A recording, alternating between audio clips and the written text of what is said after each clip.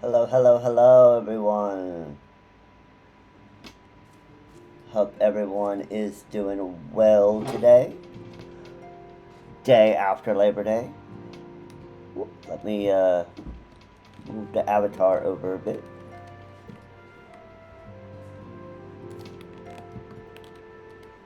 A little too far. There, that's better. How's everyone doing? Hope everyone had a great Labor Day if you are in the US. Otherwise, if you were not in the US, I hope you had a great Monday. Well, we did a lot yesterday. We unlocked a crap load of dungeons. We will be doing those. Maybe today, maybe tomorrow. We'll see how it goes. Did a bunch of side quest stuff. Just kind of cleaning stuff up that from what we've done so far. Picked up a couple of new extremes that we will also do in a batch. We did skip over. We unlocked a deep dungeon, which is the first deep dungeon, which is Palace of the Dead. We will not be doing Palace of the Dead until we do the dungeon Tom Tara Deepcroft Hard, and that is purely for story reasons. Don't want to do the story out of order. There was a few things that we skipped over, like there was a quest about Louis Soir, and we're not going to do that, also for story reasons, until we complete Coils of Bahamut. Once again, we will be doing all of that optional content, the extremes. We'll be doing the alliance raid, not the alliance raid.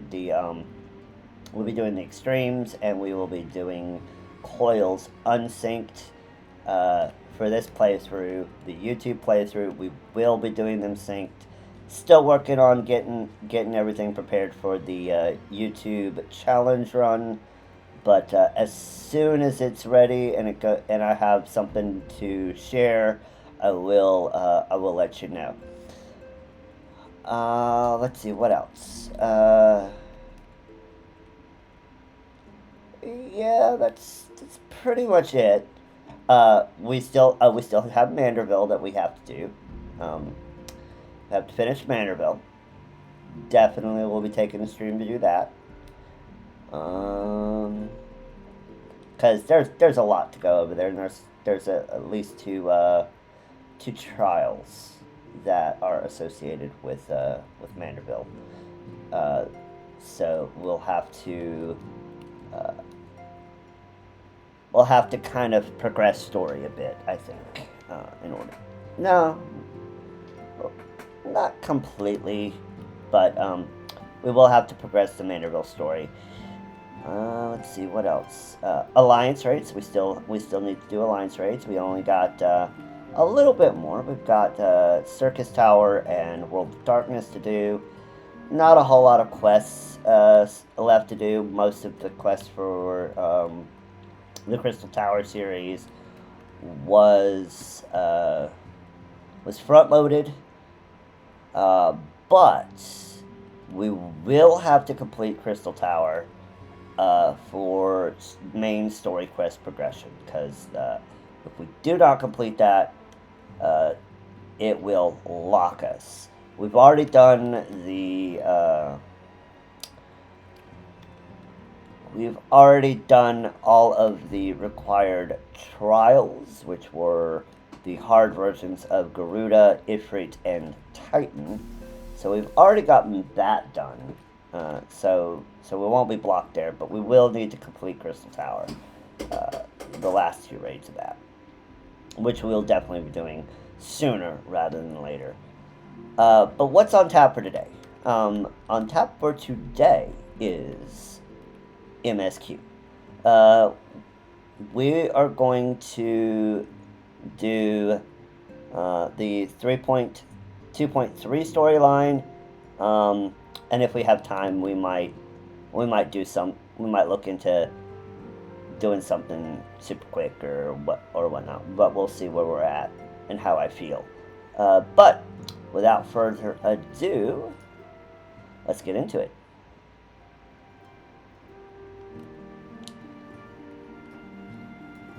Hello, Kanla. How are you doing? Hope you got well rested from all your cleaning yesterday.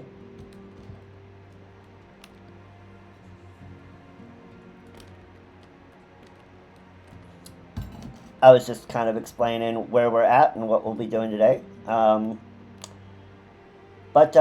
today I'm mostly going to be doing 2.3 MSQ. We got 14.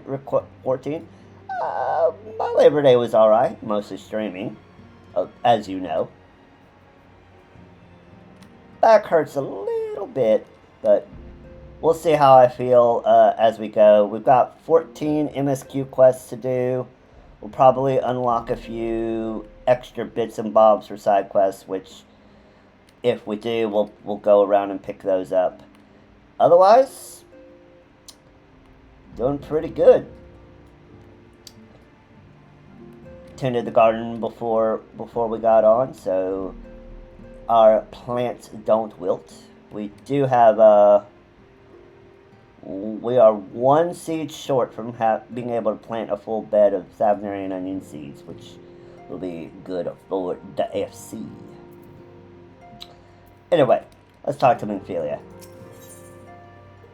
The Great Divide.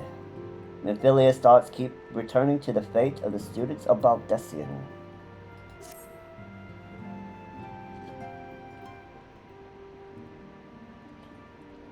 Our friends, the very isle itself, everyone and everything. No, it avails us not to speculate. Oriange will send word if there are any developments. Until such time as he does, we must remain firmly focused on that which is within our power to change. With that in mind, I would speak of a different matter. One closer to home. It concerns etheric fluctuations, which we had previously attributed to good King Mugalmong the 12th. That the king is no more is a blessing for which we have you to thank. Yet all is not well in the 12's Wood. Our latest readings reveal an ongoing etheric disturbance of considerable magnitude. They even suggest the presence of a primal. Needless to say, the mere possibility warrants immediate investigation. I would have you... Acilia, I do not wish to interrupt, but we have a problem. What manner of problem?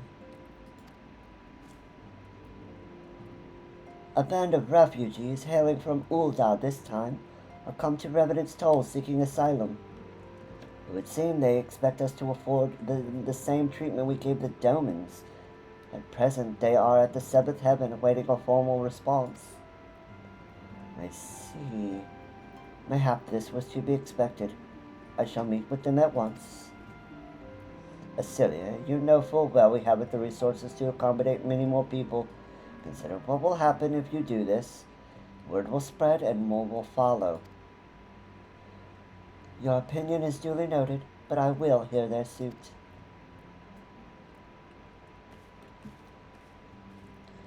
Zelda, I should be grateful for your presence at this meeting.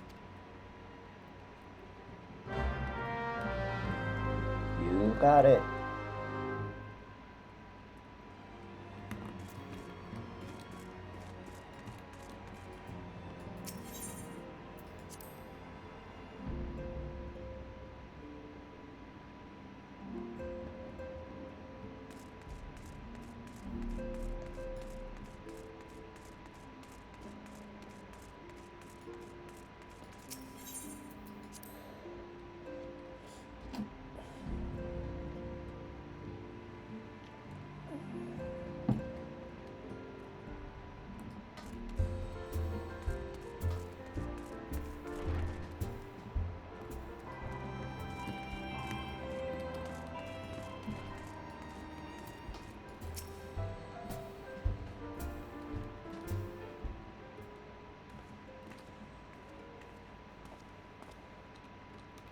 I apologize for keeping you waiting.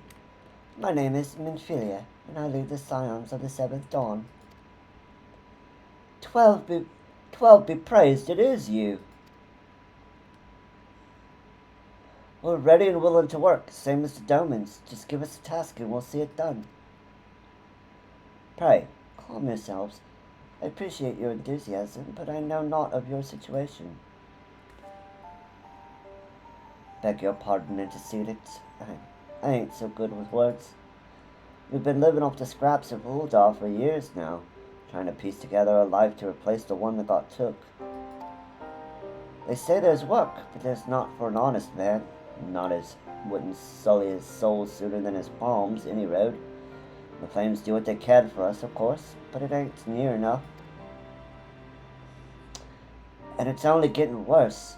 When the calamity brought us to our knees, those rich bastards in the city didn't help us up. They climbed on our backs. I don't pretend to be clever, but even I can see what's coming. I knew we had to run. The only question was where. Then it came to me. Revenant's Toll. I mean, you took them foreigners in, didn't you?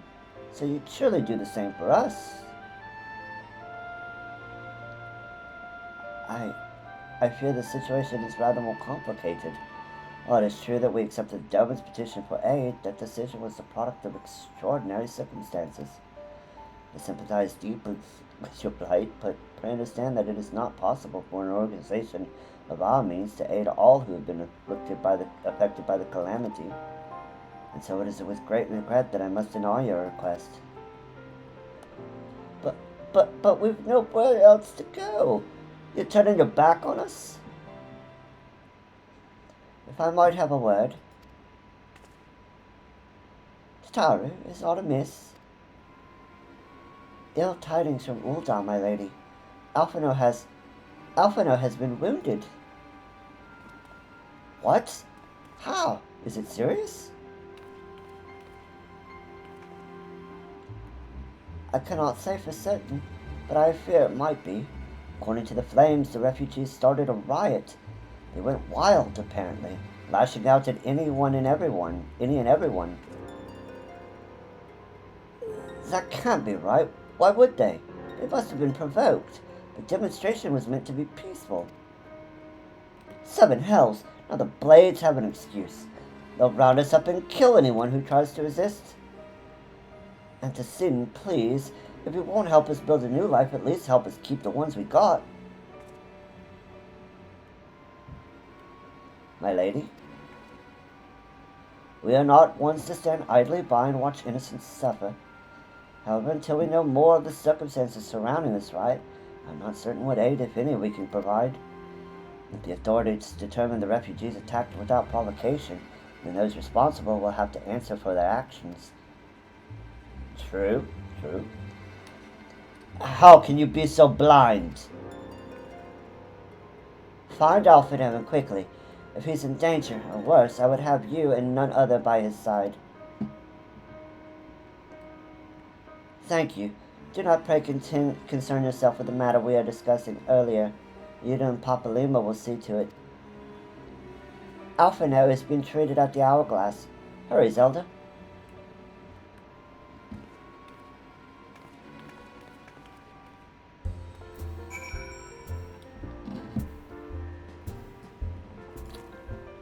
Well, let's go back home, shall we?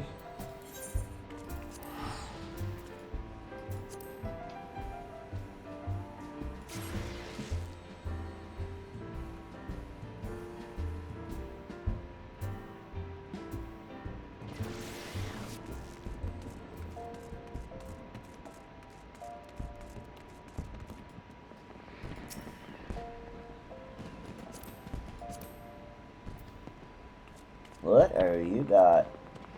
Deathbringer Ultima. Ooh. Is that? Huh. I'm curious.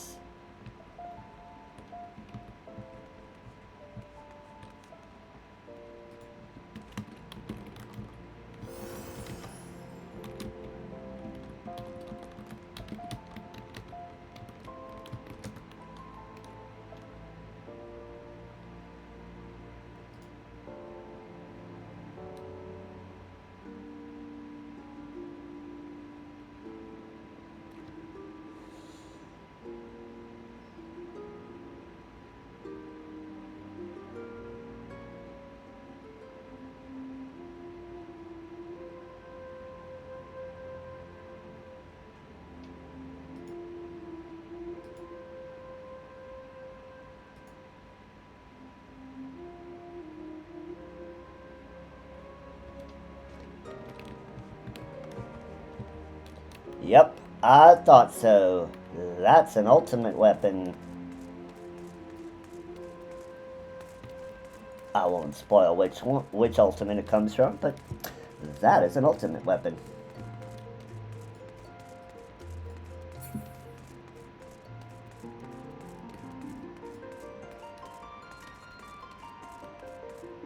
That's a Chad Gamer. That was a Chad Gamer right there. An ultimate Dark Knight weapon.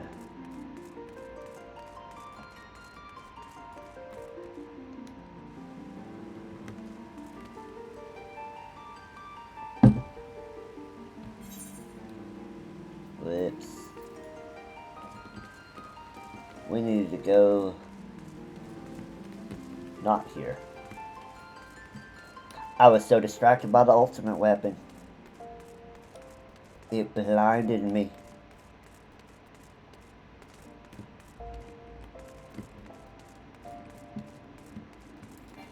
What am I doing?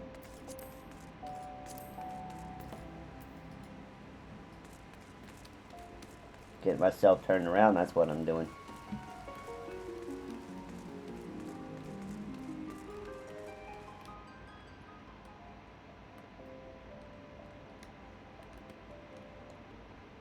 I will have some ultimate weapons. Hopefully, someday. On one of my characters, I'll have an ultimate weapon. And that day will be glorious. Let's talk to Alpin.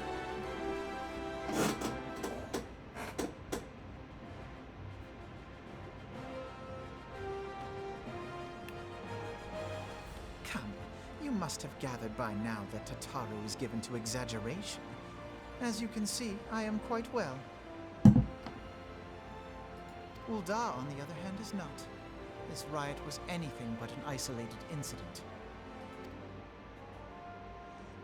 There is a restlessness in the air. Tensions long simmering are at last threatening to boil over.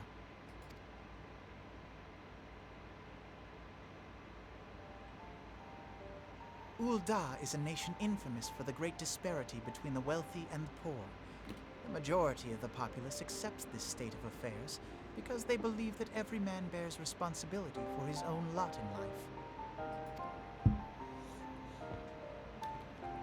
To an Ul'dan, money is the foremost, and some would say the only measure of a man's worth. Small wonder that the wealthiest wield the greatest influence. So where do the refugees fit into this social hierarchy? What place is there for those who fled Alamigo and the destruction of the Calamity? Where indeed. Plainly, there is none.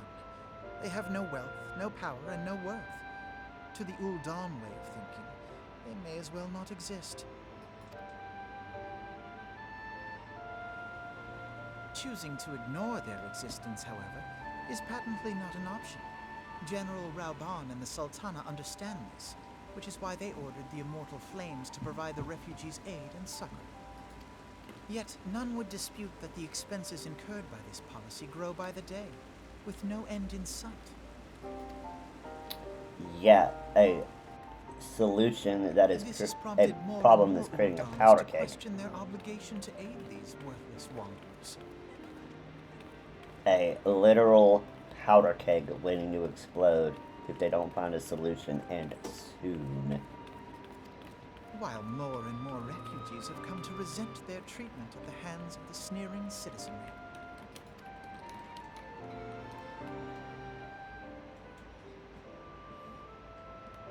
The manner of Lord Lolorito's refusal to grant the Domans asylum bespoke a disdain for all refugees, an attitude shared by the rest of the monetarists. And you may be sure they make no effort to conceal their opinions. It was only a matter of time before the refugees united in protest, nor is it any surprise that some among them would ultimately resort to violence.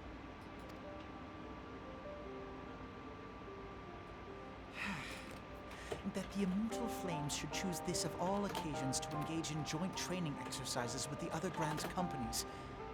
By the time they return, the situation may well have deteriorated beyond mending. Yeah, that's a problem.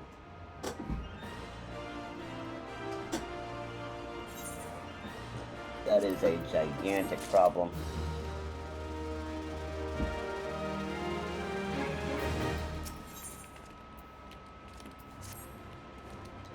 As I told you before, it was all but inevitable that an incident of this kind would eventually occur, given the rising tensions within the Sultanate. Nevertheless, I have reason to believe that this particular riot may not have begun spontaneously. Have I piqued your curiosity? Good. Then you will accompany me to the Hall of Flames. I would hear what General Rauban has to say upon the matter. Alright.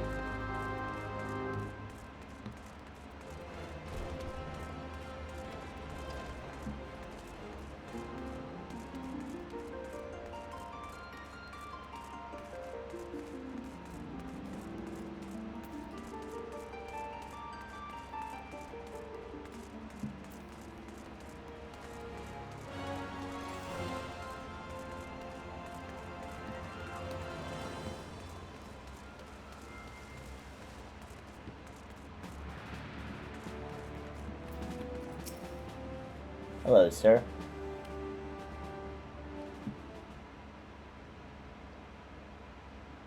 Now is not a good time, Lieutenant Hayme. My hands are full dealing with the refugees. Precisely the matter we wish to discuss, General. Alphinaud, back on your feet already. You may credit my swift recovery to your Chirurgeons. My memories of the riot are still somewhat muddled. I trust you managed to regain control of the situation. Not entirely. We secured the city soon enough, but not before the unrest had spread to the surrounding territories. Pockets of resistance remain throughout Thanalan.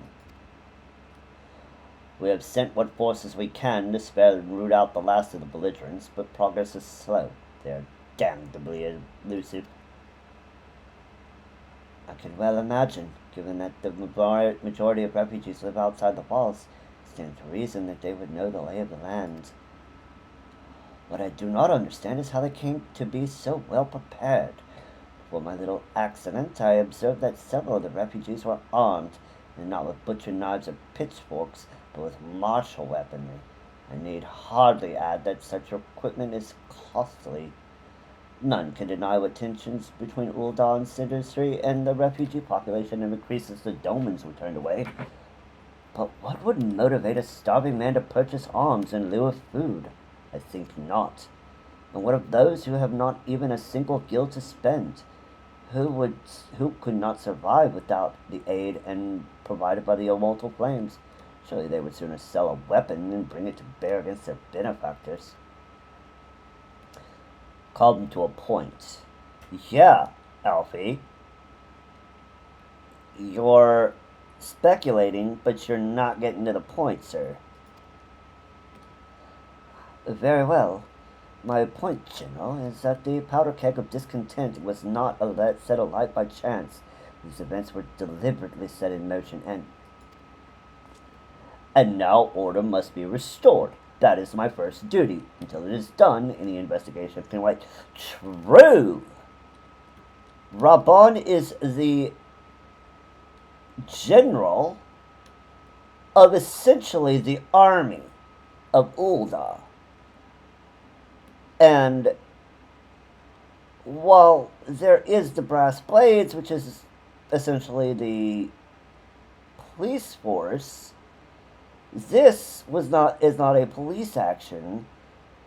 This is an insurrection. And that is when the military steps in. He's got a very, very good point.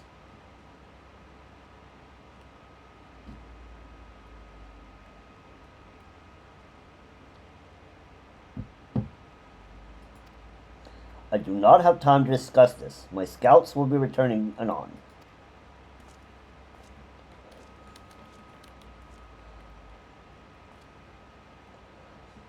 The general is no fool. The general is no fool.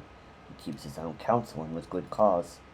Were he to claim without the necessary proof that these riots were instigated by outside forces, the monitors would accuse him of attempting to shirk responsibility. After all, he and the Sultana have been the most outspoken proponents of refugee aid. Regardless, they will face harsh criticism in the days ahead. Our allies may stumble upon the truth in time, but I have far more faith in your ability, Zelda. Therefore, I propose we conduct our own investigation, independent of the authorities. To that end, I would have you make inquiries in the settlements suspected of harboring belligerents.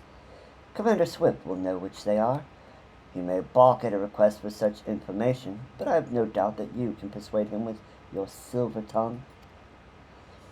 I, meanwhile, shall seek answers in my own way, after which we can regroup and share our findings. Well then, shall we? Okay.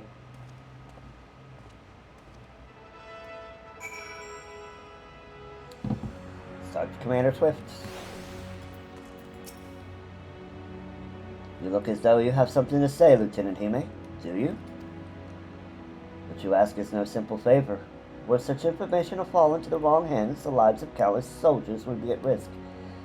And so, there is wisdom in your words. An able individual, even one with ties to the flames, may be better suited to this task than a regiment. Very well. The Brass Blades have reported suspicious activity in the vicinity of Lost Hope. It may be unrelated to recent events, but we doubt it. I suggest you begin by speaking with the Brass Blades posted there. Speaking of which, let's see. Speaking of being called Lieutenant, let's see if we can get anyone in our... No, still nothing for our enlistments. All good. We'll get some eventually.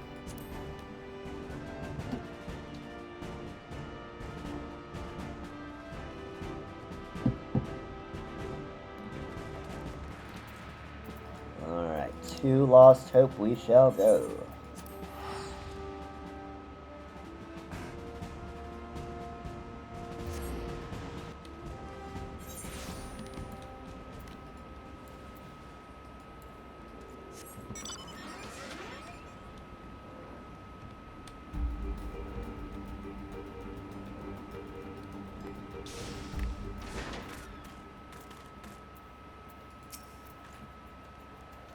And what brings you here, adventurer? The search for refugees? Well, then you've come to the right place. Ah, you mean those refugees? Oh no, you won't find them here. Most people have lost hope have come to accept their situation and are content to pass their days in peace and quiet. Outsiders have trouble understanding that.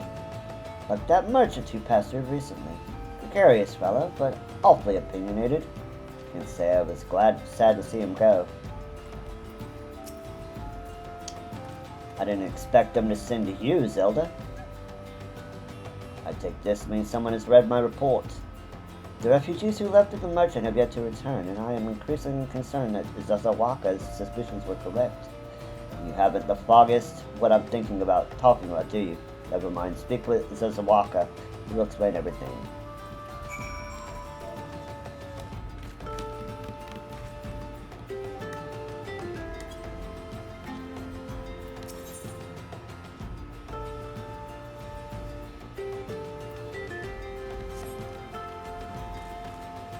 Alright, let's talk to this Zazawaka character. Let's find out what he knows.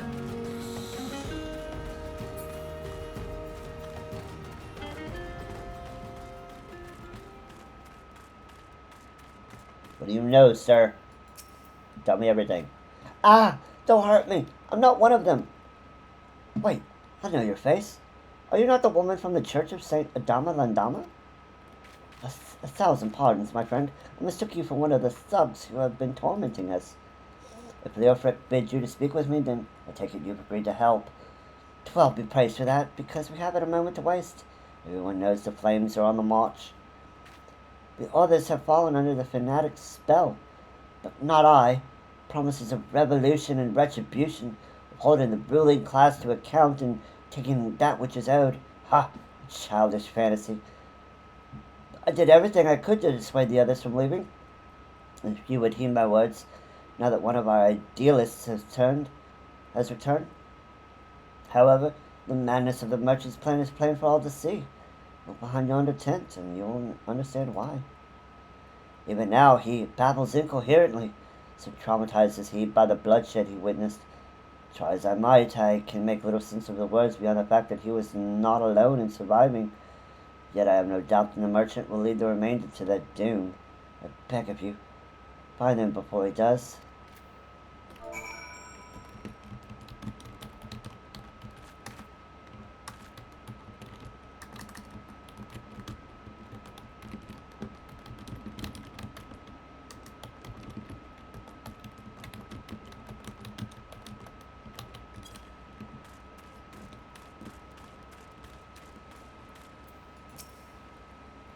What are you doing? Don't draw!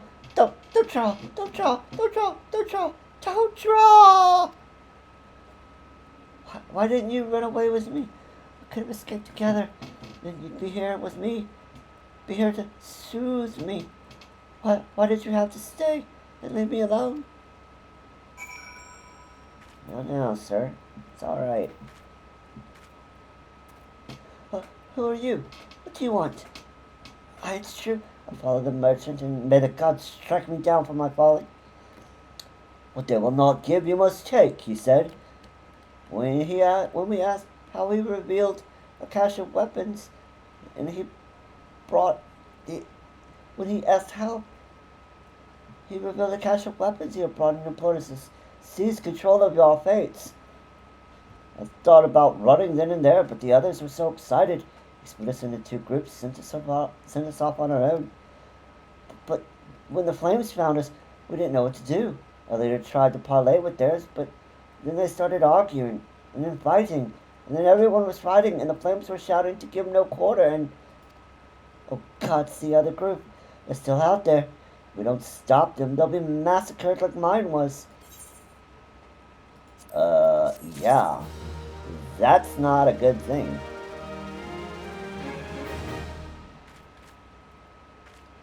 That's a very, very bad thing. We got an ad starting in 20 seconds. So we're going to go ahead and run it now. Get it out of the way.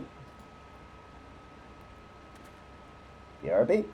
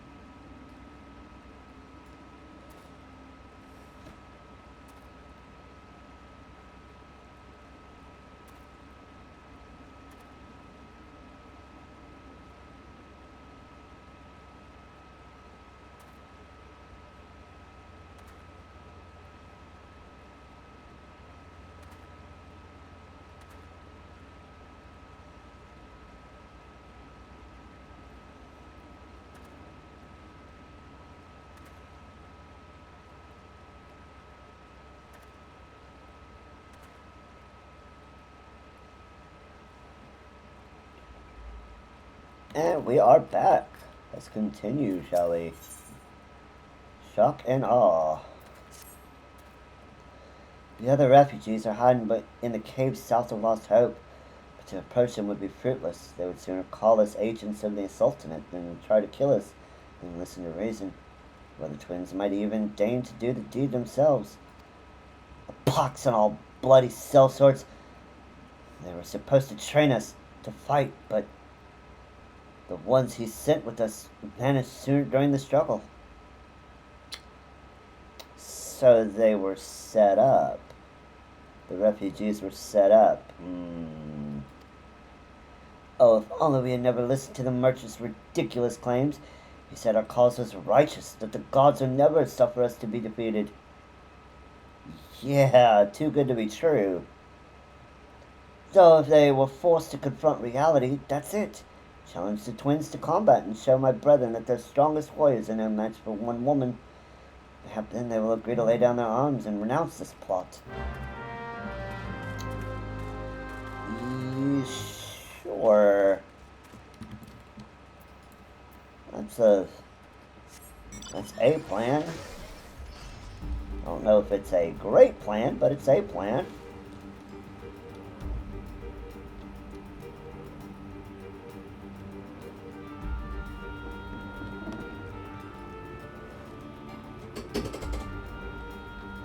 I need to go down.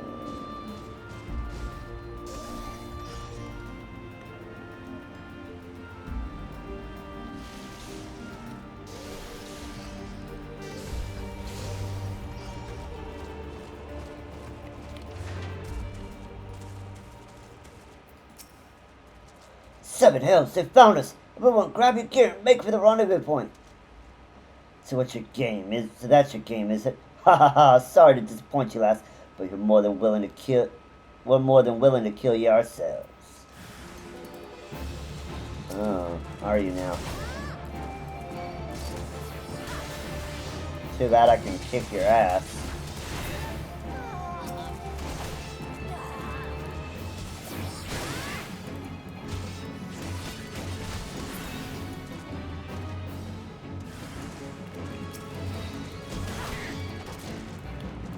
Too bad for you. I'm better at swinging a sword than any of you people are.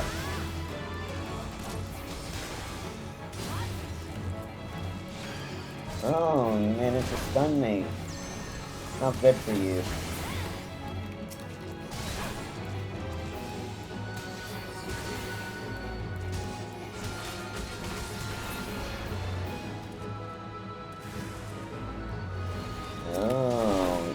Oh, you got a shield. Well, aren't you something? You bet your gear sucks.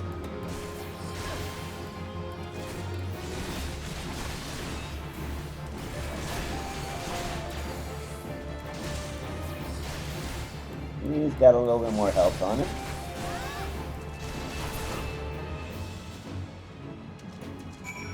You got you assholes done now?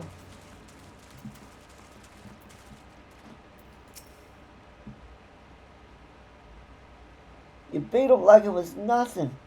So almighty, what are we gonna do now? Give up this stupid idea. There are other ways of dealing with this. You are all being played.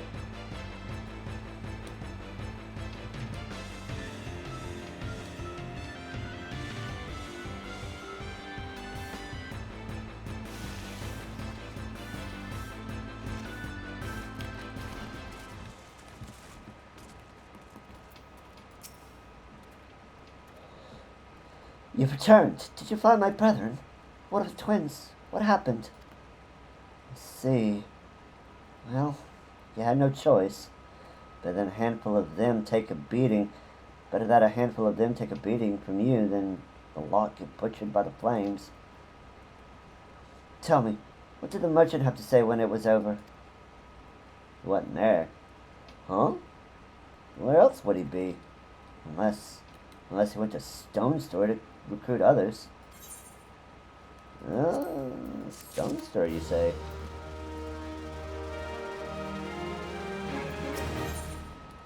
Reap the whirlwinds. The merchant wished to approach the refugees in Stone's Throw, was waiting until the flames withdrew their forces from the vicinity. If they have, there's nothing to stop him from continuing his work. How many more must perish in pursuit of this futile cause? How much more suffering must we endure before it ends? Find him, convince him to cease this mad quest. It will surely lead us to ruin.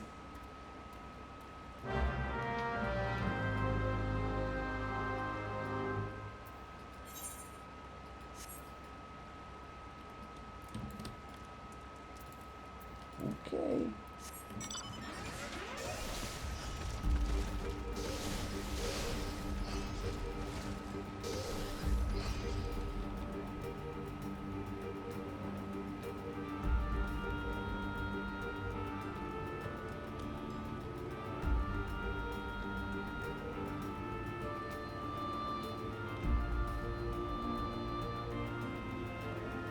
Da-da-da.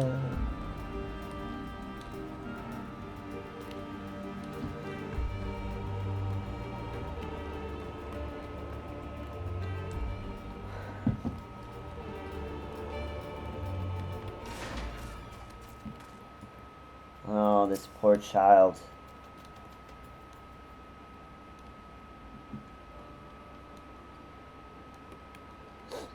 Have you seen my parents? I have not, little one. They told me to stay here with the others. They said they'd be back soon, but it's been days. They left me with the man from Ulda.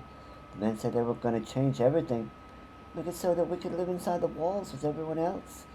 I liked it when he said that. I didn't like it when he talked about making the rich people pay. Everyone looked so angry and I got scared.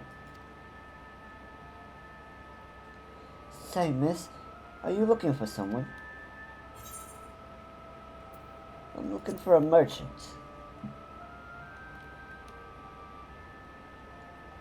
You mean the man who left with my parents? But I don't know where he...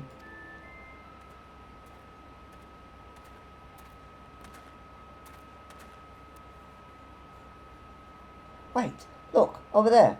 That's him. Well now, which of these gullible fools will be my next victim? Isn't that the dude that was talking to...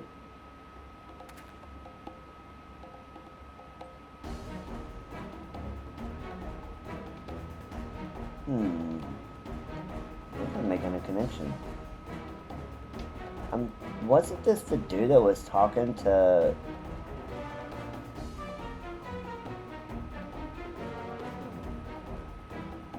Never mind. I'm going to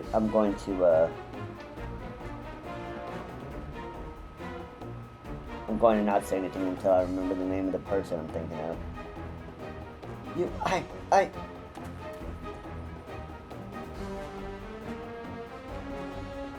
He's getting away.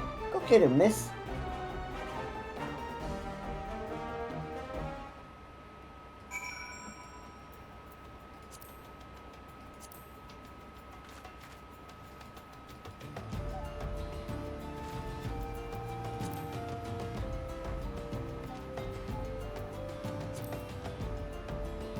What is his name?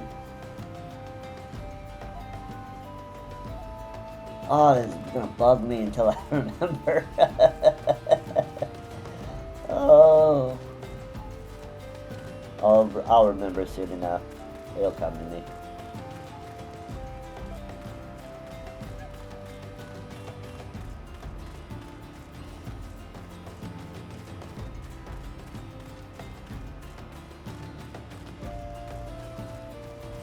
Telegy! Wasn't he the guy that was speaking with Telegy when Telegy was talking about revolution? I think so. I'll have to go back and look at the VOD, but almost certain that that's the dude.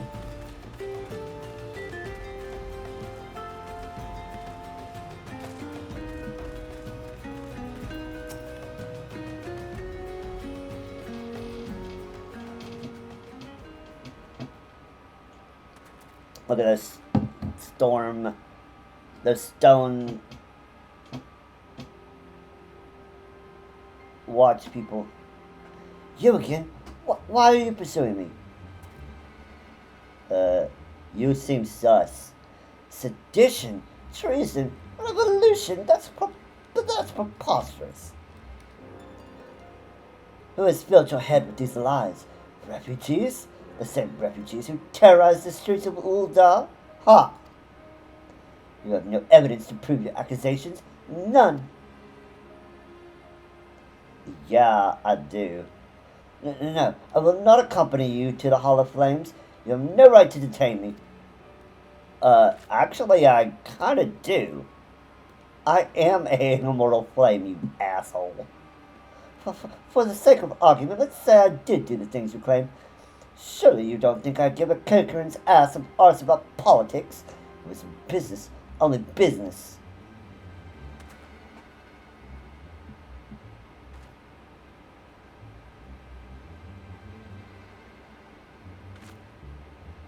Talk. I do kind of have some authority here.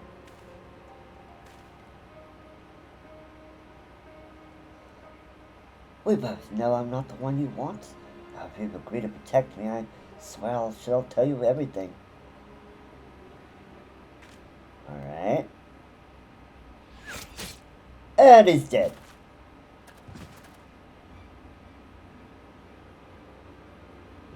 Yeah, those storm torches. You guys gonna do anything? Well, what's all this commotion? Seven hells. Tell the others to spread out and search the area. The killer may be close.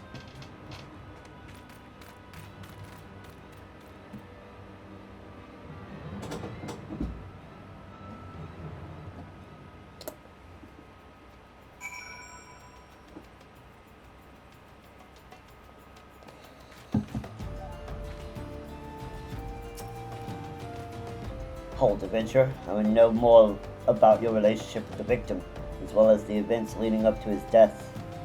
Well, you see, he was a suspect in my investigation. This man was responsible for the recent riots. Perhaps we owe his murderer a debt of gratitude. In any case, it's obvious you are not the one with whom we seek. You may carry on your investigation, Scion.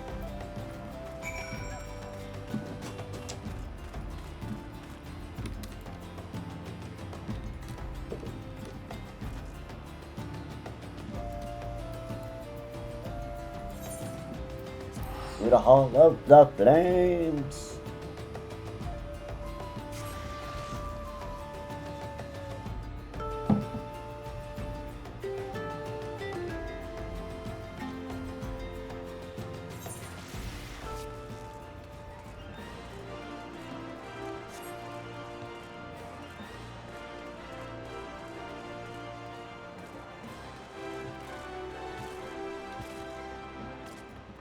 Commander Swift. What news, Lieutenant Hime? Where is the merchant? He was murdered. Murdered? Damn it all, the seventh hell. He was not simply murdered, Lieutenant. He was silenced. Too many knew his face, and he was ready to divulge his secrets. Do not despair, though. We may be closer to identifying the true orchestrator of these riots than you realize. Oh, do tell us, Commander.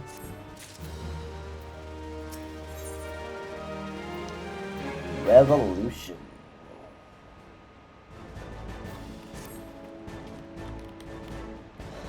The Flame General left word that you are to proceed to the Fragrant Chamber as soon as you return.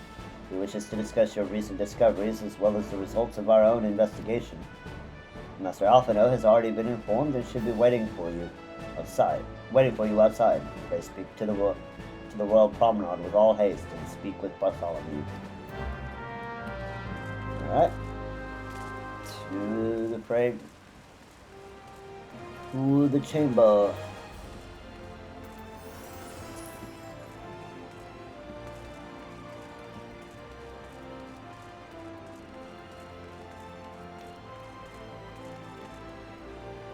God, that's a nice sword. It's so glowy and shiny.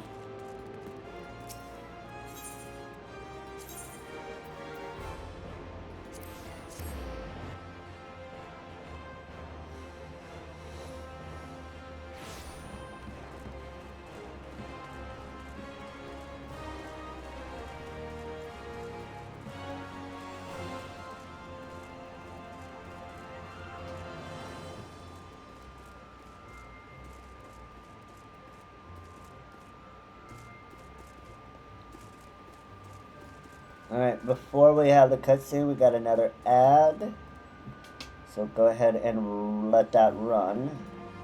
And we will pick it up after we get back.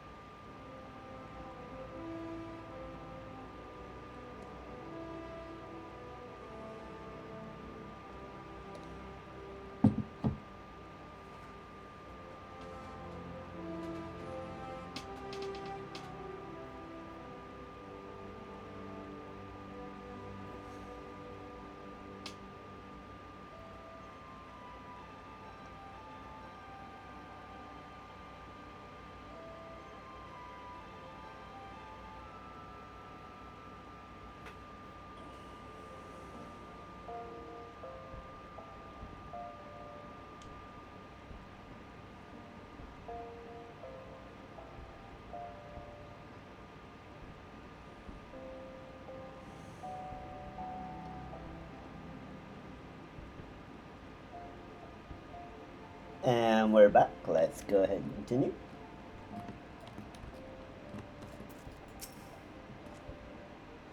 We've been expecting you, madam. Please proceed inside.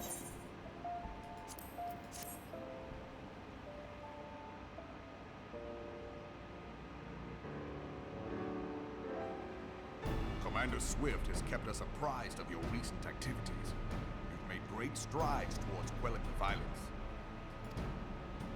Despite our best efforts to determine what provoked this uprising, truth continues to elude us. Have you uncovered aught which might shed some light on the mystery?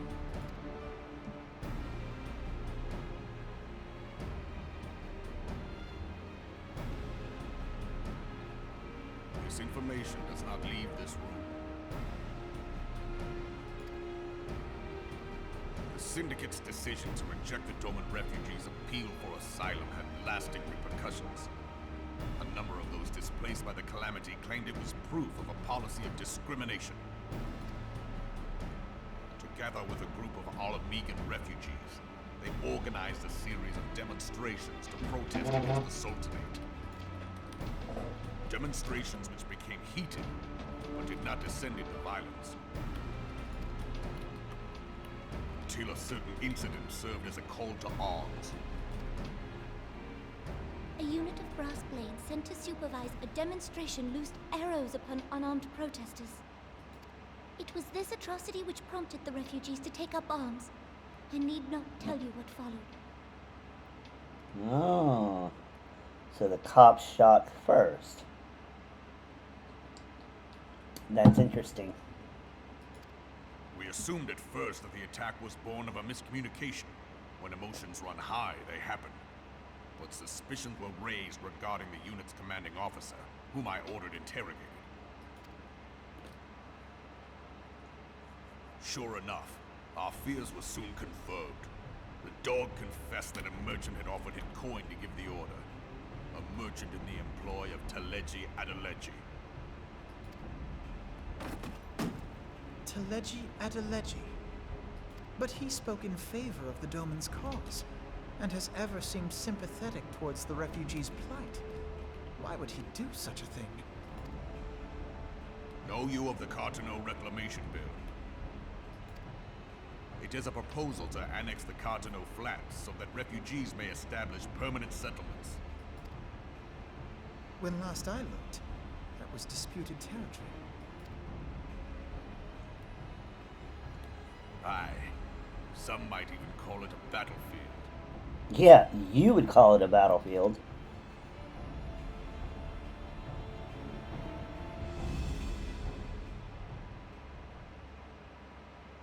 The destruction wrought by Bahamut was greatest at the Cartano Flats. That much is common knowledge. It gives me a little bit, but not a whole lot, Conwa. Only just a few cents per ad. But, it's cents per ad per person who sees it, so the bigger your audience, the more money you get. But unfortunately, I don't have a very big audience, so I don't get a whole lot in ad revenue, unfortunately. And you can't cash out until you have at least $50 in your Twitch account. What is less well known is that his rampage laid bare ancient Alagon ruins, of which no record existed. There are certain differences of opinion as to how these ruins should be handled, which is why each nation maintains a military presence in the region to this day. Yet differ though we may, we are still allies. Therefore, in the interest of preserving the Eorzean alliance, we have reached an agreement. Yeah, we're gonna have a PvP frontline. Any conflict which may arise during the course of military exercises in the region shall have no bearing on relations between our nations. In full knowledge of this delicate state of affairs, Teleji Adeleji proposed the Cartano Reclamation Bill. Oh, I was wrong. This is the guy that was in the cutscene with Teleji. The merchant was not. A shameless bloody ruse which stands to benefit him in but one conceivable way. If successful, he will gain control over the disputed territory under the guise of assisting in the resettlement effort. And you can be sure he'll build an orphanage next to every Alagon ruin. It's alright. I'm not super great at PvP, but I do say that doing at least the front line is useful. It has its uses. Obviously, I'll be doing a lot of PvP for achievements, but I'm not going to be too fussed about it on this character, seeing as I'm just playing it normal. Although achievements on the challenge run, that's going to be where I kind of really focus achievements, and I'm going to have to get good, I guess. No, but Conala, pausing here, Conala. So on ads, ads are only a few cents per viewer. So the more viewers you have, the more ad revenue you get. But where most of my my potential revenue would come from is people subscribing. Becoming subscribers on Twitch. And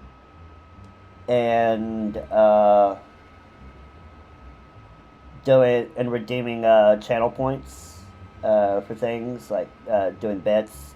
So bits are still a little bit smaller of an amount, but in order of the best to the least in terms of ad revenue for a streamer, it's subscriptions, then bits, then um, ad revenue. Obviously, I can create a Patreon or a Ko-Fi or whatever. Other donation methods are out there, but of course, you know, I have to create those on my own, which I am trying to do. I'm just trying to figure out. And let's go ahead and ban this guy, because that's spam. But yeah, no. Subscriptions are definitely better. Growing your stream, having more viewers is also good, because you know you are more likely to have people who will subscribe or who will redeem bits, and there's more people who can see the ads. And I don't, as far as ads go, I have a little bit of control, but I don't get to control like what ads run. The only thing I can do is I have like a slider in like my Twitch backend that will allow me to control how often the ads run. So the higher it goes, the less. If I have it set at like I think 5 ads per hour, they turn off pre-roll ads. If I drop it lower, Twitch will run pre-roll ads, and there will be fewer auto ads. But you know,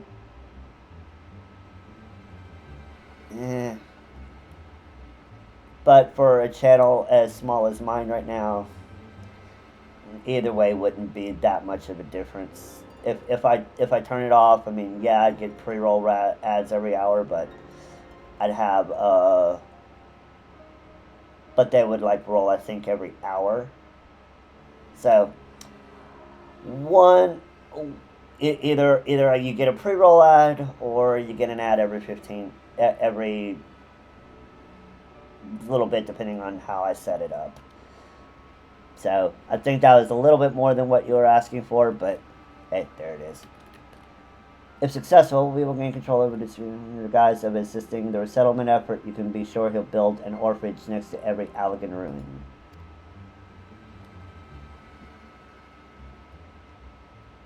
The man would threaten the unity of the Eorzean Alliance and risk countless lives for personal gain.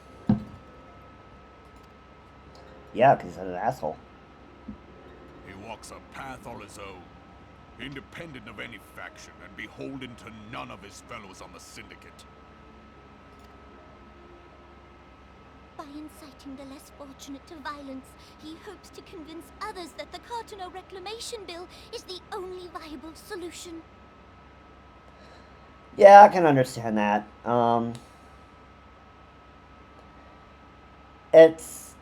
It takes a while, definitely. One of the things I've seen that can help potentially grow a stream is like taking bits and pieces of content from your stream and turning them into like YouTube shorts, kind of advertise them. Basically, Twitch has a very, very terrible discovery, whereas YouTube has a really good discovery. So what a lot of Twitch streamers will do is they'll repurpose their bits and pieces of, you know, very interesting pieces of their Twitch streams and put it up on their YouTube channels to kind of generate interest and drive people to Twitch to watch their streams, which is what I will be doing, and also kind of what I think having the YouTube series, I can point to people saying, hey, if you like this content, you know, check me out on Twitch or whatever. Hopefully that can help build people to come watch and grow the stream. sympathy for the plight of the Domans was not but posturing to gain credibility with the refugees. Of that there can be no doubt.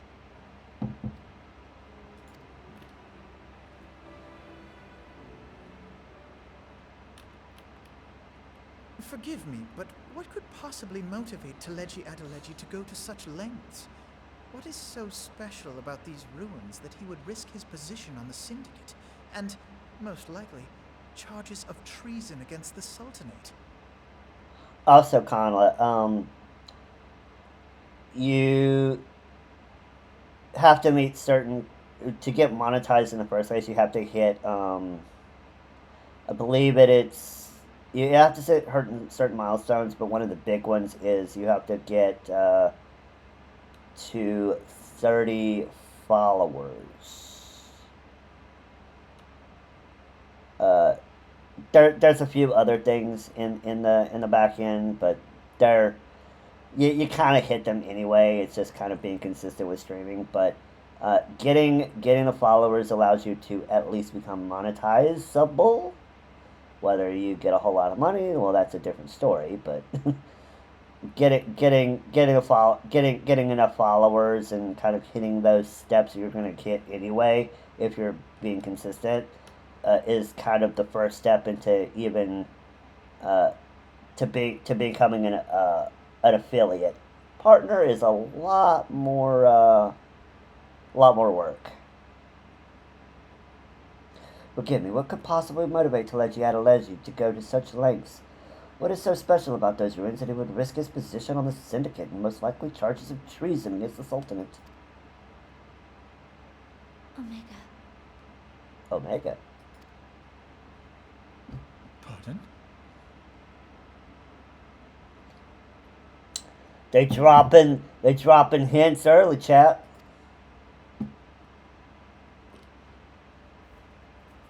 An Oligon monstrosity, not unlike the Ultima weapon. Mayhap larger, we know not. It has yet to be fully excavated. Oligon inscriptions indicate that it was created to fell Bahamut himself. If accurate, might explain why Nail Van Darnus chose to bring the Red Moon down upon the Cotonou Flats. Given the ends he went to ensure Eorzea's annihilation, destroying the one weapon which could stay the Elder Primal may well have seemed like good sense. It's strategic. When first I bore witness to the power of the Ultima weapon, I doubted the evidence of my senses. And now you tell me there is another such weapon. One which could contend with Bahamut. Bahamut? Aye, we were skeptical ourselves. Truth be told, until the Ultima weapon's existence came to light, we thought the inscription had been mistranslated. At present, Omega is more akin to a fossil than a tool of war, having long since ceased to function. As such, its true potential cannot accurately be gauged. However, if someone were to restore it, as the Garleans did the Ultima weapon, I have little doubt that he would wield untold power.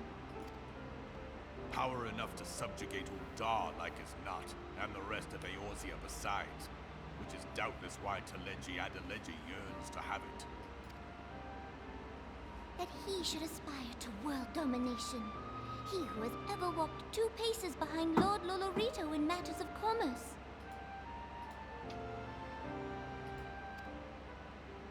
Tis in acknowledgement of his own limitations that he seeks this power.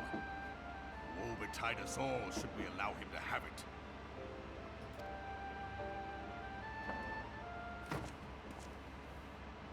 Pray waste no time chasing rats. Only a fool would believe that secrets can be kept in Uldar. It would seem the implications of the Sultanate's refugee problem are rather more far-reaching than we assumed.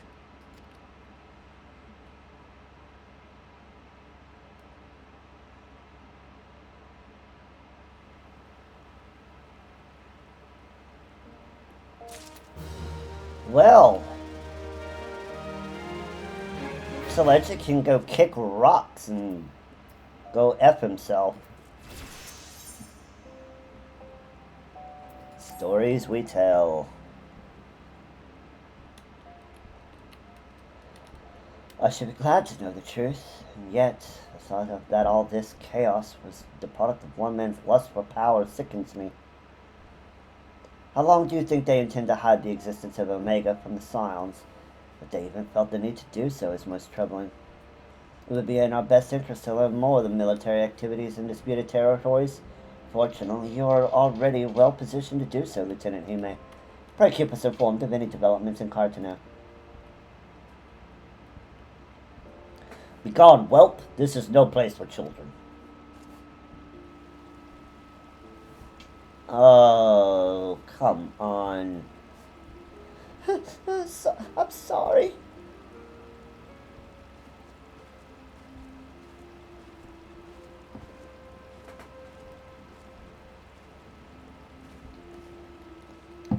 I was looking for you, miss.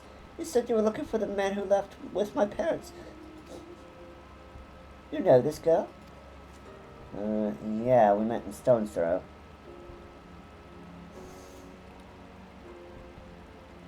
So he visits at Stone's Throw as well. I see. Did you find the man? Were my parents with him? They were not, I'm afraid. However, I can think of several places they might be. If you like, we can go and look for them together. Really? Well, help me look, mister.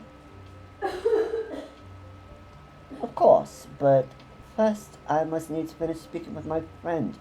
She's telling me a secret, you see, so no one else is allowed to listen. Perhaps you could wait for me by that pillar over there. It will require but a moment. Alfie being a 16-year-old is it understands the children of Eorzea. Okay, mister, I'll be waiting.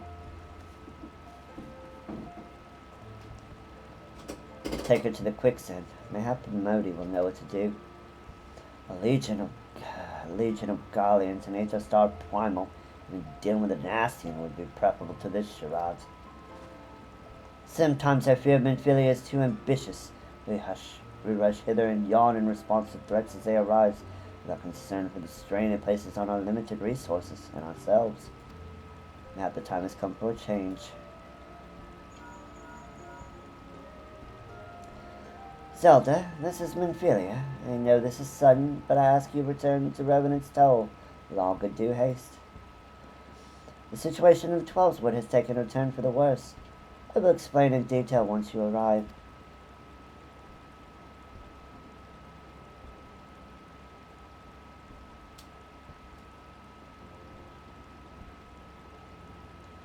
Twelveswood. The primal threat you spoke of before has been confirmed. I've received no reports of Ixali activity, which leaves us. Go, Zelda. You know as well as I the appearance of a primal takes precedence over all else. Oh, and when you arrive, do inform the antecedent that while I am grateful for her concern, she needn't fear for my safety. I'm more than capable of protecting myself.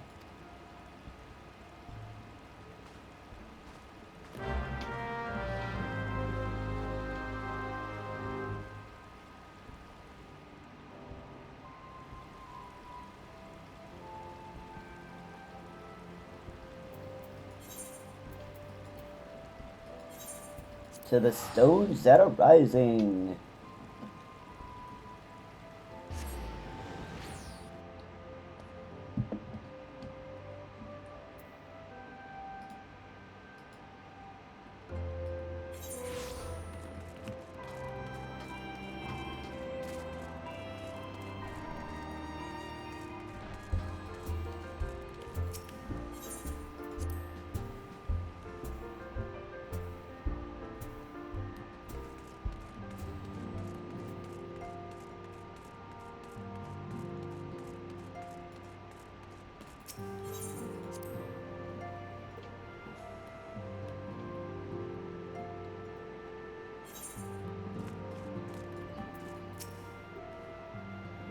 It is a relief to see you healthy and hale, Zelda. The latest news from Ul'dah was most disturbing.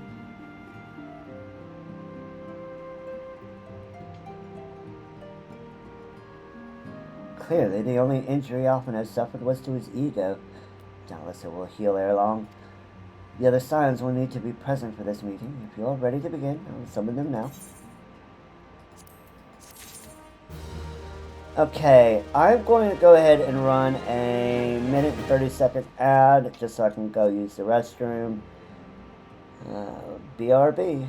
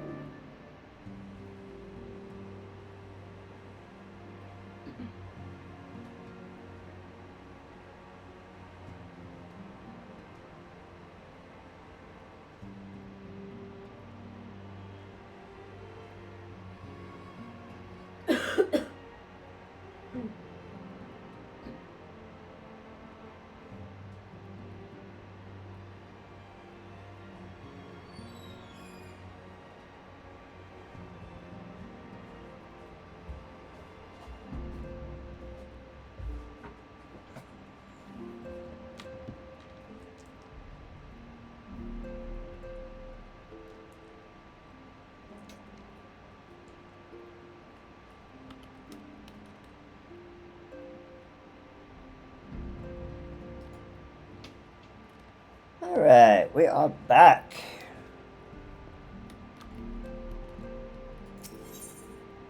Lord of Lebanon.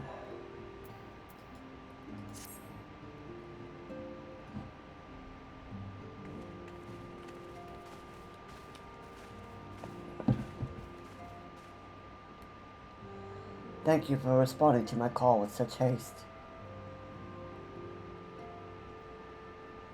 Rest assured I would not have summoned you were it not urgent.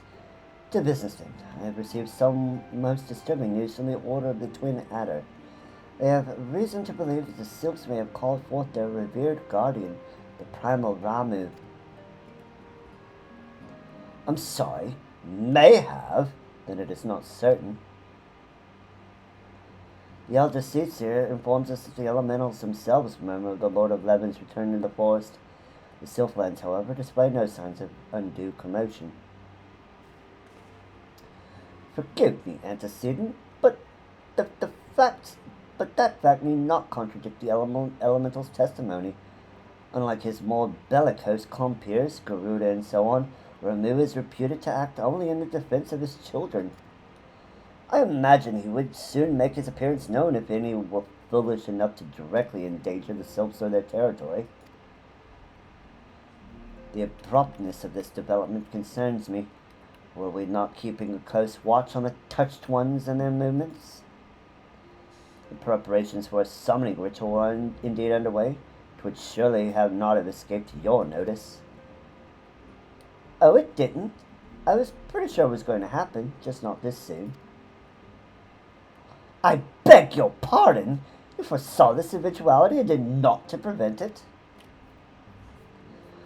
I told Papa Limo. I suppose I could have reported things to Mobilia earlier, but there honestly wasn't much we could do except wait and see. You know how the Sylphs feel about people poking around in their territory. They already summoned Ramu once, right after the calamity, but that was because the Guardians came trampling through the forest. If And so long as Castrum Orient stands, the Sylphs cannot be blamed for wishing to have their guardian deity on hand. In short, you and I are in agreement. The actions of the Forspoke were inevitable and unavoidable. And I maintain that observation would have remained the best policy, had it not been for the sudden influx of stragglers into the Black Shroud, that alas we did not foresee. By all accounts, the recent violence in Uldar drove a number of refugees to seek safety under the concealing canopy of the trees. 'Tis like that the Sylphs perceive this panicked migration as yet another invasion, and quicken their efforts to summon their god. I'm put in mind of Titan and the kobolds. Once again, it is the affairs of men which have paved the way for a primal's coming. Indeed, one cannot help but wonder what manner of place Eorze would be without the civilizing influence of mankind. Be that as it may, this regrettable development does afford us a unique opportunity. Zelda, through your dealings with the Sylphs of Little Solace, you once succeeded in preventing an untimely conflict with Gridania. I wonder, might one who has treated with the Sylphs so fruitfully in the past not achieve similar success with their patron deity? If Ramu can be convinced of our intentions, it may be the first step to breaking the cycle of primal summoning. A fond hope. Were such a thing possible, we would not have been at war with the Beastmen since time immemorial. But mayhap this time we can. Let us continue this discussion anon. We must needs first consult with the nation most affected by Ramu's presence. The Elder Seer has requested your personal involvement, Zelda. Per report to Commander Helio at the Adder's Nest, as soon as you are able.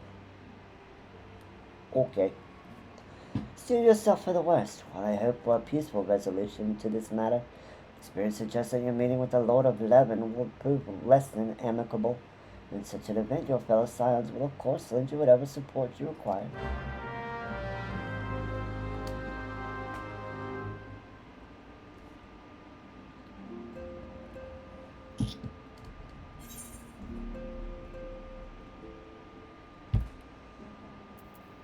Ugradanya. Ugradanya.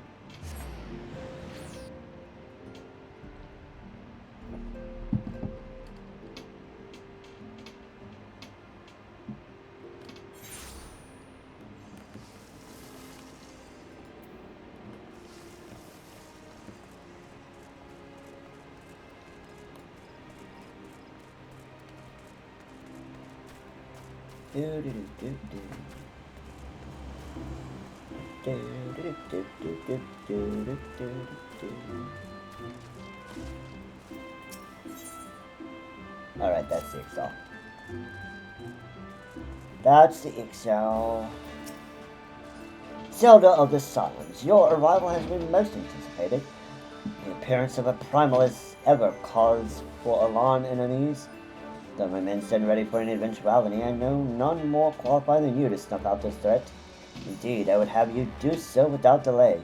The Elder Seer, however, would speak with you first. She is of the opinion that your diplomatic rather than martial skills may better serve our cause. We'll leave further explanation to our learned leader. Pray, make your way to Nofika's altar. Contra in attendance will admit you to the Lotus Stand. Okay. We'll do that.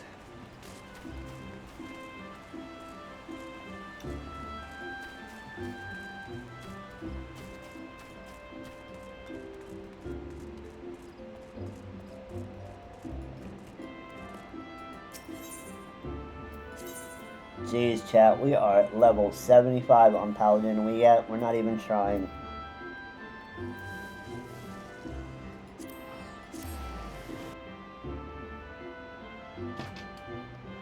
I don't think I've eaten XP food in quite a while.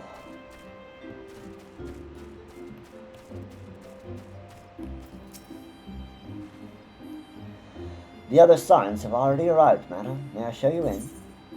Yeah, let's go.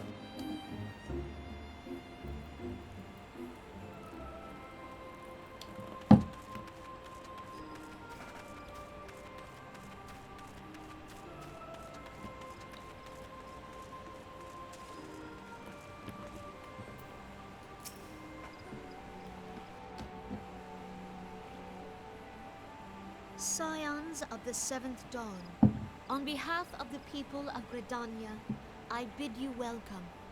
Your presence is of great comfort to us all in these days of uncertainty. I summoned you here to share tidings of a most urgent nature. But a short while ago, the great elemental spoke, and his voice was clarion in its intensity. Ramuh is returned unto the forest. Scarce had his words ceased to echo in mine ears when we were visited by an emissary from Little Solace.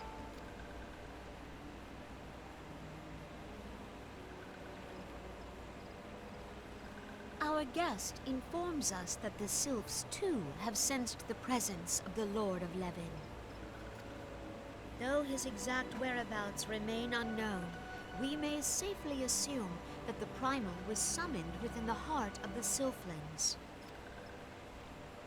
Unlike the other primals you have encountered, Lord Ramuh is no raging avatar of destruction. He is revered as much for his wisdom as his strength, serving as both arbiter and guardian to his children. Given that we and the Sylphs found a way to share the Twelveswood, it is my hope that this sagely immortal will be amenable to reason, and that conflict may be avoided. Blessed as you are with the power of the Echo, you are one of the few among us who may commune with a primal without fear of influence. I would ask, therefore, that you represent us in this most delicate of negotiations. The Twelveswood has suffered enough. Upon this, we and the Sylphs, and I would venture Lord Ramuh himself, are in perfect accord. Let us not endanger our shared home by engaging in unnecessary hostilities. Dear friend, I beseech you, safeguard the peace which exists between our peoples. Okay. You have my thanks.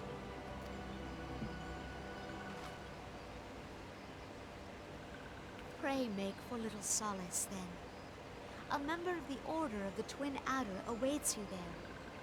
He will advise you on how to find the Lord of Levin.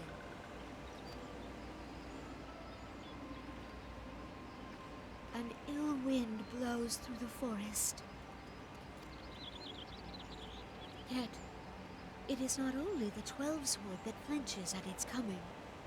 All the lands Veorzia shiver in dread anticipation. Have care.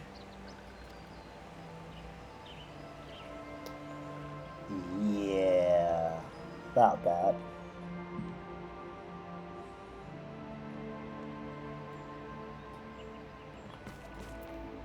Alright. Let's go talk to our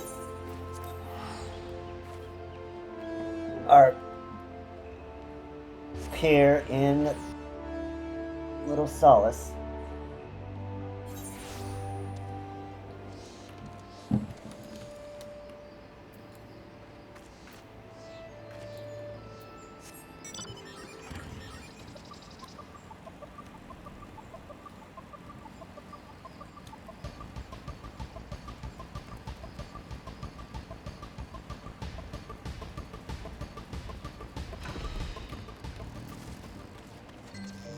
Lieutenant? Zelda of the Silence, I was told to expect you. I understand you go to treat with the primal Ramuh himself, an unenviable task, but one for which I have no doubt you are well suited. I've been told that your fellow Scions are conducting an investigation of the area as we speak, that we might ascertain the location where the Lord of Levin might be found. I would ask that you abide here until they return with their findings.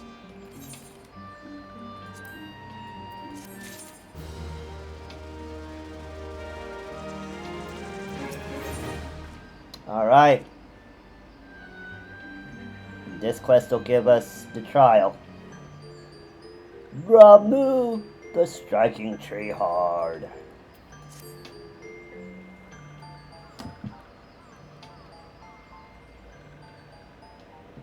It's a Duskwite!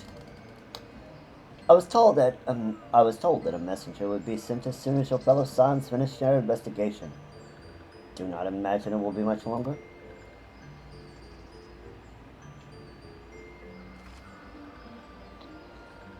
This one returns, and returns with good tidings. Wise ones have finished searching, and have wisely identified the precise location where the Touchman summoned Lord Ramu. Your timing is impeccable, my flirty friend. Might you be so kind as to escort this good woman to her fellow Scions? It would be this one's pleasure, Walking One. Please come with this one.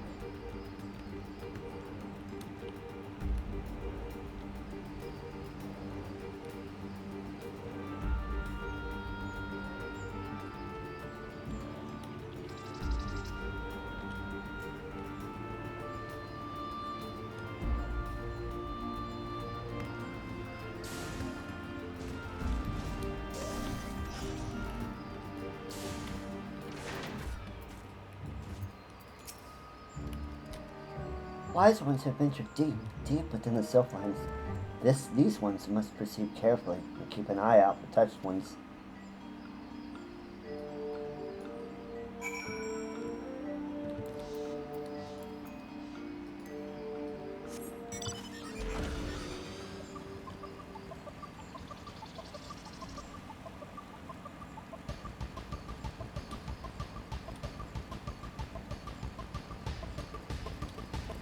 Show me the money!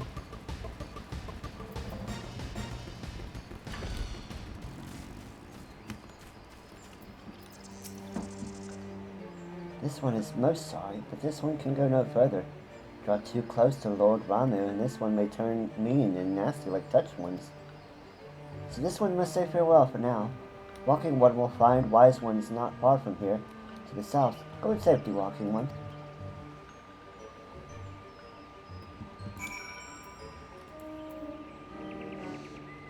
Right in the middle of a fate, too.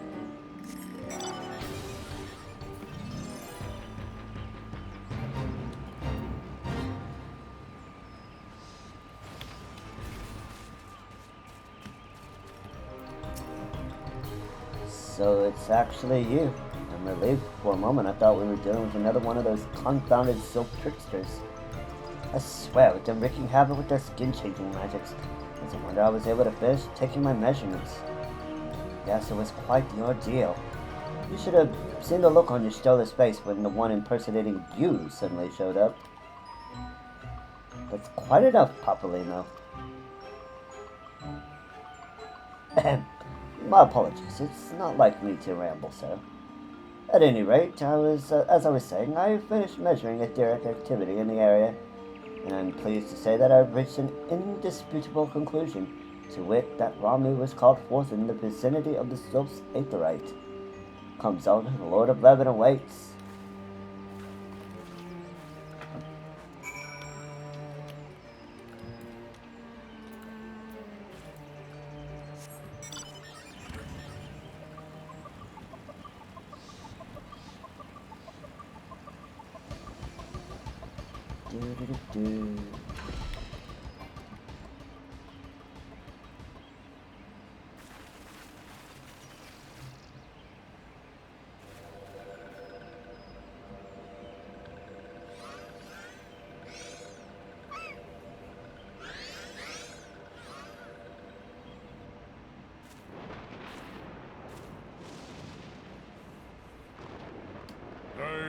betrays thee, servant of hiding.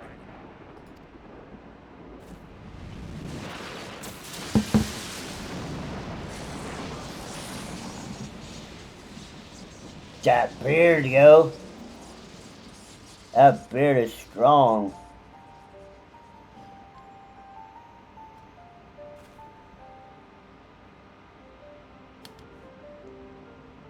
Thou art the bringer of light, bane of Ifrit, Titan, Garuda, and Leviathan.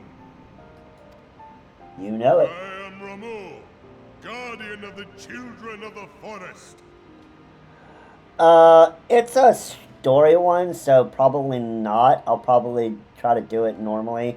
But, anything that's like extremes or whatnot, I will unsync.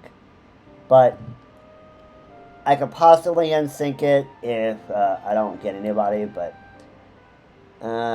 doing a normal, or in this case, quote unquote hard version of a trial is typically pretty easy to get to the duty finder. Thou tramplest upon secret soil, bringer of light. Nay, what right doth man intrude in this sanctuary of the sylphs?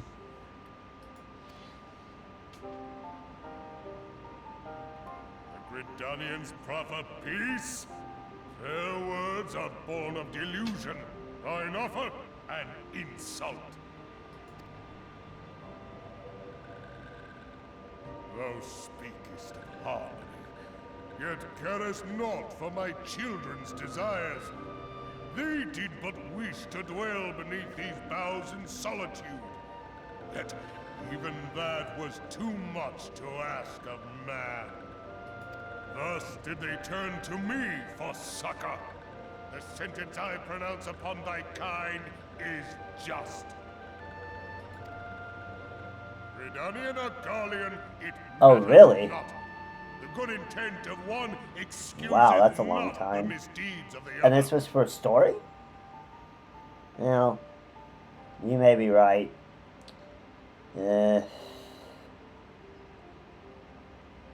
Yeah, we are on a low pop server, so I guess that could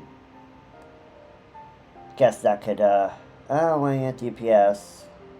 Oh, we'll see. We'll try to queue up normally. If it takes too long, we'll unsync it. But let's see how it goes first. Thy conflict hath brought naught but anguish and misery unto the forest. All blame doth lie with the darkness that resideth in the breast of man. Whence sprung this calamitous seed? In the beginning no such duality existed. Were light and dark given form when man was born? It would explain much. Not least why strife and sorrow follow ever in thy wake.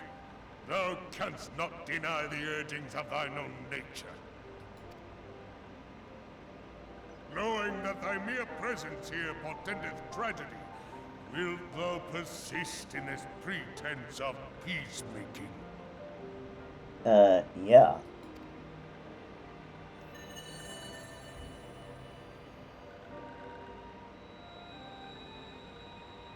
Thou bearest the crystal which I bestowed upon my wayward charges. That they should entrust so precious a gift to thee.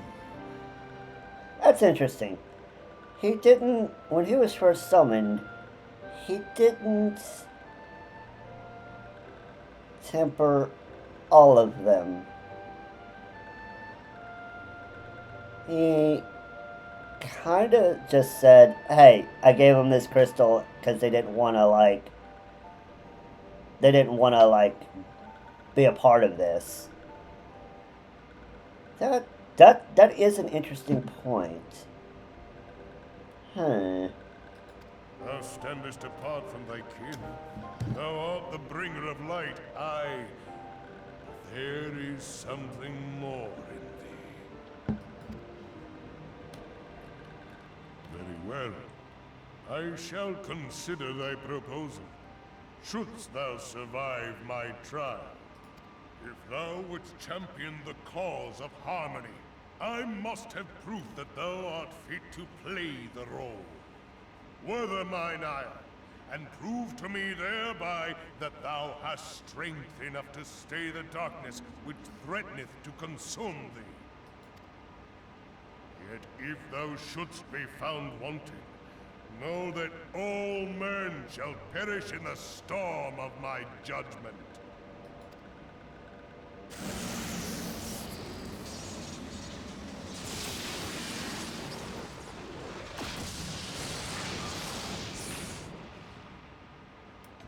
Come to me, bringer of light. I shall await thee on the field of battle.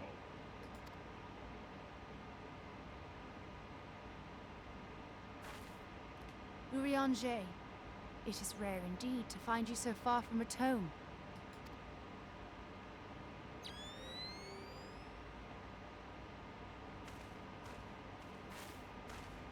The Lord of Levin himself. Never till this day had I looked upon his visage, save in painted renderings made faint by time. Ever shall this scene remain etched in my mind's eye. Beg pardon, my lady.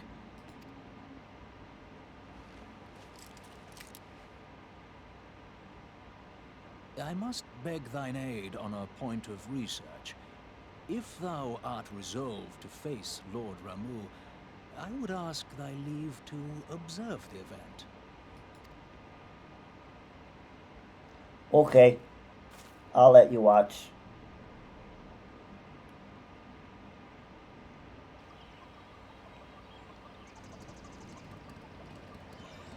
Alright, we've got the striking tree hard now accessible, and an ad that's going to be starting in about 7 seconds. I cannot snooze it. So, while the ad is going, I will queue up and see how it goes.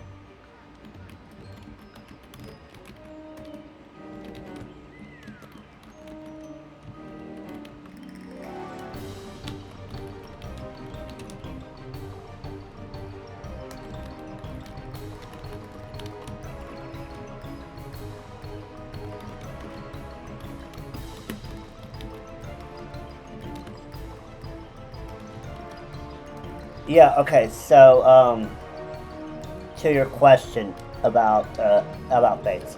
So, I'll pull up the achievement log.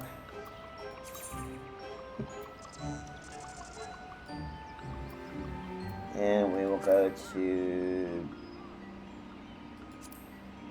which one is it? Under,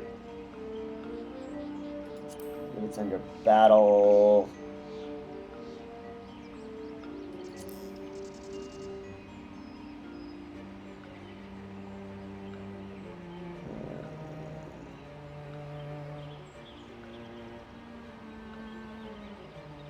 Trying to remember exactly where this is tracked at.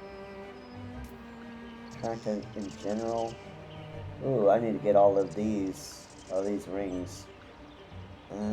Okay, yeah. So you see how it has the fates here in under battle general, right?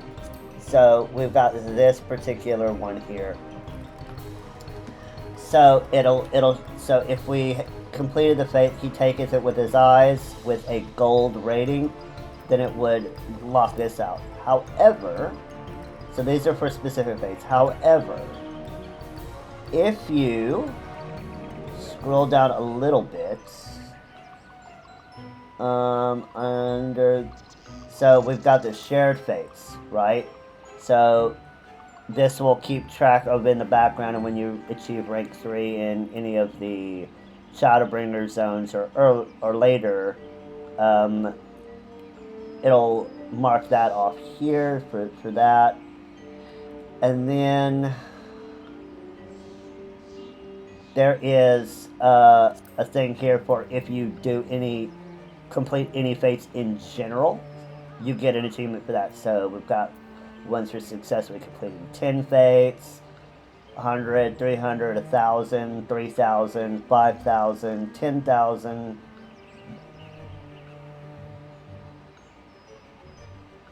So we have achievements for specific fates, and then we have achievements that are for, you just doing fates in general.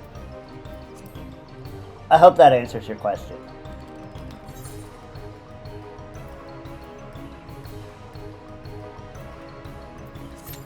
Let's see how long we can take for getting into Striking Tree. Yep. Okay, cool. Glad to help.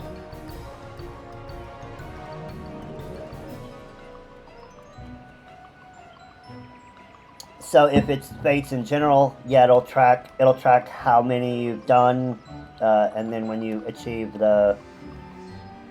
when you get the number of fates required for the bulk ones, it'll give you the achievement. All the rest of them are kind of for specific ones. And the specific ones are the ones you specifically want to track. Just so that you can make sure that, oh yeah, I've done them. There's a good tool that I like to use. Give me a moment here. Let me pull this out here for us.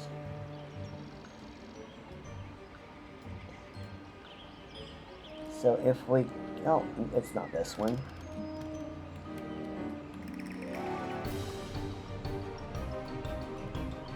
There is a tool I like to use called FFXIV to do.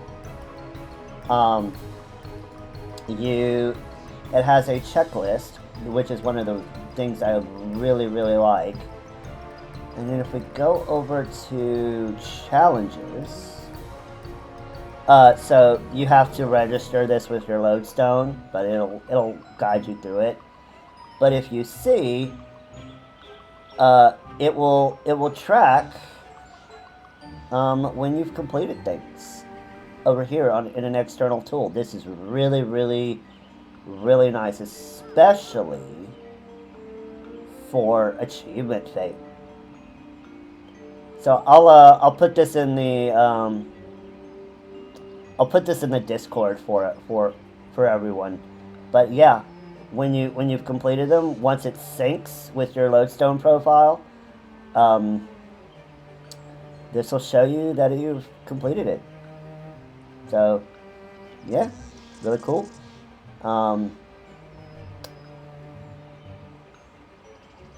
you can also, it also has a checklist feature, so you know, if you want to customize, you can have any of these pre-built ones, or you can even make ones for yourself if you're trying to track stuff in particular. Lots of really cool, really useful little website. I'll definitely put that in the Discord.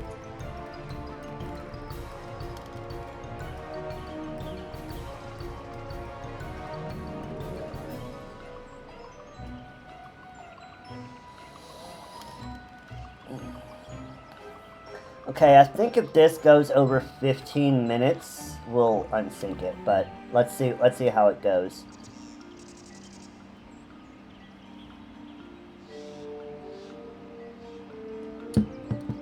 Or I should say, if it goes longer than the next ad, which is in the next 9.5 minutes, if we get another ad break before the duty pops, we'll just unsync it.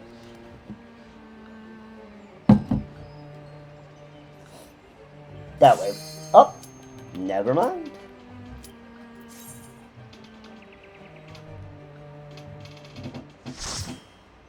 Tank privilege.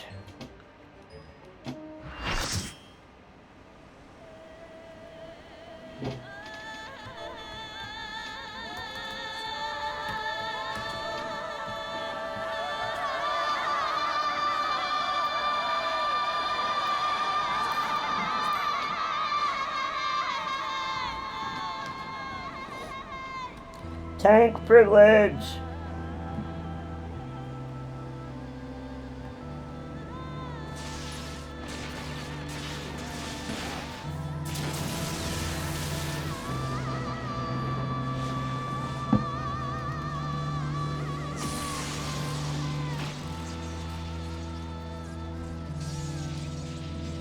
Yeah! Banger song. Let's go, Ramu. Let's fucking go.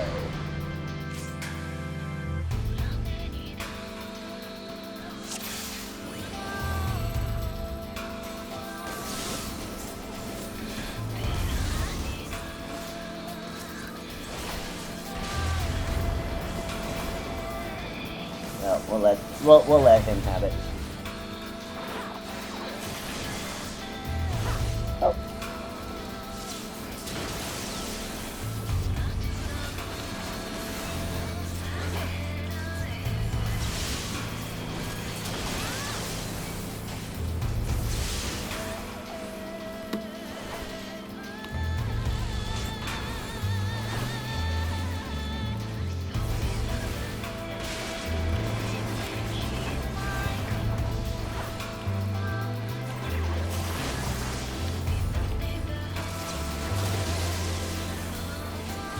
Oh, that's right. I do not need to. Yeah, I need to do that, so I don't need those. That.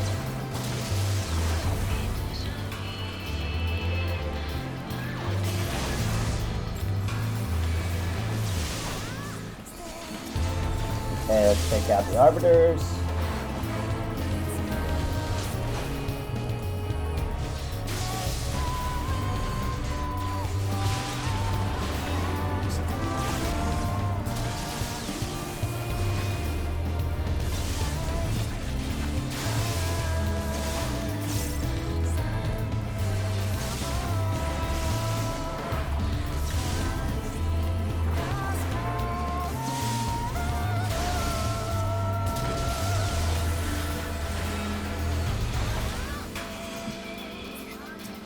Okay, take out the last one. There we go.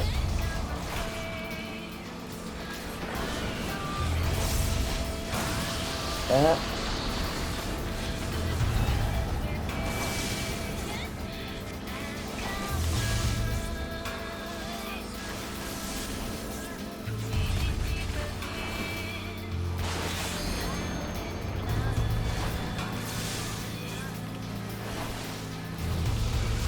That.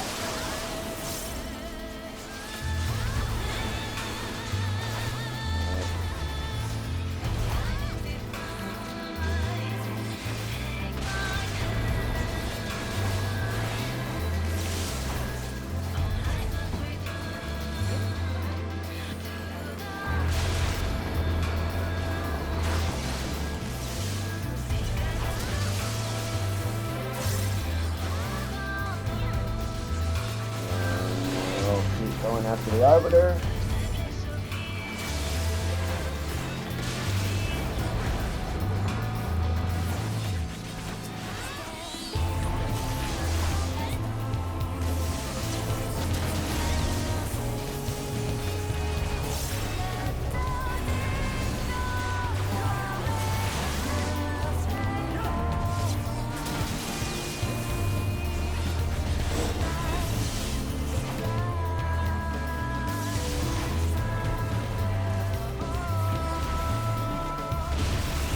This is such a banger song. And got him. GG.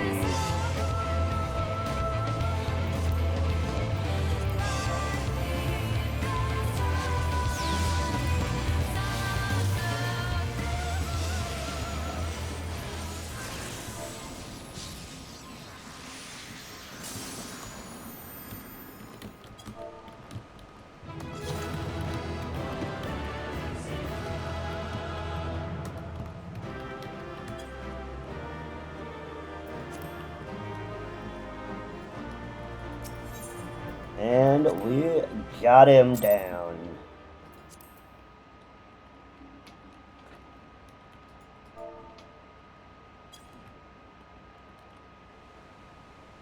I have taken thy measure, bringer of light.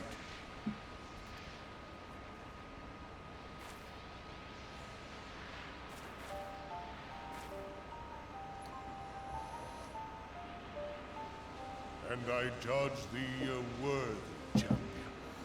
The task of excising the sin that hath taken root in man's heart is thine. Shrink not from employing thy strength in service to the forest and the wider realm beyond. Like hungering shadows do the enemies of harmony gather, and meekness will but feed them. If man is to be delivered from the dark, it shall be by thy guiding light alone. Stray not from the path, for if thou dost, thy people shall be truly lost. Alright, Mega Beard. I'll do that. Thou hast slain the Lord of Levin. A regrettable act, but a necessary one.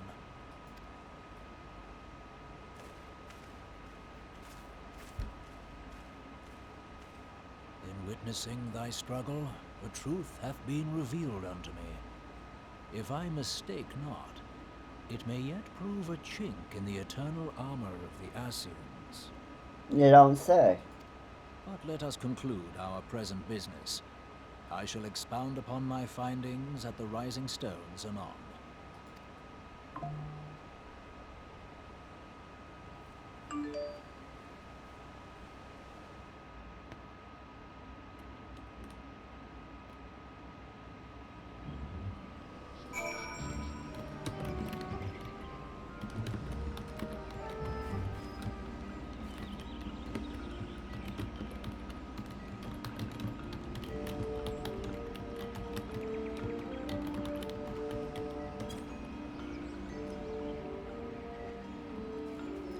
Alright.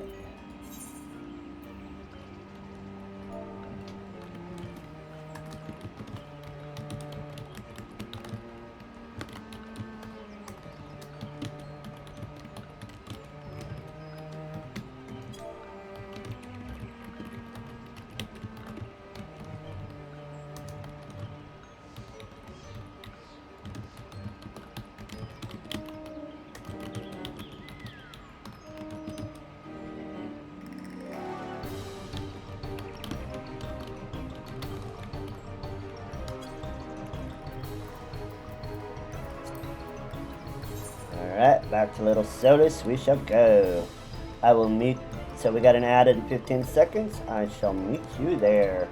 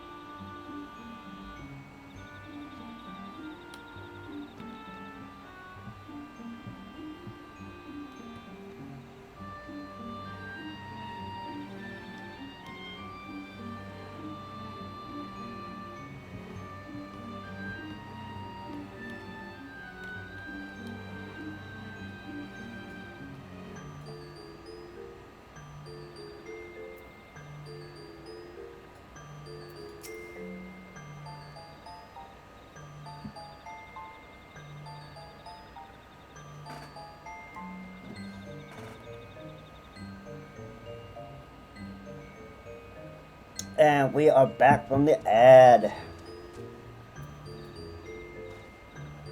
Zelda, you have returned. Dare I ask how Ramu received your visit? I had to kick his ass. He challenged you to a test of arms? It's well then that you have some experience in such matters. Dude, I've already defeated how many primals right now? 1, 2, 3, 4? 4 at this point? I'm... And now 5? Wait, let me see. Let's see. Garuda, Ifrit, Titan, Leviathan, Mogomog. This makes 6 primals, sir. You are the 6th primal. I think I have, if once we count Ramu, I think we're pretty old hat at defeating primals at this point. The peoples of both Gridania and Middle Solace will be relieved to hear that the Lord of Levin has accepted you as the forest champion of peace. You performed a monumental duty this day. Zelda, the Elder Seer must be informed of your deeds at once. What little gods are made of. The Elder Seer will wish to hear of your experiences firsthand. Pray, return to Gridania and make directly for the Lotus Stand. The contract at Nafika's altar will be expecting you. Fare you well, Zelda. To Gridania then.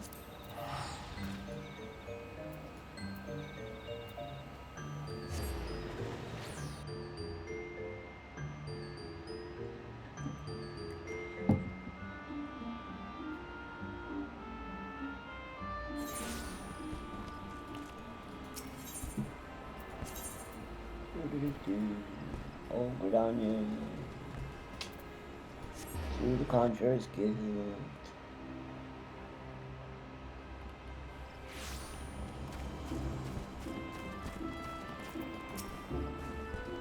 Welcome back, Honored Scion.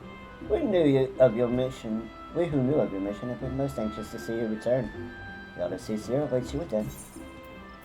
Yes, let's go.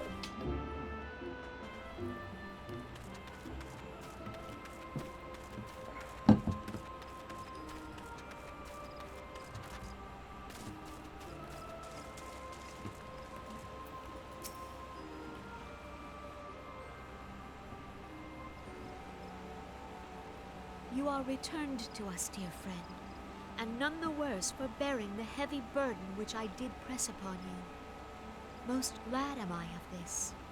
I am informed that your efforts to negotiate a peace with Lord Ramu ended in conflict. Pray tell me, what befell? Well, see, he came down and he had this big gigantic beard. It was super cool.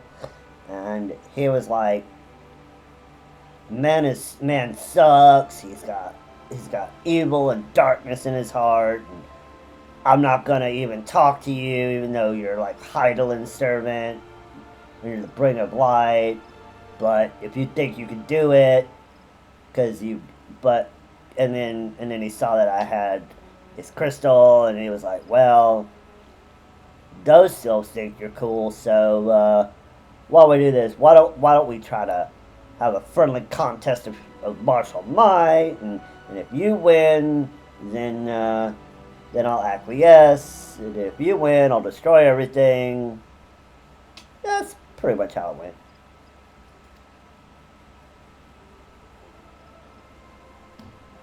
Ramu made trial of you?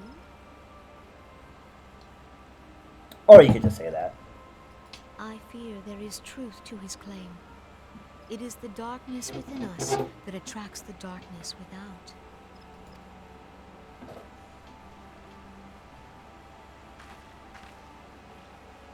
It cannot be denied that misfortune follows man.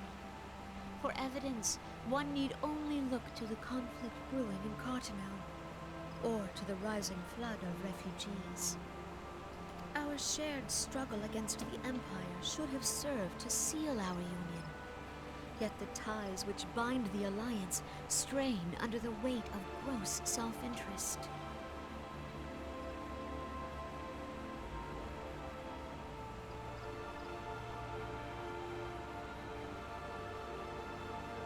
Hello, Fracture. How are you doing today?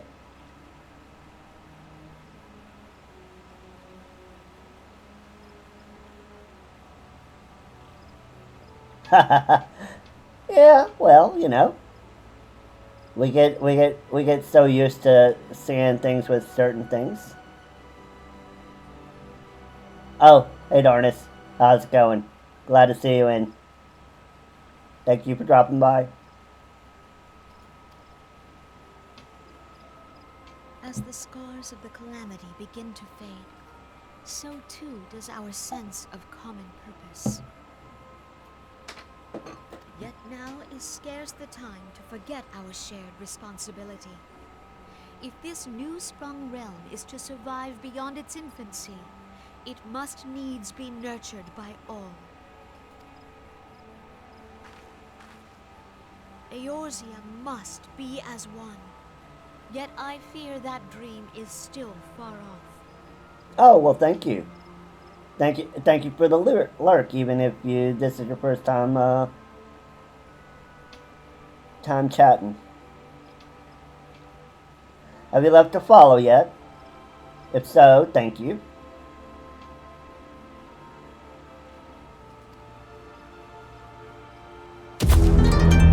Thank you for the follow. On behalf of Every the follow elementals helps. both, I thank you for all that you and your fellow scions have done. You're welcome, Kane. Full oft have I been compelled to look to you for aid of late, and offered all too little in return. As leader of this nation, I shall endeavor to prove a more worthy ally to your cause henceforth. Yeah, no problem. Glad to help. Glad to help, Kane. You may have no emotion in that voice, but you're still cool. Lord Ramu has departed, yet the keening of this ill wind grows no less insistent.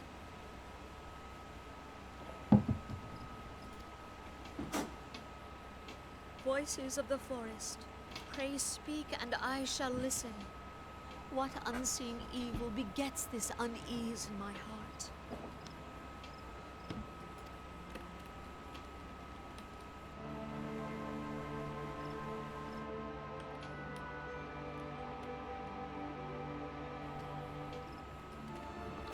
Papa.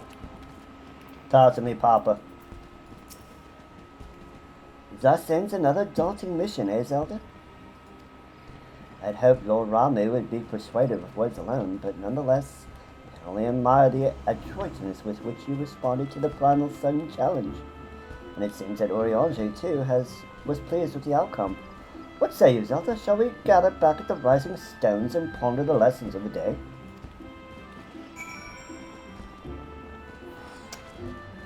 Yeah, you can kind of see it that way, but, you know. She looks like she's, like, 13, but she's really, like, super old. The reason why she looks the way she does is the glamour. She actually looks older than she actually would if she didn't glamour herself. She'd look more like Rayo or whatnot. She glamours herself to make her look older.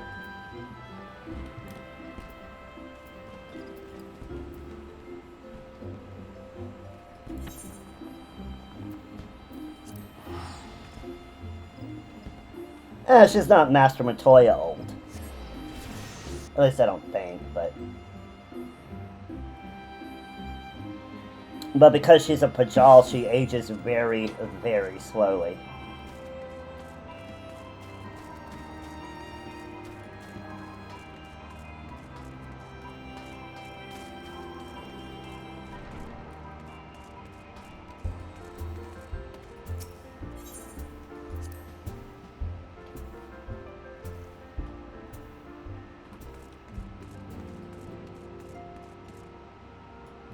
I wonder, does the wiki have...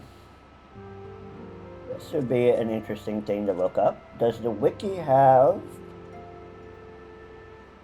a age on her? Let's look it up. My curiosity.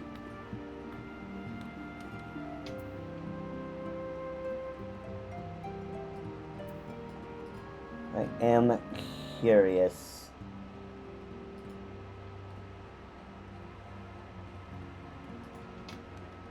How old is Kane Senna?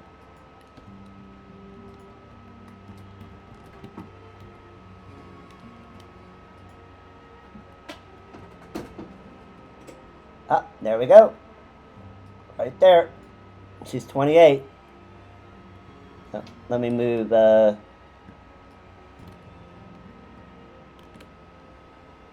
me move this to where you guys can see it a little bit better. There we go. Right there. She's 28. So she's damn near 30, but she looks like she's 12.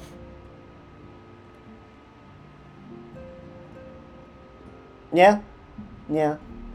And her brother, Rayun, let's see, we don't have an age for him, at least not a canon one.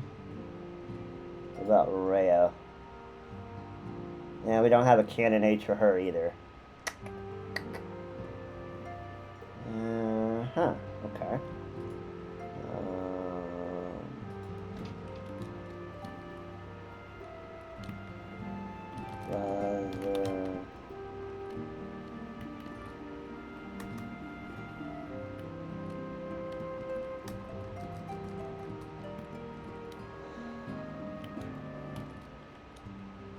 Oh, well, yeah, he's definitely the younger brother. He's the youngest of them all. I think the order is actually Kane. Kane is the oldest. That's why she's the elder seat here. And then you've got Raya, which is the middle child, and Arun, which is the younger one. And then...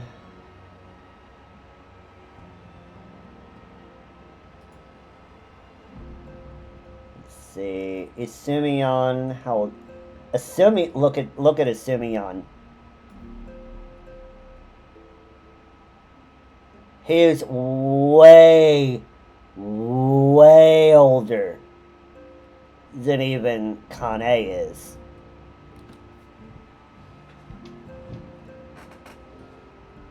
Yeah. Isumion has seen a lot.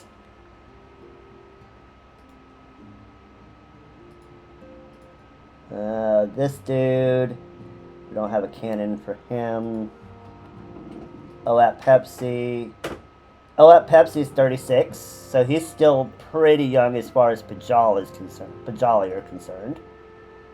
And Atoa, we don't have a canon age for him, but he lived to be pretty old.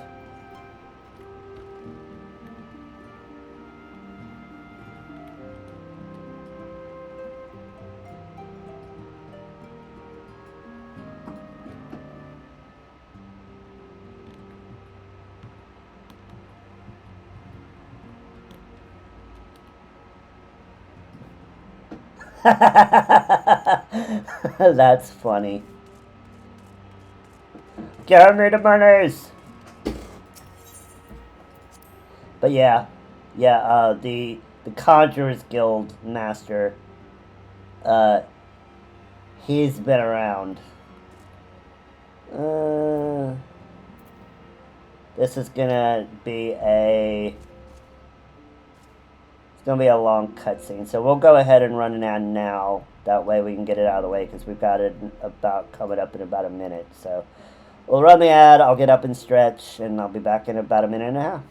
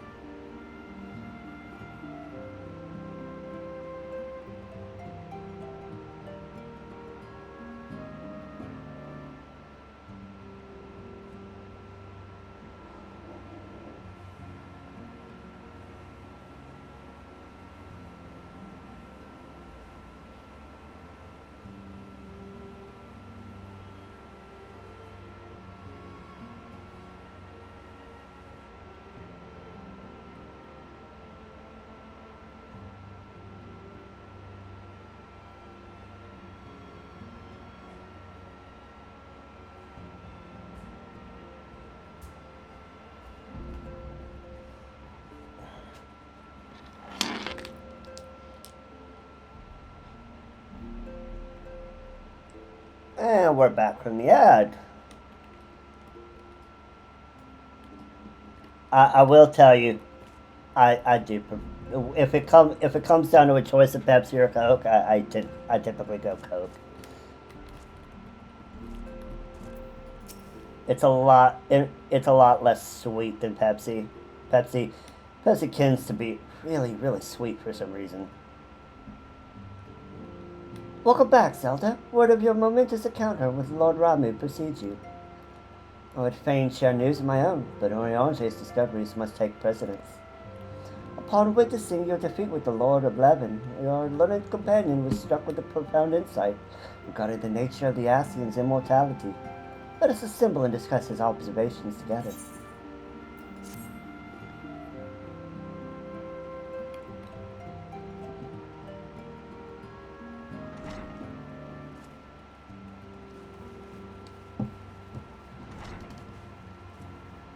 If everyone is ready, let us begin.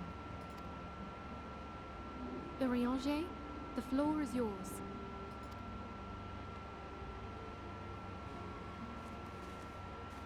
As all here assembled now know, in its final hours as our Order's headquarters, the Waking Sands did play host to a most unexpected visitor. I speak of the Ascian clad in white, Elidibus. Yeah. Unwelcome though his presence was, his words that day did serve to confirm a truth long suspected, that the Ascians are eternal beings, to whom physical destruction is as a temporary inconvenience. Annoying, but true. In the intervening time, Oriange and I have striven to discover means by which the Ascians might more permanently be slain. Permanently slain? You wouldn't be immortal if you could be permanently slain. And 'tis my belief that we have found the thread that will allow us to unravel the twisted skein of their existence. In the moments prior to Leviathan's most recent manifestation, the Sahagin elder who summoned him was observed to undergo some manner of ascension. Yeah, I was there. It was freaky as hell. The etheric readings taken by Y'shtola at the time of this transfiguration have proven most enlightening. The disruption to the flow of ether was sudden and dramatic. So tangible was the agitation, I scarce had need of my goggles. So, you're telling me it blinded you? The significance of Y'shtola's readings might better be understood in the context of mine own, taken at the instant of the Lord of Levin's demise. Unlike the Primal, the Sahagin was not subject to etheric dissipation. Before discussing our new discoveries, it may benefit us all to recall what we know of etheric behavior.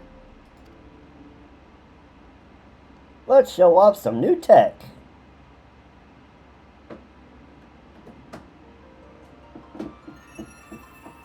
Let us begin at what some might call the end.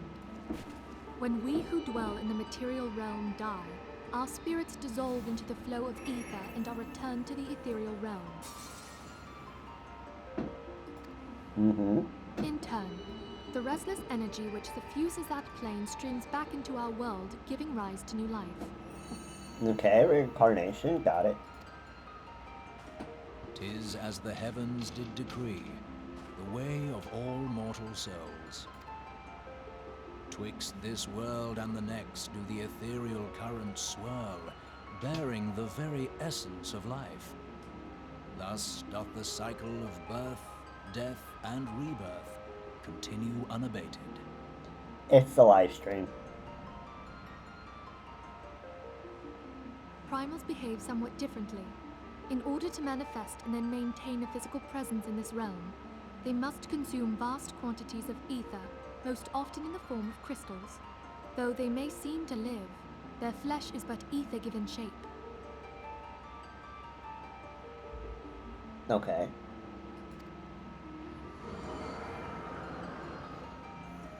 Thus, a defeated primal leaves behind no broken corpse. Rather, The essence of its form seeps back into the land whence it came, and the energy of its shattered spirit is called back to the ethereal realm.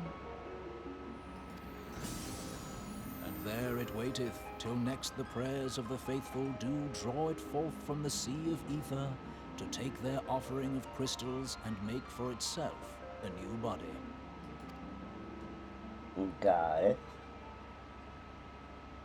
We're getting the lore. Which brings us on to the third group, the so-called immortals. They exist in a manner all their own. Quite. Even as the Sahagin Elder fell to the Admiral's musket shot, I witnessed the release of an ethereal cloud, which immediately took possession of a nearby minion. A soul that dissipateth not upon the death of the flesh. The secret of life everlasting, and in the claws of a Sahagin no less. But I wonder, what would happen to one of these obstinate spirits, should there be no suitable host for it to claim? No, they're just ether. I mean, we saw with Leviathan that Leviathan just gobbled them up. If mortal death entails a return to the ethereal realm, it seems doubtful that the soul of an immortal would venture there. Nay, it merely withdraweth the distance, unto the shore of the ethereal sea, perchance, but no further. Yes, it exists in neither this realm nor the next, abiding instead in the space that lies between them. One might call it a void. The Ascians took control of Thancred by means of a crystal of darkness, an artifact which, if our theories are correct, serves as a gateway to the place I have just described. I was hoping people had forgotten about that. I am sorry, my friend. We will never forget Thancred. For a mercy, the weary road of our research hath brought us unto an answer. That's it. The Sahagin ascended to an immortal state, but he did not possess a crystal of darkness through which to flee this realm. Thus was he consumed by Leviathan. That's different. Okay. If we could entrap the spirits of defeated Ascians in like manner, and thereby deny them resurrection, You're still being a badass.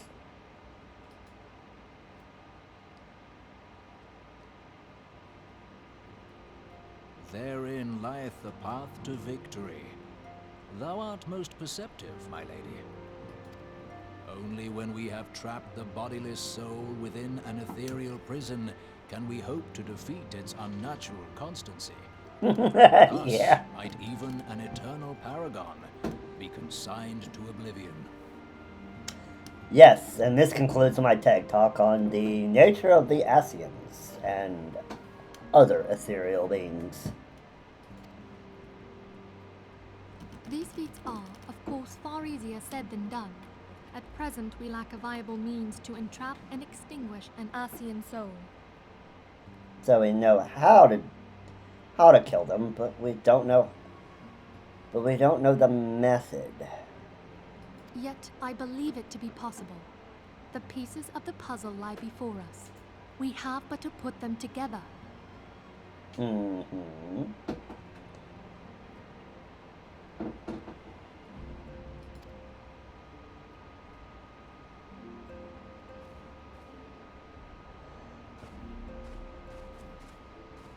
I will depart at once to convene with the sages of Sharlayan.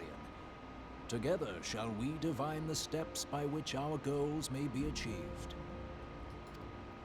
I have the utmost faith in you, Archon.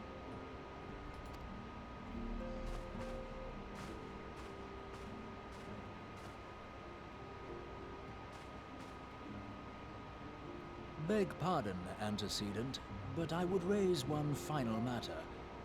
Even now, a Sharlayan survey party seeketh to ascertain the fate of the students of Baldessian. Their findings shall soon be known to us. Though you harbor feelings of dread, I bid you surrender not to sorrow, but abide instead in hopeful prayer. Good guy, Oriange. I shall, Archon. Thank you.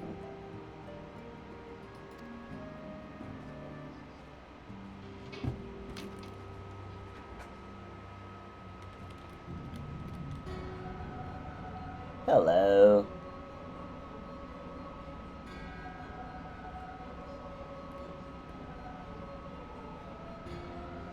It's a meeting of Ascians. The Lord of Levin is returned to the Ether, as was Leviathan before him. Ramu's acquiescence was most intriguing. Inferno, vortex, crack, whirl, and Levin, all have now been humbled by the bringer of light. The limitless potential of man, Heidelin's servant, grows mightier by the day. Yet she prospers at great cost to her mistress, whose strength is all too finite. 7 times have the masses survived the rejoining, but their souls are grown weak and wane. Yet even as it innervates, the Ardor empowers our master. All that remains is to nurture the strength of the gifted to forge the final key. And that is the task to which we bend our every effort. Hello, La Habrea. Divine seeds were ever wont to quicken in Eorzea's fertile soil. We need only lead men to the field, and by their eager hand shall a new deity arise. That which was shattered shall be made anew, and the one true God shall come again.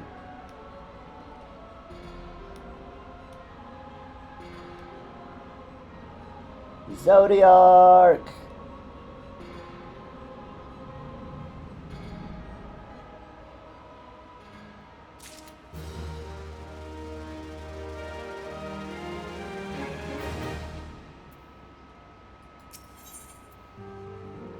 Materia.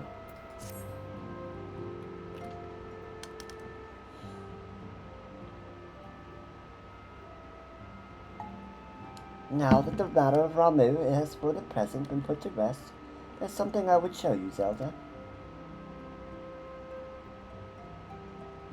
It is a letter of thanks signed by the leaders of the Eorzean Alliance, acknowledging the Scion's tireless service to the realm. It mentions in particular the names of all the defeated primals: Ifrit, Titan, Garuda, the King Mugomog XII, Leviathan, and now Ramu. Yep, that's 6 primals. Needless to say, there's only one among our number to have faced them all. And though these words of gratitude were addressed to our order as a whole, I feel that they were meant for you above all others. I too must offer my heartfelt thanks for all of you have done.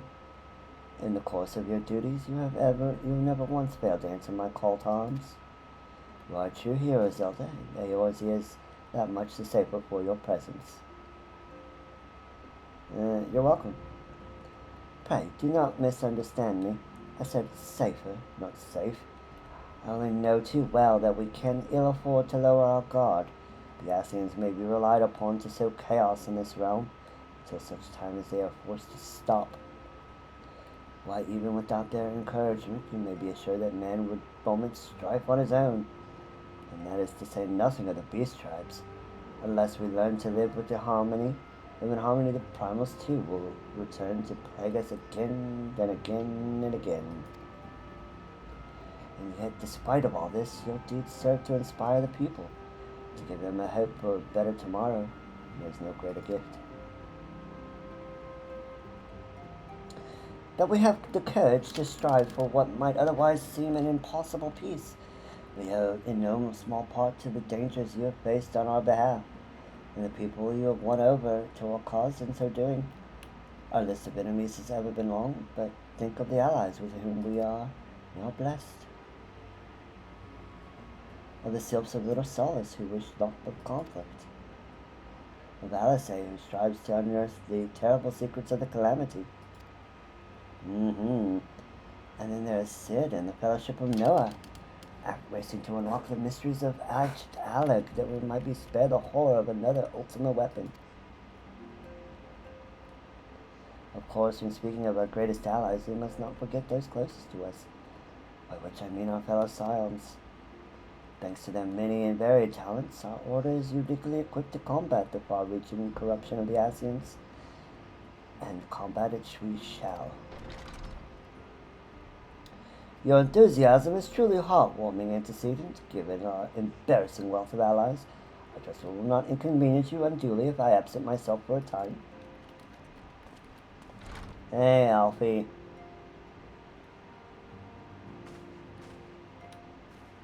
Inserting yourself as usual. Alfino, I take it the troubles in Uldar no longer require your attention. There are some rumblings of discontent, but the air of simmering violence is largely dissipated. 'Tis to report such that I stand before you now, and to speak with you concerning the new organization we discussed. I have a message for you from Elle. Ahem. You recall the refugee girl, the one whose parents were missing? They're found unharmed. She wishes me to pass on her thanks to you. Ah, that's good. Why, Alphino, am I to understand that you made the effort to remember the poor girl's name? I look forward to reading all about her in your report. I do hope you left nothing out. The girl's like 10 at best. Zelda, you have been away from Revenant's Toll for some time now, I believe. Might I suggest that you put the affairs of the realm to one side for a moment?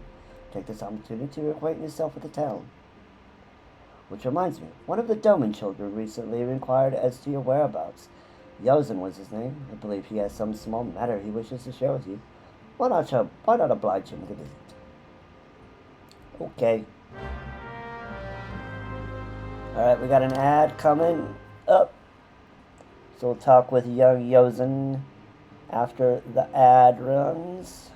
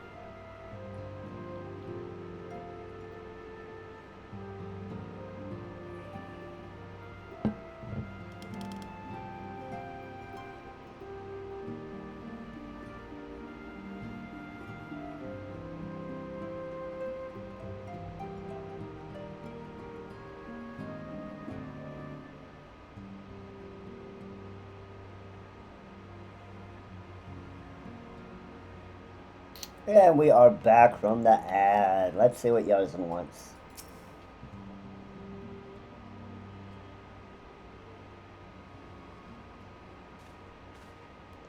Look, it's Miss Zelda. She's back from her adventures.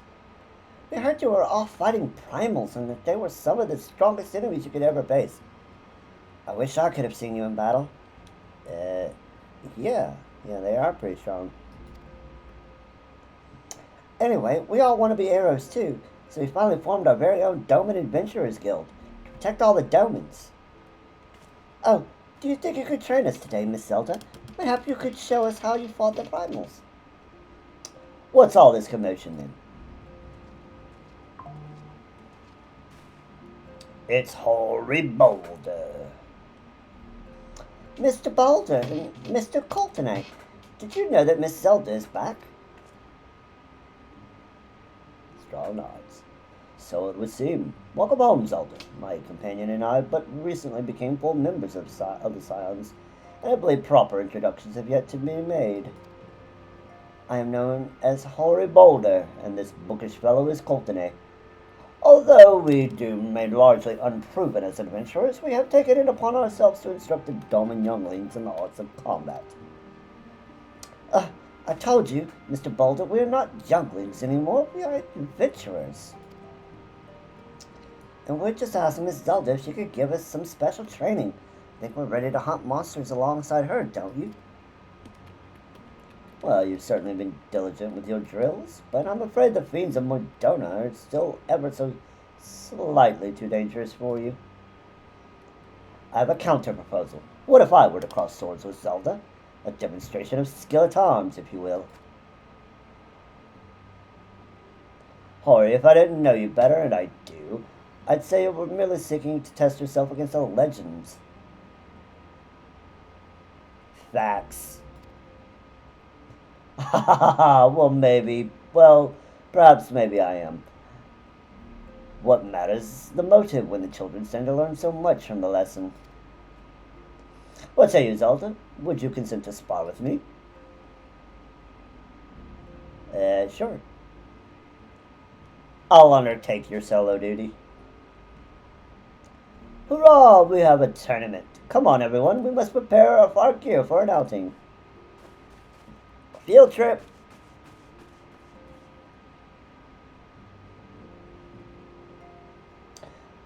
Do try not to disappoint them, Have faith, Coltonite. I shall summon every ounce of my strength to make of this a worthy contest. You can try. The fields to the east of town should prove suitable for our purpose. I very much look forward to our bouts.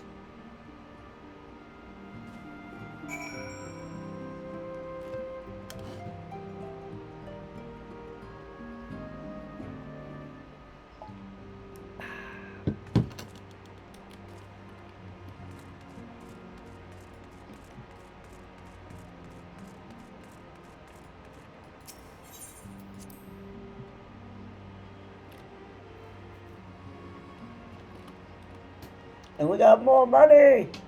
I'm going to check my retainers when I'm done. But I'll do that off stream.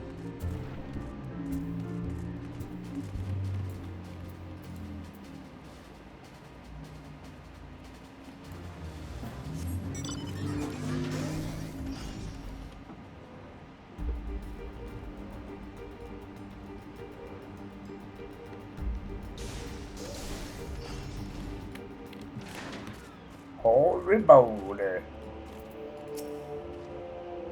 'Twas good of you to visit, Zelda. I trust you're ready to begin. Yeah.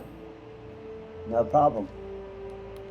I'll have to kick your ass, though, but we'll make it not hurt as much. Try not to kick your ass too hard. Very well. Let us not keep the young ones waiting any longer.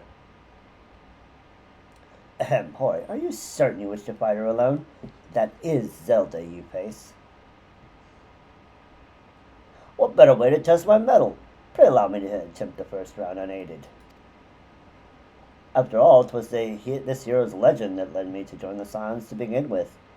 Without Zelda to inspire my efforts, I would not be half the warrior I am today. The point is well made, but remember, this is for the children's sake as well as your own. Would it appear the contest will end too swiftly, I shall add my spells to your blade work. Yeah, so if I kick his ass too quickly, Coltonate will jump in. Hello, you haven't begun yet, have you? Hello. Leader? What? Who are all these people? It's all the, like, original OG Scions. When I heard about your spotting match, I told everyone I could find. Thought you could use a crowd to cheer you on. Yes, and there are still more to come. When I mentioned Zelda's name, the reaction was quite enthusiastic. Why, my own popularity seems but a sickly shade in comparison. You best claim victory, bringer of light. Your burgeoning reputation is at stake. Well, our teacher won't be beaten so easily. Yeah, Yozen, sorry. I'm gonna have to kick his ass. He's a master swordsman. Yeah, and I'm level 75. He doesn't stand a chance. Even though I am going to be sitting down. You can win, Master Boulder. We shall soon see. On your guard. Yep. Paladin and its paladin.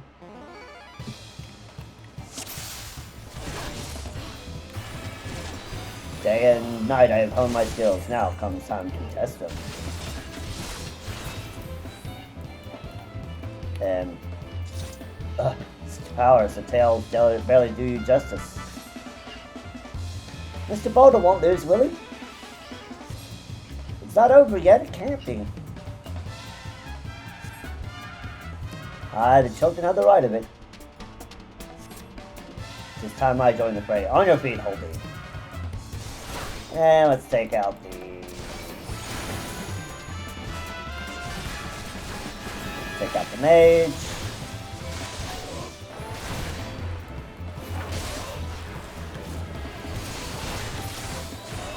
I admit defeat was an honor and a privilege.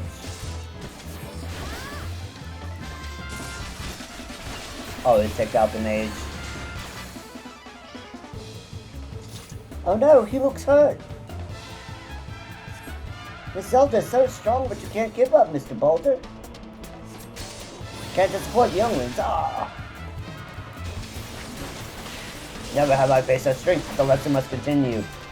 Whose lesson? Is your example I follow. Surrender not to an implacable foe.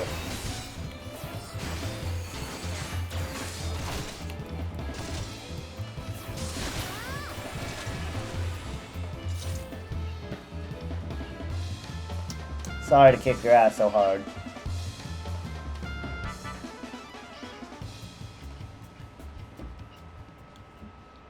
You bested me. I yield.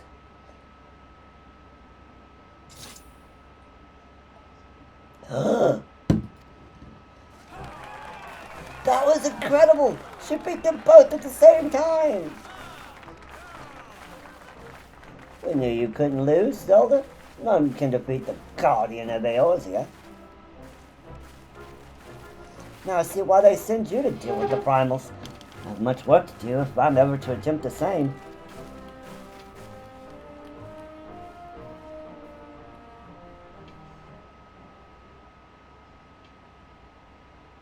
GG's there, Holly. And Colton, GG's.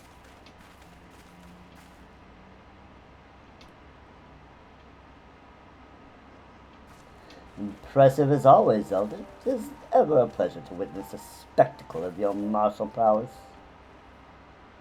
And judging by the smiles on these many faces, they too appreciate the hard-won strength that keeps the perils of the realm at bay. Guardian of Eorzea. Yes, that is most fitting title. One in which I will don as soon as I can. Do you recall when we first met? It was the memorial service for the Battle of Cardinal. At the time, I was attempting to understand this land of Eorzea. I sought to grasp the reason why grandfather willingly sacrificed himself to protect it. I shall speak plainly. My initial impressions were less than favorable. Dire problems abounded, and yet the effort I saw expended towards their solution was haphazard and half-hearted. I thought Eorzeans a foolish and childish people. Considering the shambles their home was in, I would not have been surprised if some had chosen to swear allegiance to Gaius in the order he proposed to enforce. Veligatus' single-minded military invasion precluded any such switching of loyalties, of course. Were it not for a desire to continue grandfather's legacy, I would have abandoned the realm to its fate long ago. The threats were too many, the nations too self-involved and unstable.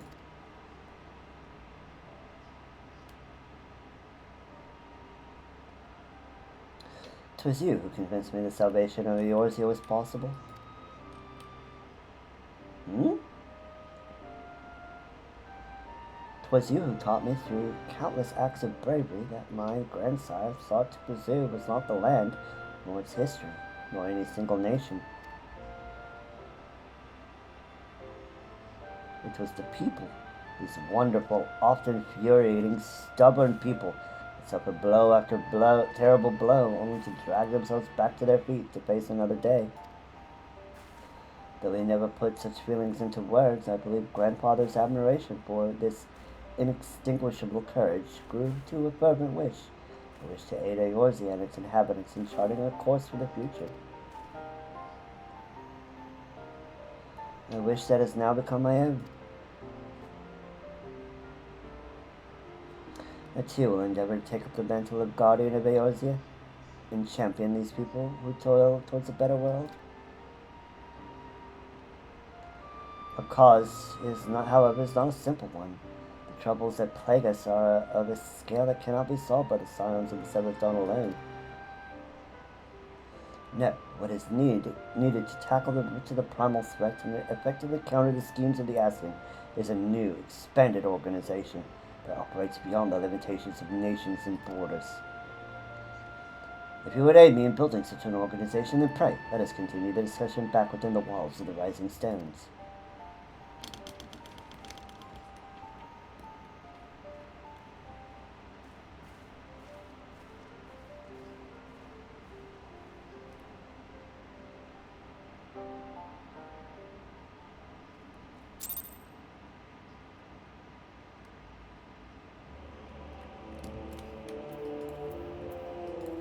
Back to the Stones of Rising.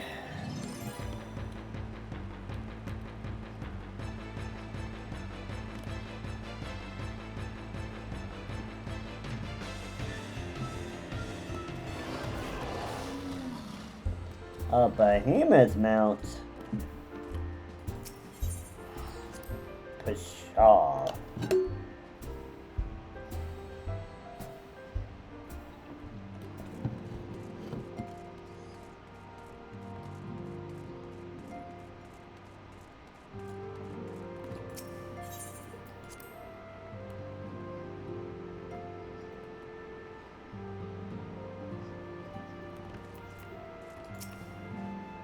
Thank you for coming, Zelda. The world shifts and alters, and we, my friend, must ever be one step ahead of the chaos.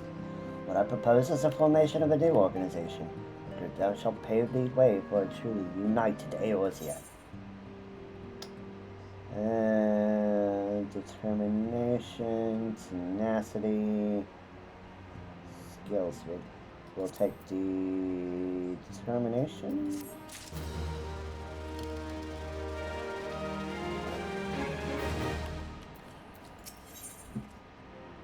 Recruiting the realm.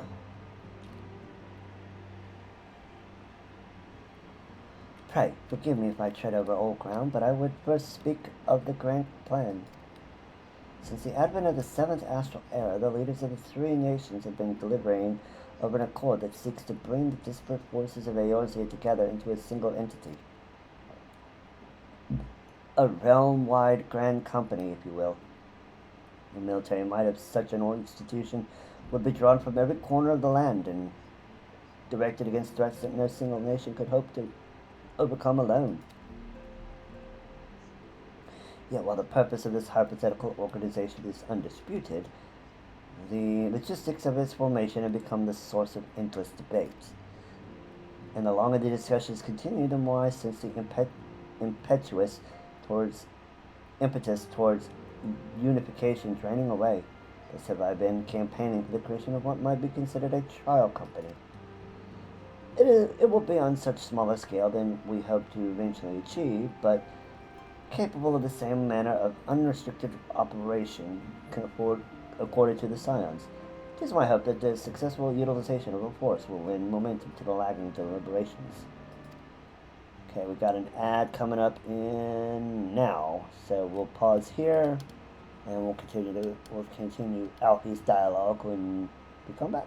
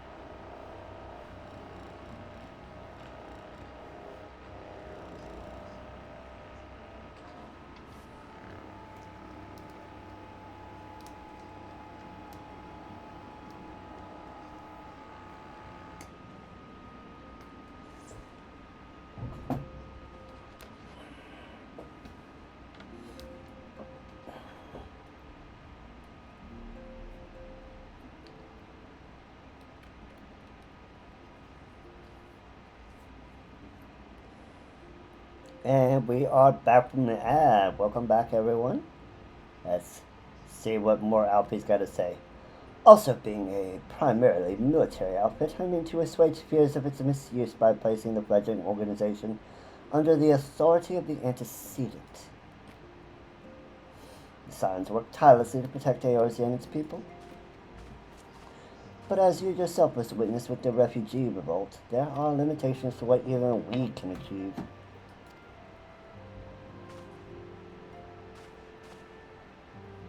With this new company under the Scion's command, however, we will be capable of responding to a wider range of difficulties, not straining our resources or overtaxing your formidable talents. The goals of my proposed organization and those of the Scions are ultimately identical, when considered by all concerned. But before we can move forward with establishing this precursor to the true border-spanning grain company, it is yet necessary that I visit the three leaders and gain their official approval.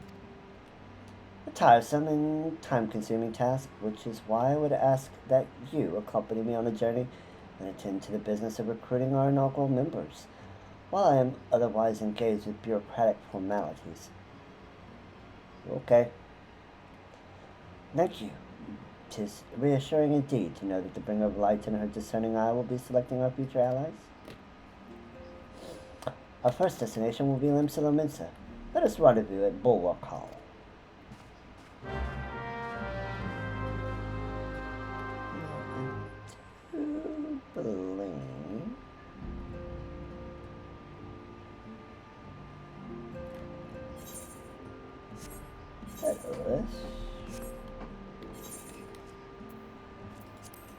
Let us take a look at our character.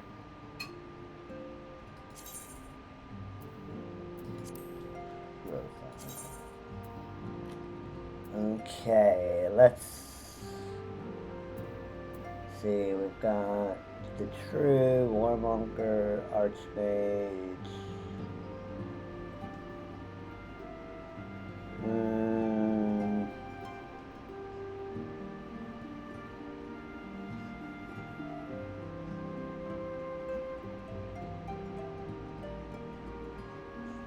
More money! Give me all the monies.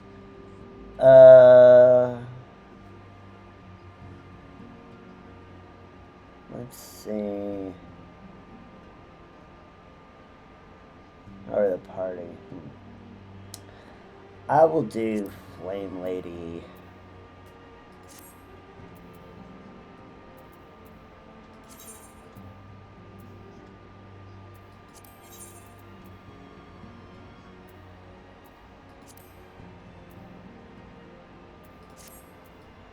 There we go. Now that we have taken care of the critical business, let's go see what Alfie's doing.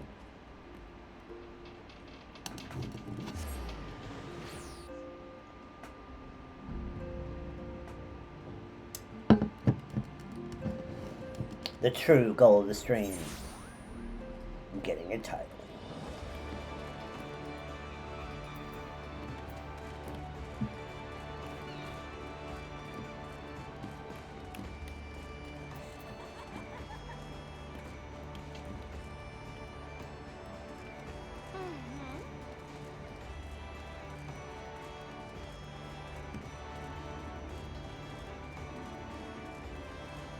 Alpine. Ah, there you are. I'm ready to ascend to the bridge and speak with Admiral Bluefiskin. Well, the Admiral and I are finalizing permissory boundaries and signing parchments, but have we begun the recruitment process in earnest? I have, of course, endeavored to spread the word of our organization through various channels, but I believe a personal approach will reach many who may otherwise remain ignorant of the opportunity. As for the potential members, 'tis of no matter should they be already pledged to another institution, and that they're willing to lend their strength when their situation demands it. In range into the countryside, the upper decks alone are populated with sufficient candidates to suit our purpose.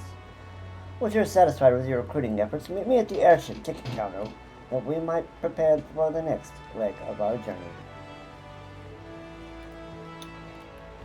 Will do. More! Give me more money! I need all the monies. I'm saving up for that house. A personal house.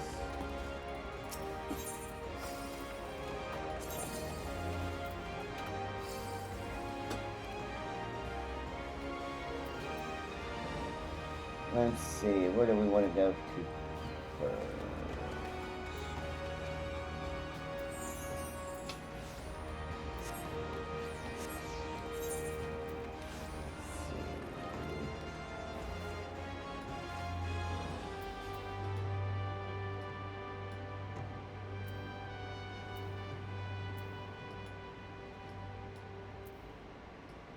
Yeah, we don't need to worry about that. Okay. Upper decks. Okay, let's go north to south. That seems to be the best way to go.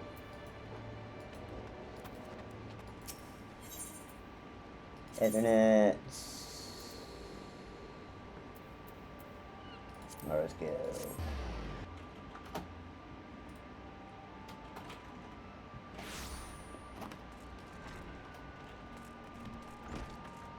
Commodore Rainer.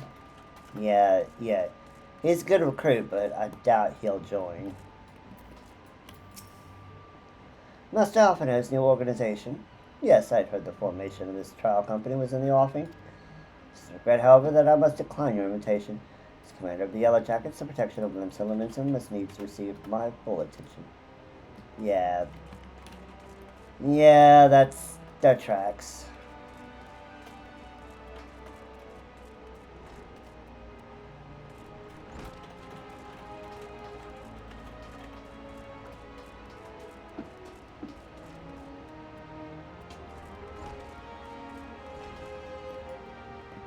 Carveling.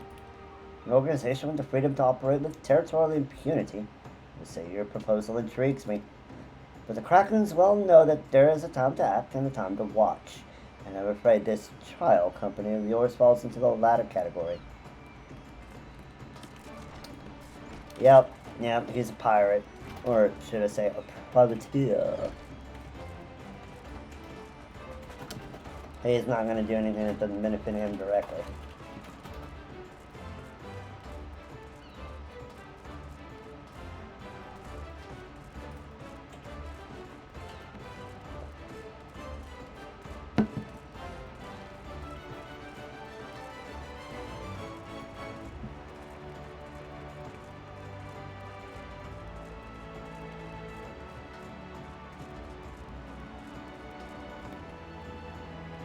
I want to swing around to the right or go to the left.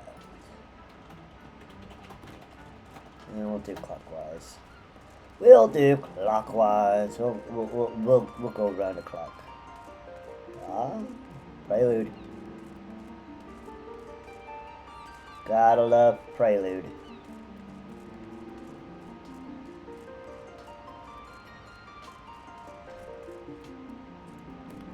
Rosalind. Eh? Who the bloody hell do you think you're talking to, Drylander? I'm a pirate, not some sodden knight in shining plate. You're looking for a self-righteous fop? Try knocking on that dandy Carablaine's door. Ooh, hoo, hoo, hoo, hoo. Does anyone sense a love in the air? I certainly do. That was just dripping with love.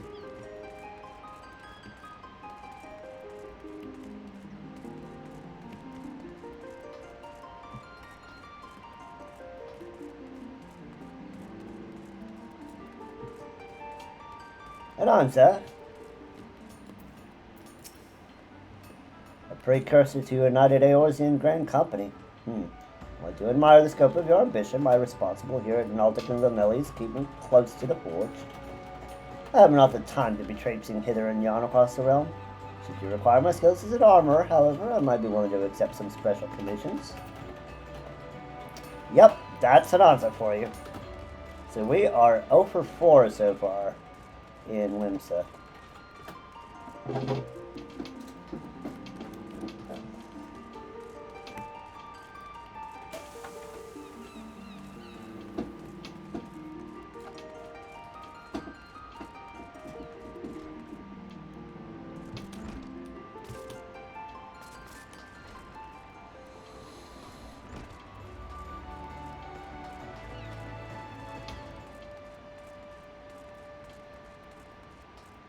To the anchor yard.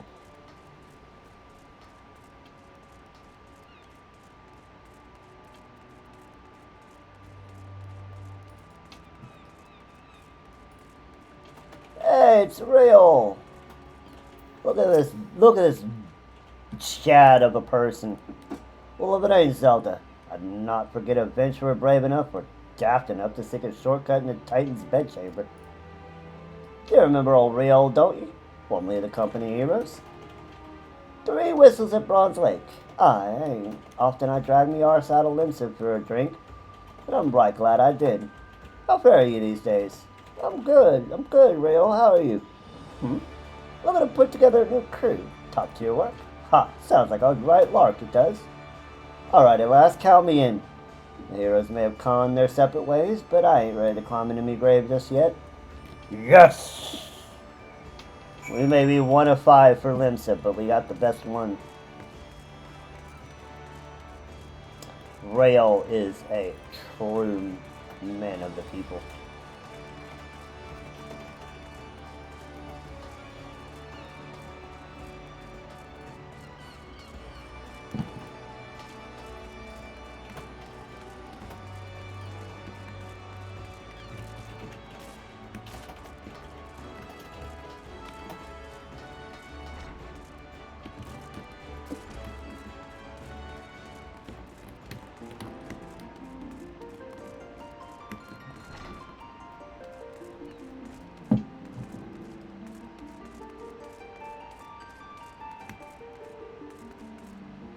To the airship.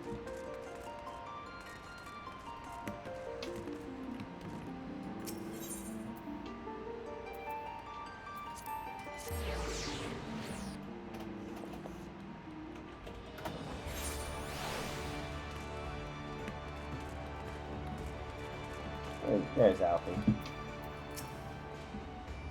Zelda, your recruiting went well, I trust. I'm curious to how my proposal was received by the rough and ready folk of Limsa. A member of the legendary company of heroes indicated his interest. Astonishing. I knew enlisting your aid was the right choice. Who could boast the acquaintance of such an elusive character? I too was successful in my task, and the Admiral consented to sign all the documents requiring her approval. I only hope that my visit with the Elder Seetsier proceeds as smoothly. Pray continue on to Gridania at your own pace. I shall await your arrival in Kazalter.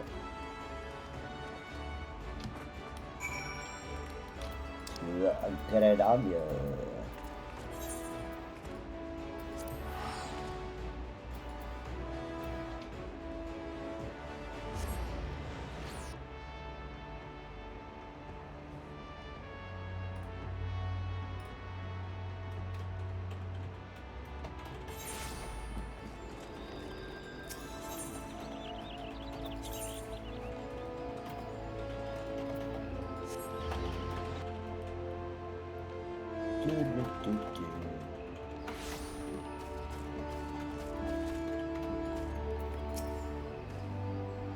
My audience with the Elder Seetsier is due to commence momentarily. I would be grateful if you would once more see to the task of recruitment here in Gridania. After you deem the well of potential candidates of Zundrai, let us rendezvous at the airship ticket counter as before. Okay. And yeah. Let's save time and use the internet.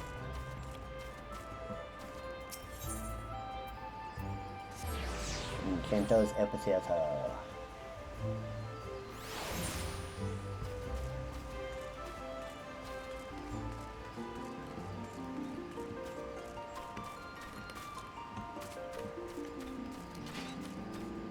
Oh look, it's this asshole.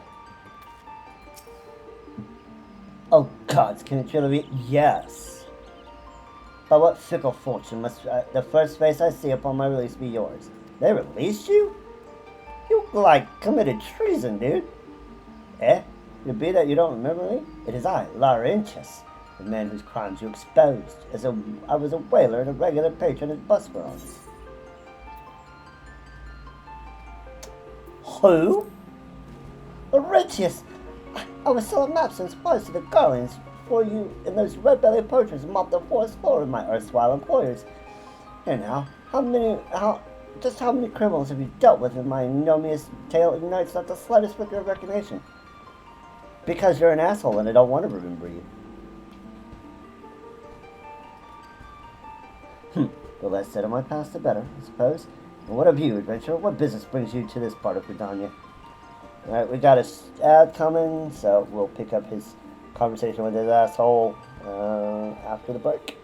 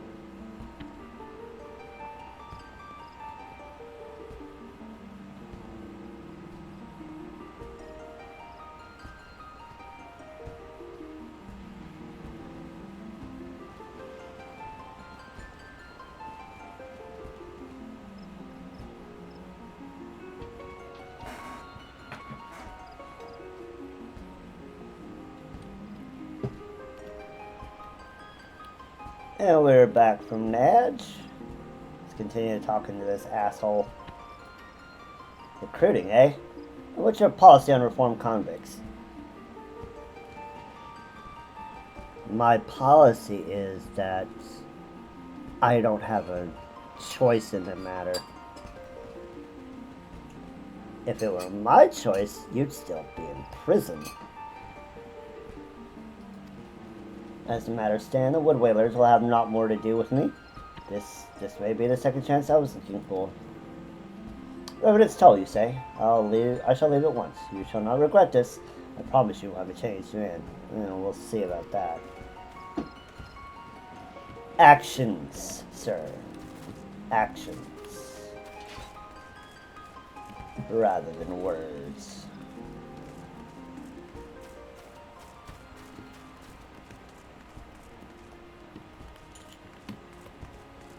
That doesn't have anything, so I'll go this way.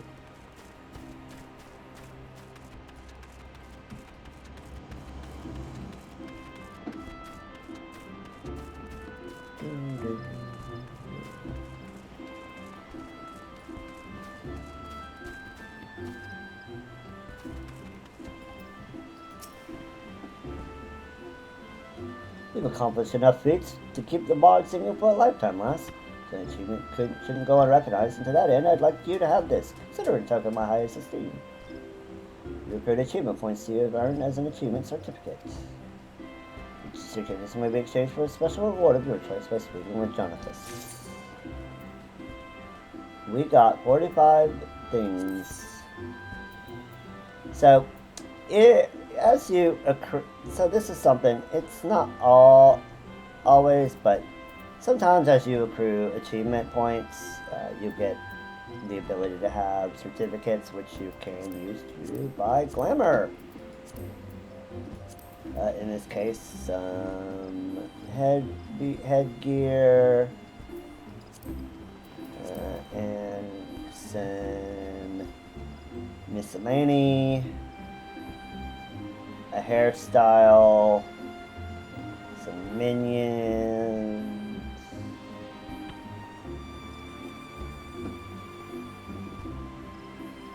some barding,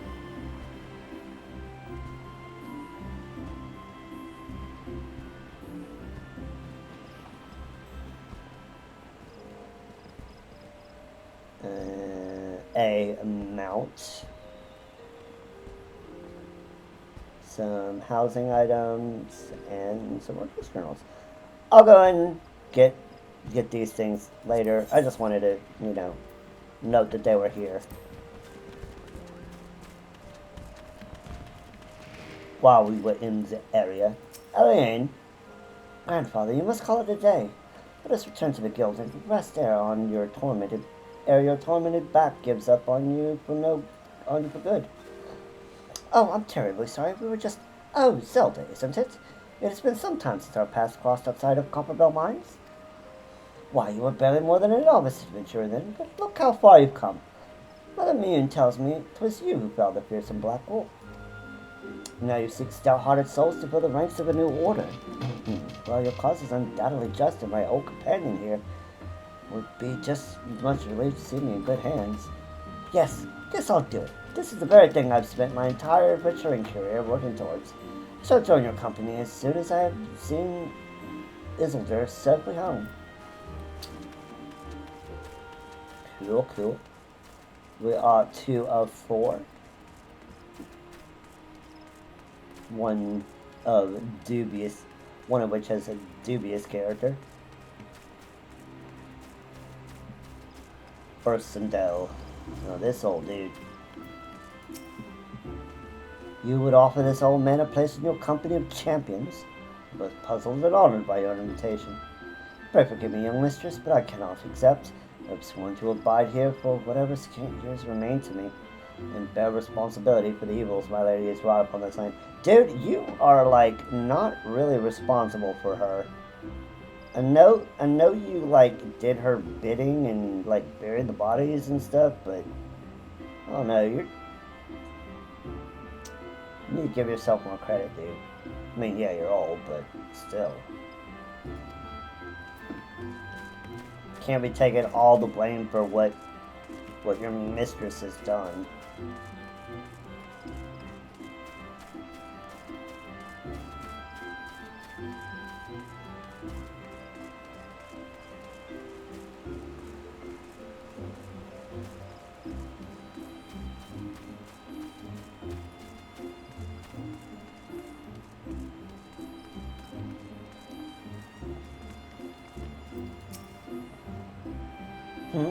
It's not often a guild officer such as myself gets recruited, but this company of yours certainly sounds to have some promise.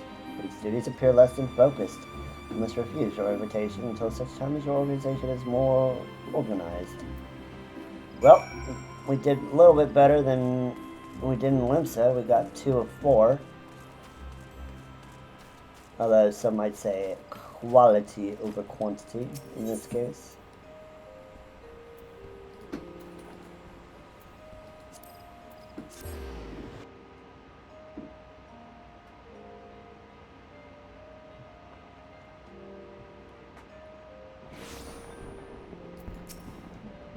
What news, Zelda? For my part, the elder seeds here was most amenable to our requirements. A former wood whaler and a seasoned adventurer. The company will not lack for a variety. That much is certain. An interesting harvest indeed. Shall we strike into Ul'dah whilst the iron is hot? Let us meet at the Royal Promenade and endeavor to conclude our remaining business. Our journey draws to a close.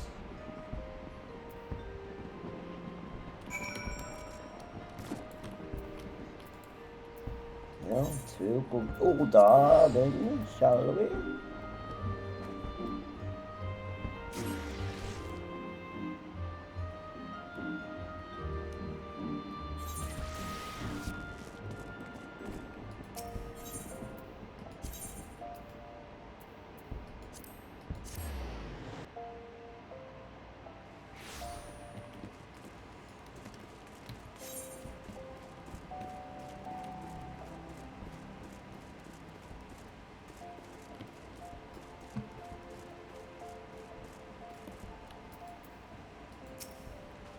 Ul'dah, begilded city, where one's fortune defines one's worth.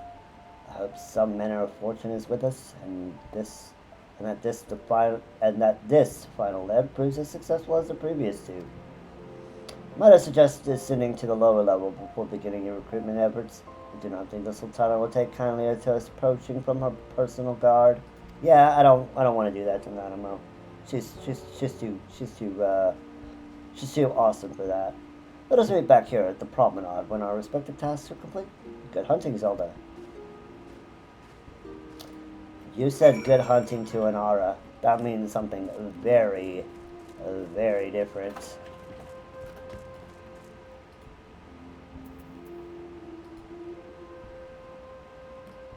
Alright.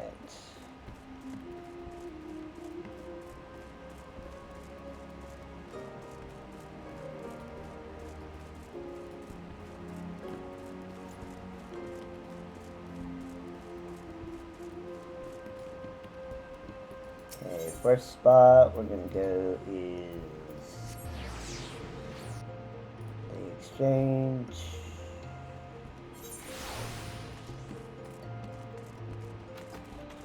Sintgot.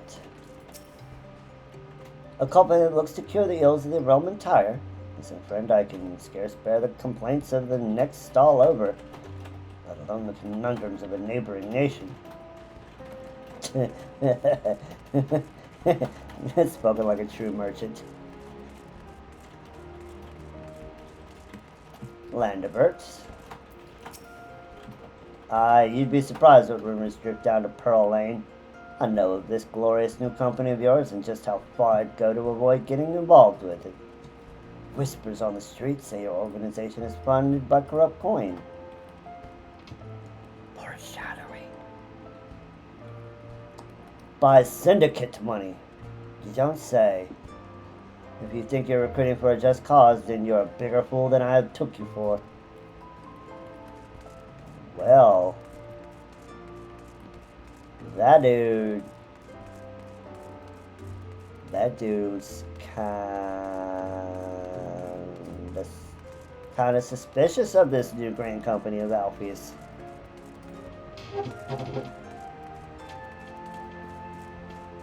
But he's an Alamenian. According to the old dogs. Yellow Moon. Yeah, like this girl, like this woman would join a company of heroes. I'm sorry, you wish to recruit me? Is this some new fashioned manner of propositioning a lady? If only. Well, I'm afraid you're wasting your time. This lady's already spoken for. Good day to you, miss.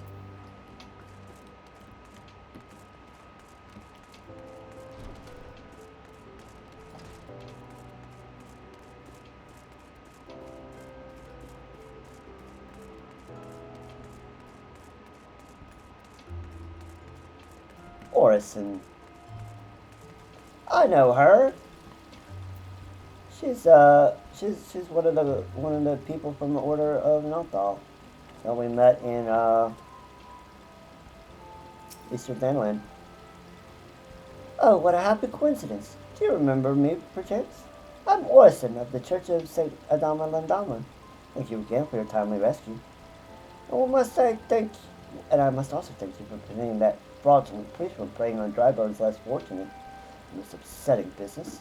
Are you here with your companion? Deckard, wasn't it? Ah, 'tis new champions you seek.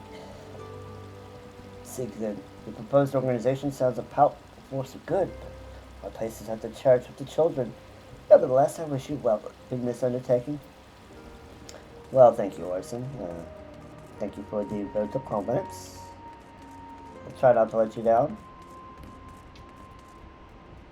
The masked carnival.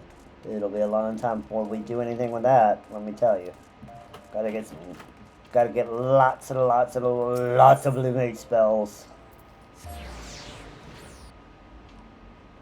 And that will take lots of off-screen grinding. Maybe some on the screen on-screen grinding if we have the time for it. Wilrid. This is the guy who tried to ambush us in Alamigo. Wait, you're the lady who came to Little Alamigo looking for that masked devil. Who knows what might happen if you didn't? Probably be dead, and a whole lot more of my friends besides. Who were such fools. Yeah, you were. Anyway, the disaster really got me to thinking about our homeland and the outsider who saved us from ourselves. That's how easily I'd been manipulated, and about to making myself a more worldly man. So here I am, a new company of champions, and you say it will take me to all corners of the realm. It sounds like exactly the kind of opportunity I need. But don't worry, I'm not the same stripling you met in Little Alamigo. But so I prepared myself to fight the evil I now know is out there. You're still young.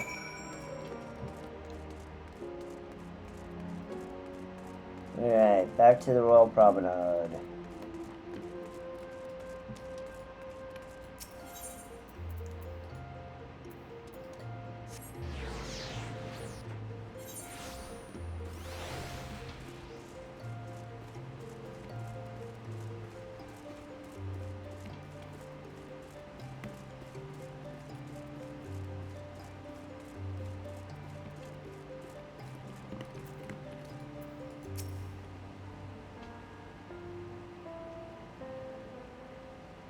How fared you, Zelda? What hidden gems did the streets of Ul'dah offer up to your unrelenting gaze? A single Alamenian youth. Well, you've certainly given us an admirable start, even if our ranks are yet somewhat thin. In these troubled years following the calamity, talk of Eorzea's salvation was seen akin to grasping at clouds. But there are those who have risen to the challenge nonetheless, and the hope that inspires these people was born in no small part in the victories you yourself have won. Thank you, Zelda. I will not squander the precious gift you have placed into my keeping. These recruits will become the foundation of a new beginning. And yes, we are free to begin. As you have no doubt surmised, the Sultana also graced my trial company with her blessings. Our first wave of recruitment is over, documents signed, and their finances secured. There is naught to prevent me from taking the next step. You are concerned by the Syndicate's involvement. Yes, yes I am. As was I. This was the origin of every coin of their contribution carefully scrutinized and recorded. This organization will not be built on corruption. Naturally, I would prefer not to rely upon outside sources at all, but even my family's substantial coffers would not sustain a venture of this magnitude. As for the rumors and doubts surrounding this enterprise, well, such things shall plague us until the company has a chance to prove its worth. It will not be an easy process, but we will earn the people's trust one success at a time. And it looks like we got another ad. Speaking of time, we should waste no more of it. Let us return to the Rising Stones and lay the first stone for a united Eorzea.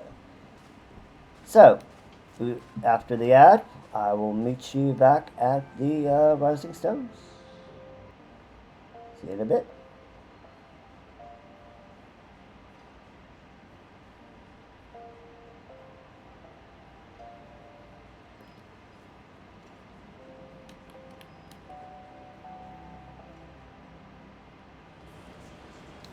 Oh, we got this.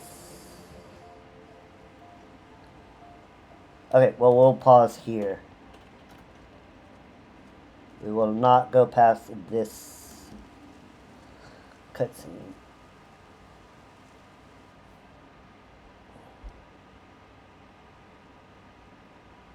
Tell me, General, what think you of Alfino's bold endeavor?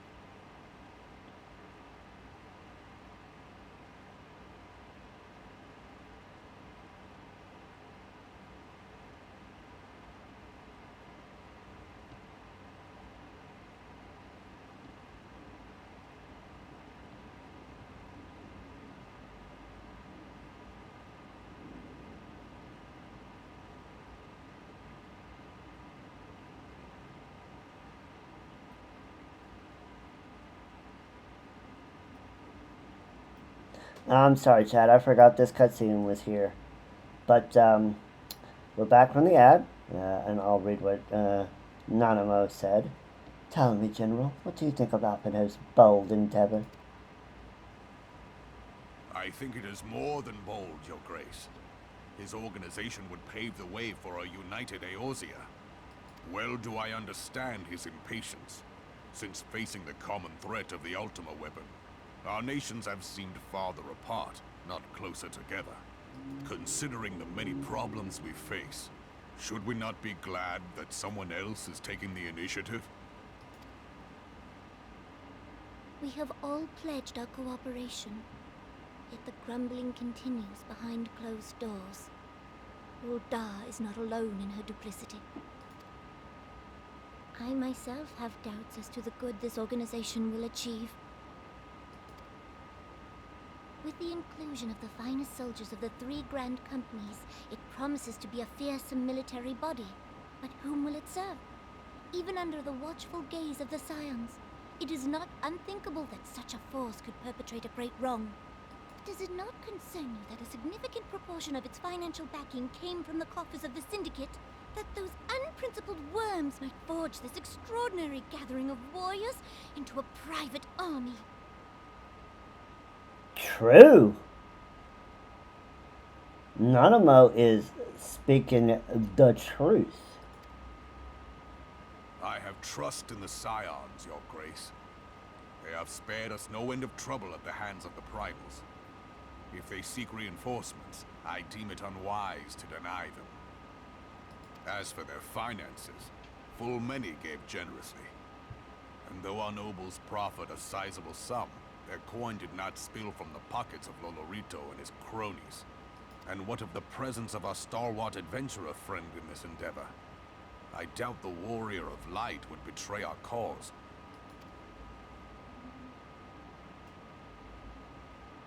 Yes, there is that, I suppose. Yet I have known people to change. Whether we will or no, the events of the age hurl us this way and that, like a dust devil skipping across the sands. Cannot be done about Telechi? I have explored all avenues available to us, Your Grace. But as Ul'Dawn law now stands, we lack the evidence to convict him of any crime. To arrest him on spurious grounds would only play into his hands.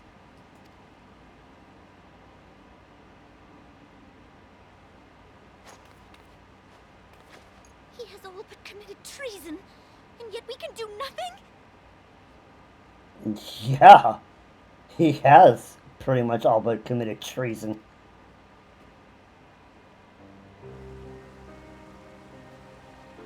Then what good our government?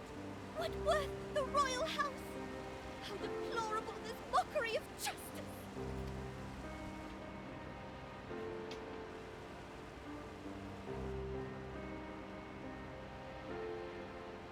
Oh, Nanamo.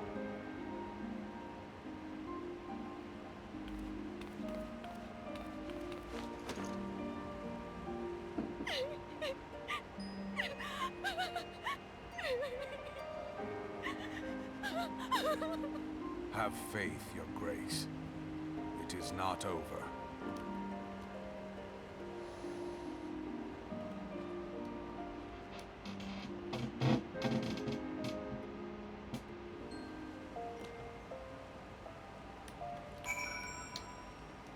Oh boy.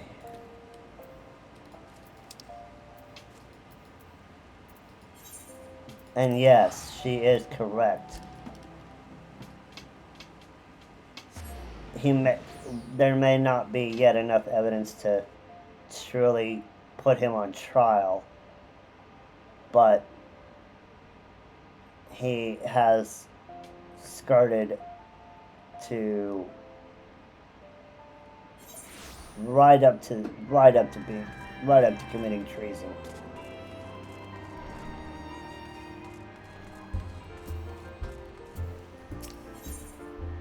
But I don't think she quite knows that he was the one fully responsible behind the riots. If that was the case, then I think they would have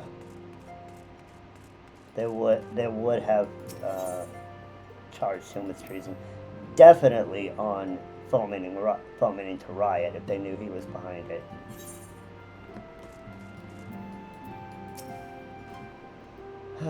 That was not a journey I soon wish to repeat, but I cannot pause to rest. The culmination of all our effort is in hand. I must see to the preparations for the inaugural ceremony. Thank you for allowing me to monopolize your services, Zelda. I am certain the antecedent will be relieved to see you free from for other duties.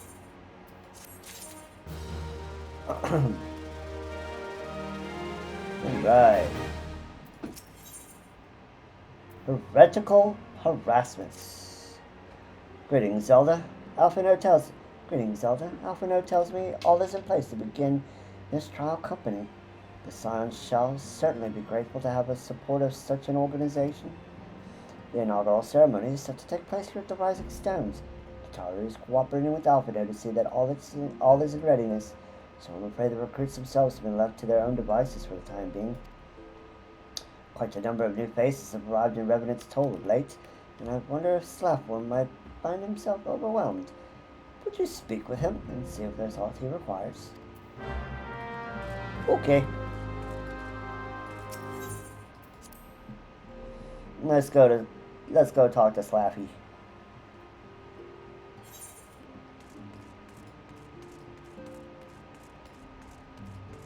Let's go talk to Slaffy.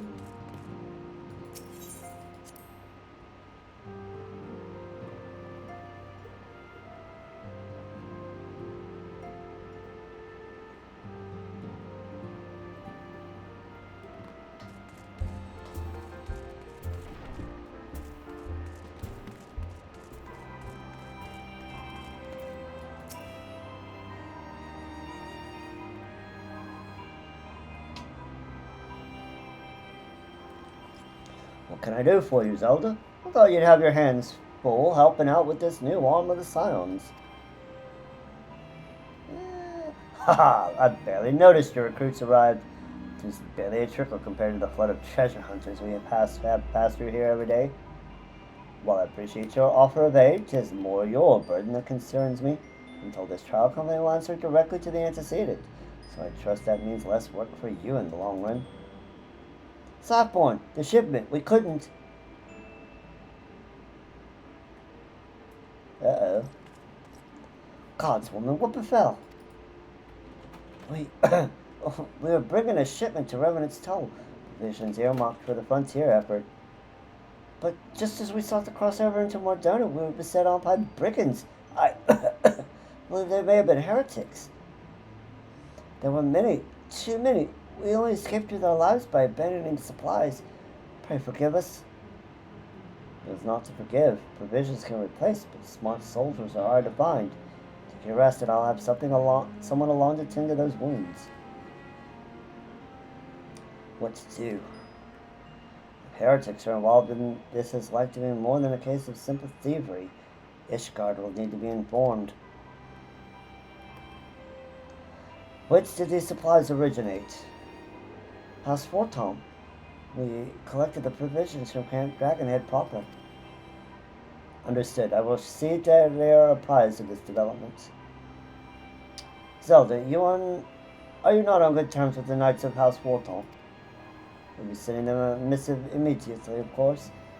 But I would also have you travel there and offer your considerable talents.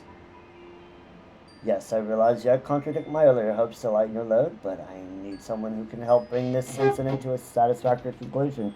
Your favorable relations with Ishgard are far too important to risk half measures. You got it, Slappy baby. Thank you for your understanding. I'm certain Lord Horsefalt will be glad of your assistance. Harshy baby. Let's go to Camp Dragonhead.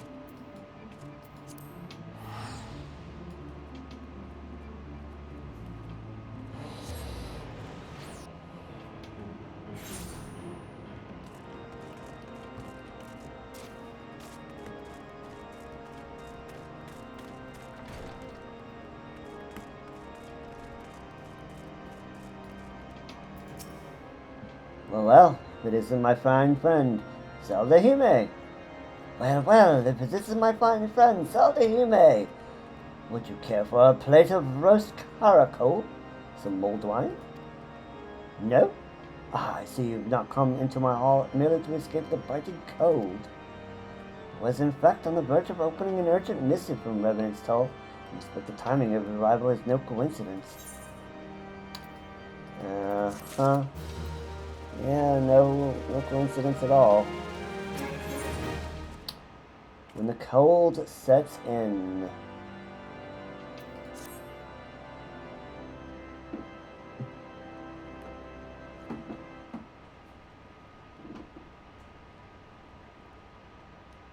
The incident with the new frontier hands? No, you need not elaborate. I have been following their progress with no small amount of interest. Brave men and women all. They do our nation a great service. The existence of a fortified outpost in Mordona will do much to dissuade the Empire from trespassing on Kurthus soil.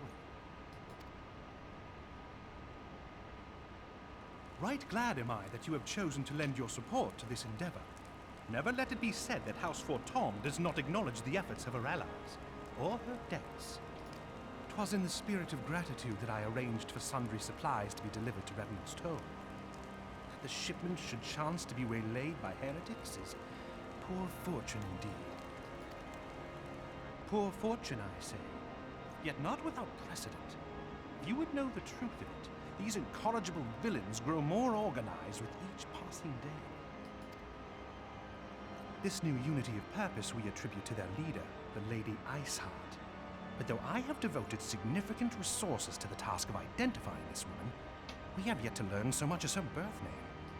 What we do know is that the heretics speak of Iceheart in reverent tones, and would gladly embrace death rather than betray her. Such loyalty is rare indeed, and I fear to imagine what so committed a collective might achieve. The brigands have not yet been so brazen as to risk direct confrontation here in Dragonhead. Some few of their number have, however, been sighted not far to the west of here, and with ever-increasing regularity. A visit to Whitebrim Front may bring you the answers you seek. Will you brave the snows, knowing what implacable foes may lie in wait? You betcha, Harshy. Hallone's blessings be upon you. Though I take no pride in the admission, many of mine own countrymen are not so well suited as you adventurers to dealing with such foes. Were they dragons, it might be otherwise. But truly, I could not wish for a finer ally. You have done much for my house in the past, and I have no doubt but that I shall have cause to celebrate your deeds again ere long. Let me ask you, Harshy, how would your countrymen regard me with these A horns? warm hearth and a warmer welcome shall be waiting for you. Sorry, I talked over him. Should you learn aught of value, pray return to me forthwith. A warm hearth and a warmer welcome shall be waiting for you. I wonder, what would your countrymen think of me with this tail and these horns and these scales? I don't think they would be very, very accommodating.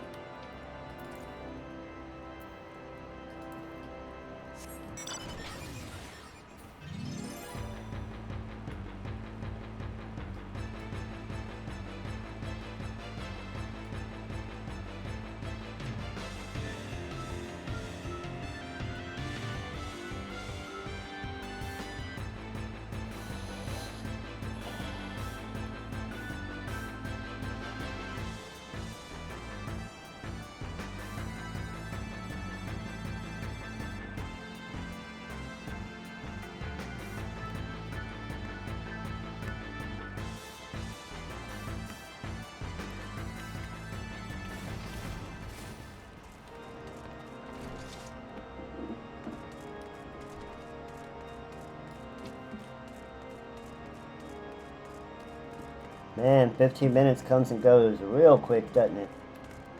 We are almost at another ad. Fortunately, I will let it go through so we can build up another snooze. In fact, I'll go ahead and run it now. That way I can get up and stretch. Be back in a minute.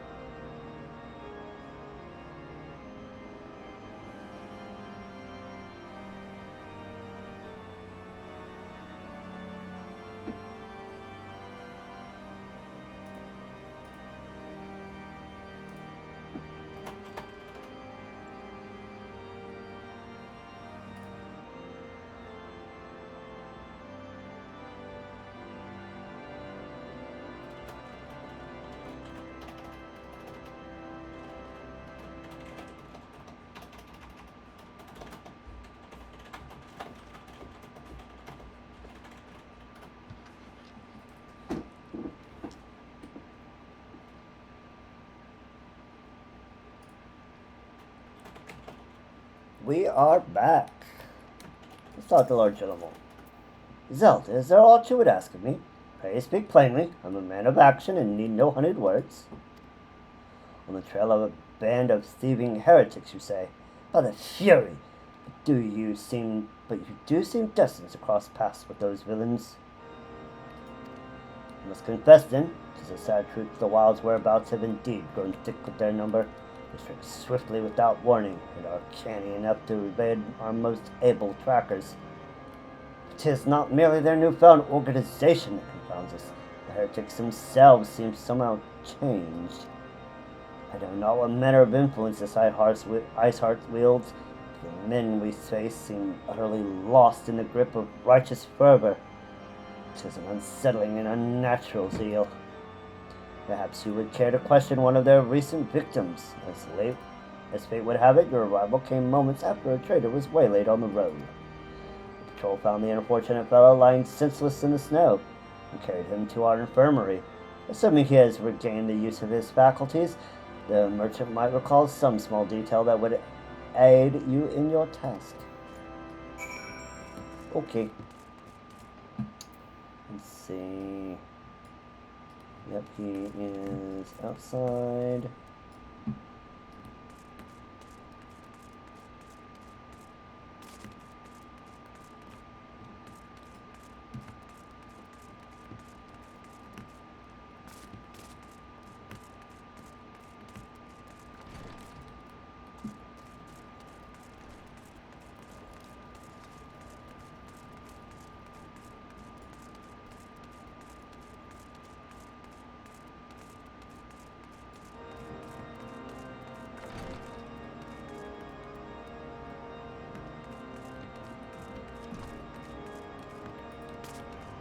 Oops.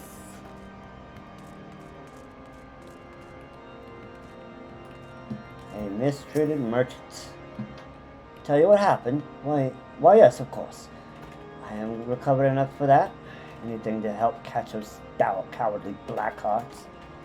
I was traveling my usual route to Whiterun Front when a sudden blow sent me reeling. The next thing I knew, I was on the ground and several heretics were rifling through my cargo. Arms, armor, crystals. They're taking everything. It was then that one of them noticed my bleary gaze and stalked over to better acquaint my head with his mace. Before darkness claimed me, however, I distinctly heard the words, "Return to Snowcloak." I dare say that's where they were hauling my goods, but you'll not catch me rushing off in pursuit. They tell me 'twas a miracle I survived it all, and I'll not trust my thick skull to save me a second time. Fair enough, fair enough.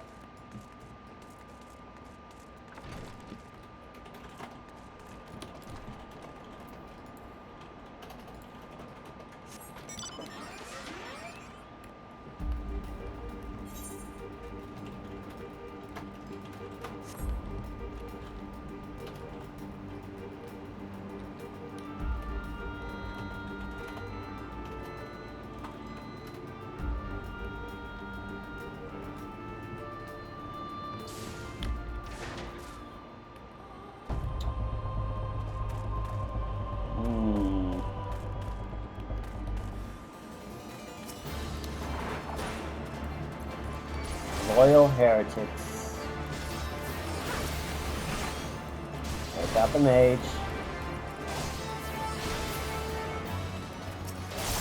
And the lancer.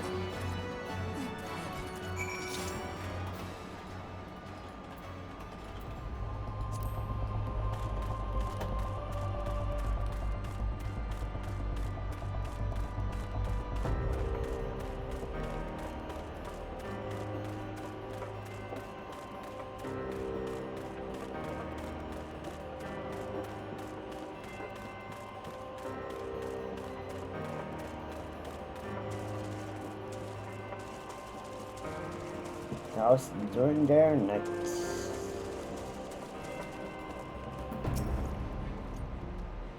God, try your weapon! Val, wait. I recognize your adventure. Are you a come seeking heretics? Then we share a common purpose. We were on patrol when we chanced to cross one of their raiding parties and pursued them here. By rights, we should have had them cornered in this ravine, and yet They have gone, vanished like icy wraiths. You don't say.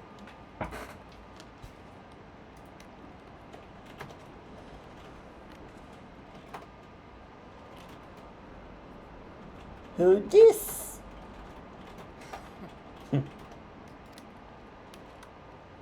who this fine example of an Ellison?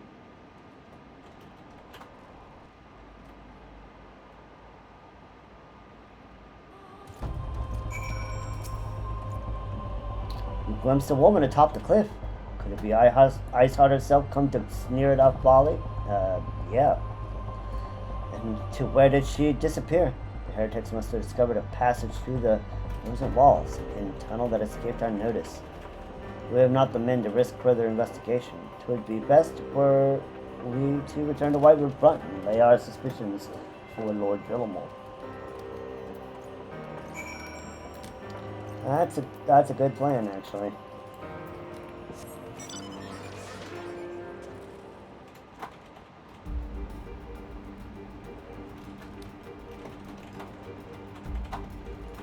Seeing it's like your two guys in the your two dudes in the, they can ambush you from like those caves.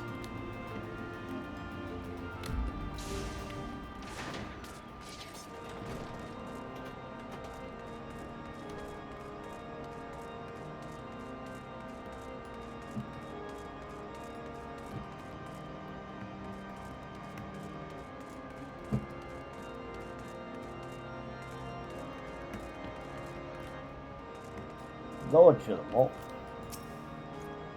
Zelda, it appears I owe you my thanks once again. The surviving knights spared no detail in their report.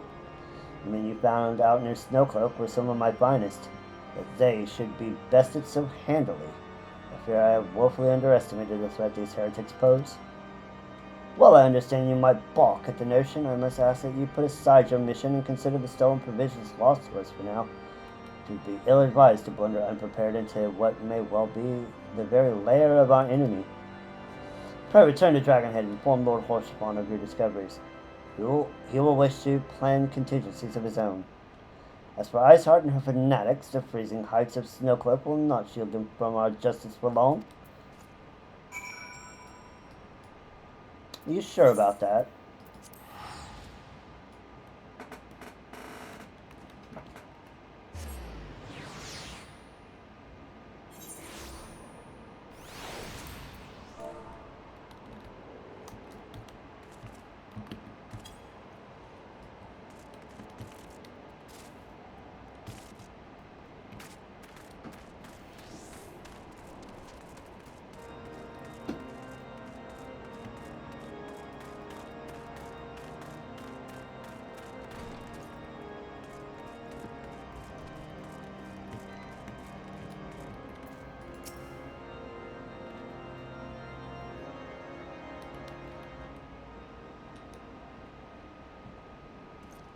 Your return is most timely. Of their own accord, my thoughts had turned to your task and the progress thereof. I confess, my imaginings tended toward the grim and bloody. Yeah, I'm sure that's not the only ones that went through your mind there, Archie. But you are here now, and I suspect such frivolous wonderings do little justice to the reality of your travails. Tell me, what did you learn of Iceheart?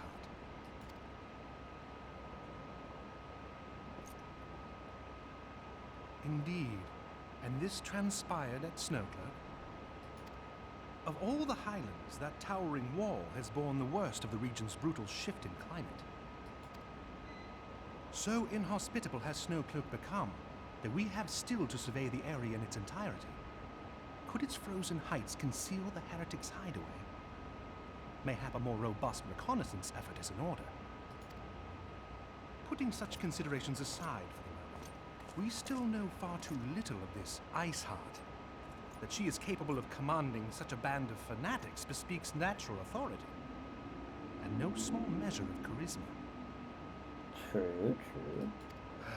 As much as I would like to fathom this mystery with you, the situation has grown beyond my personal purview. I am bound by duty to inform the Temple Knights and request that they bring this matter to its conclusion. The Temple Knights. Given the glowing reports the new commander has garnered thus far, I am certain that they can be relied upon to take appropriate action. New commander, you say? Though Iceheart's true identity yet eludes us, you have provided us with a point from which to begin. Sometimes it takes but a single stone to prompt an avalanche. Nice, On the matter of the stolen provisions, nice, I have already mountain made reference. arrangements for a second shipment to be sent to Revenant's Toll. I could not well allow such an honorable venture to be undermined by one miserable setback.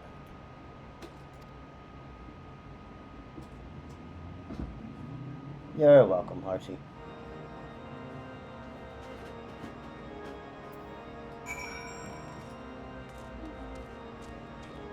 Alright, let's go talk to Slapborn.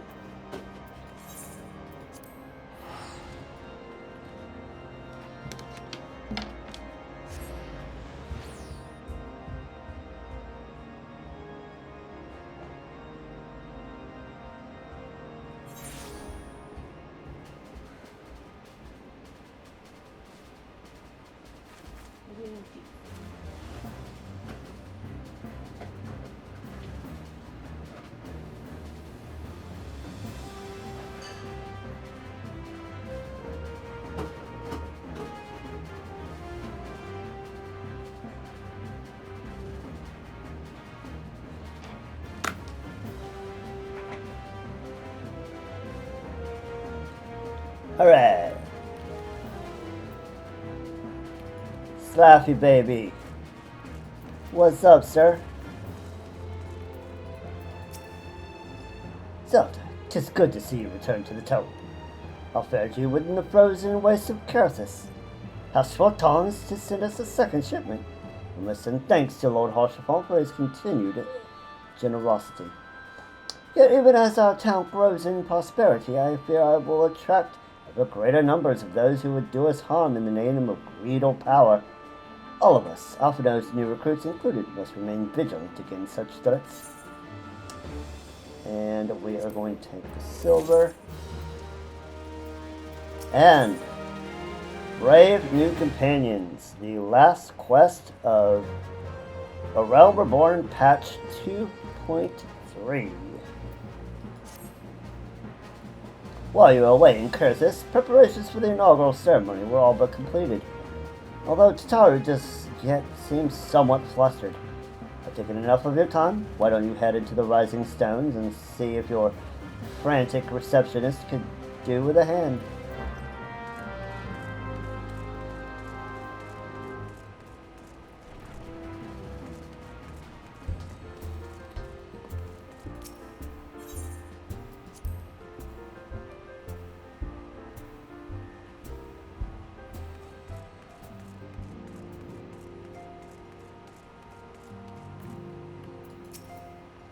These parchments need to be sorted in these documents.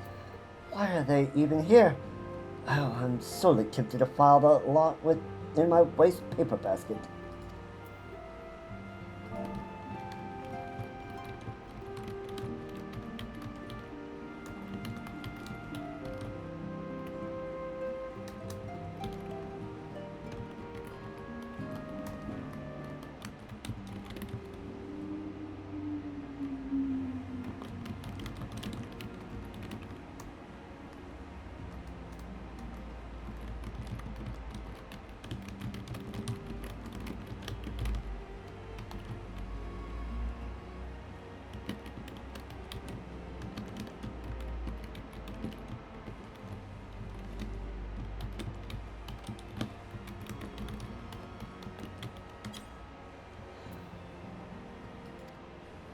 Would you be a dear and hand these uniforms to the new recruits? They're scattered about Revenant's Toll, and I haven't the time to track them all down. The recruits know to don their garb immediately in a temple here in the Rising Stones. You'll want to report directly back to Alphinaud if you don't wish to miss the ceremony. Wonder if the Signs will ever have matching uniforms. well-funded organization is a well-dressed organization, I suppose. Okay, we got an ad in about a minute.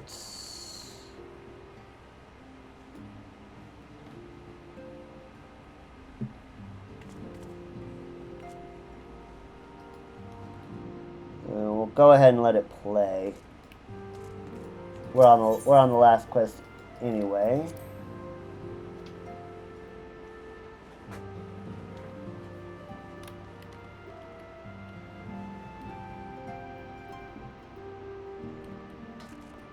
Oh, look at all these people.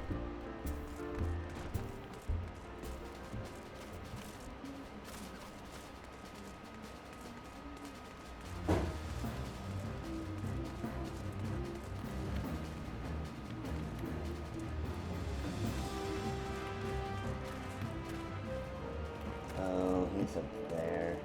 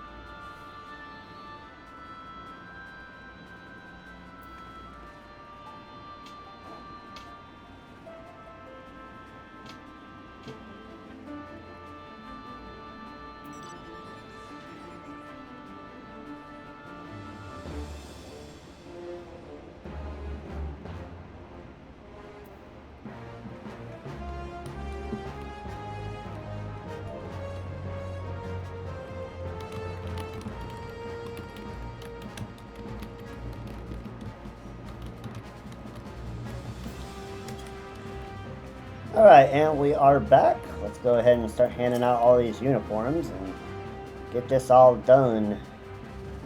Thought it best to mimic my fellows here, but I admit I have no idea what we're supposed to be doing. Take your uniform.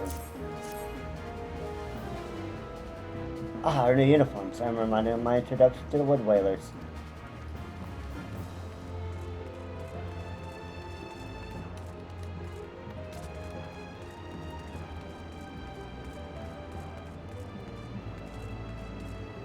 Yu Hase.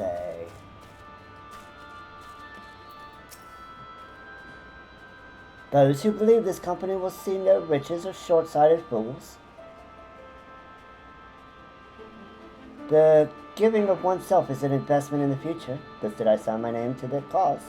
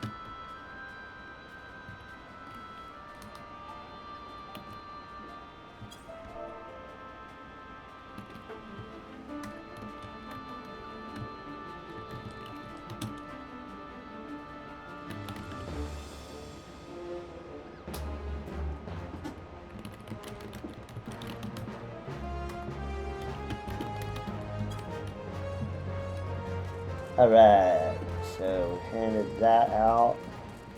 Let's go around the horn.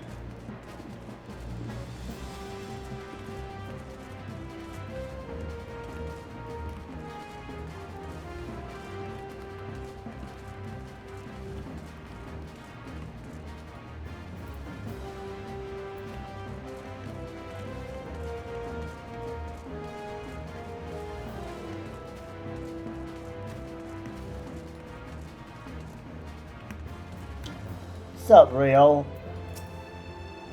Hello there, lass. Looking for me, was he? Said just giving a whistle, but I'm not sure I'd hear it amongst all the bustle. Here's your uniform. Oh, proper uniforms and all. This thing will cut off the blood. This thing will cut off the blood in my head. Not to worry though. I'm sure she'll be fine after making a few adjustments.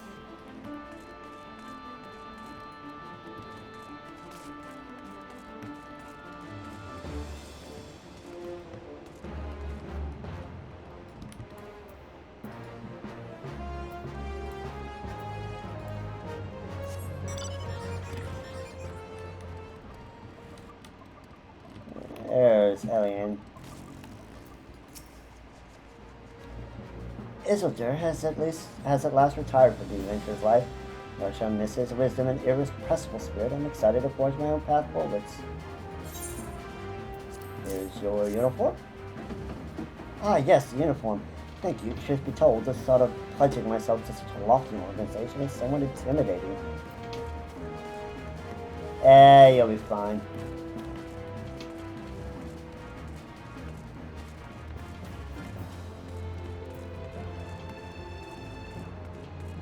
Wilred, my young man. Little Alamigo could learn much from Resonance Soul. That this town can be so alive in the midst of such desolation. Here's your uniform. I've never worn aught quite so voluminous. I'm sure I'll grow accustomed to the extra cloth in time. Yep, you're a desert boy.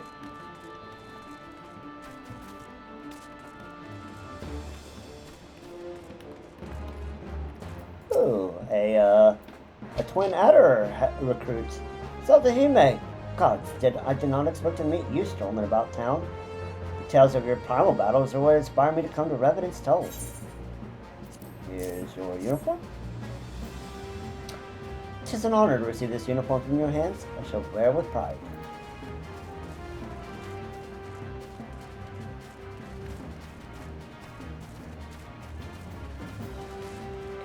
Get this dude up here. Illbird. I don't believe we met. I'm Illbird, and I shall have the honor of leading my fellow recruits as captain. Much did I lose to the calamity, and I look forward to aiding others in rebuilding their lives. Here's your uniform. The uniforms are a shrewd decision. There's no easier method of creating a common bond among what is essentially a band of stragglers.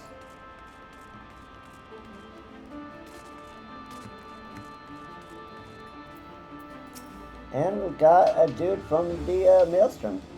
Nice. This Scarlet Gobs marks me as a proud member of the Maelstrom and a hardy defender of Limsila Mensa. Yet in truth I stand for the betterment of the realm, and I thought this new company a fine opportunity to contribute on a grander scale. Here's your uniform. Oh, now that's a striking shade of blue. Put it alongside my Maelstrom uniform, my wardrobe will certainly not lack for color.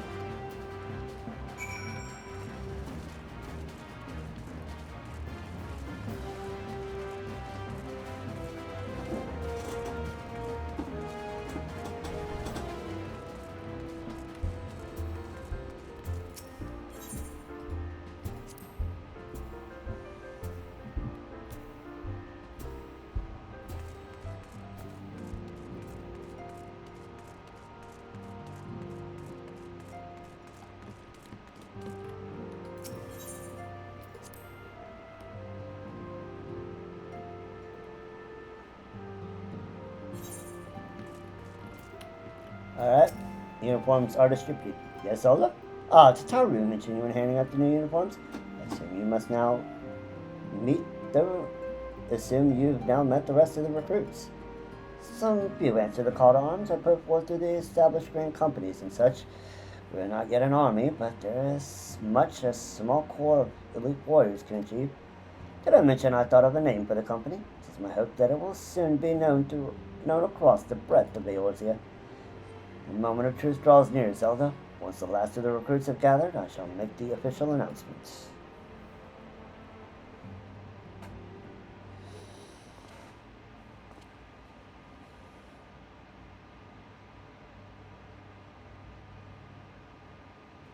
Comrades, your presence here this day signifies the momentous choice that each of you has made. With your strength now pledged to the scions of the Seventh Dawn, you are beholden to no single nation. You stand as the vanguard for a united Eorzea.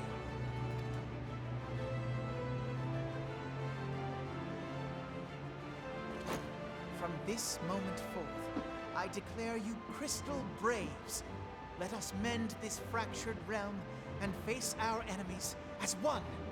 Yeah, let's go, Crystal Braves.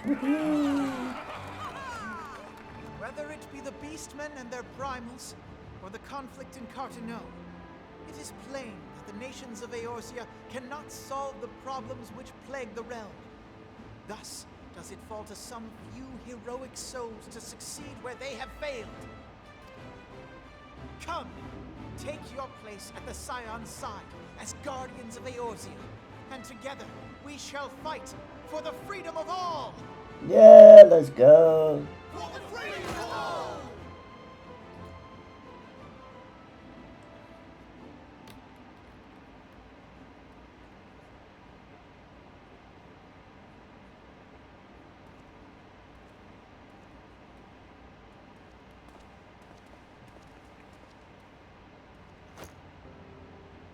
A rousing speech, Alphino. Or should I say, Crystal Brave Commander Leveilleur? Please, antecedent. The title is honorary. I shall not be leading the troops into battle, as it were. We are of the same purpose. Let us join hands and do what must be done to save this land. The Scions stand ready.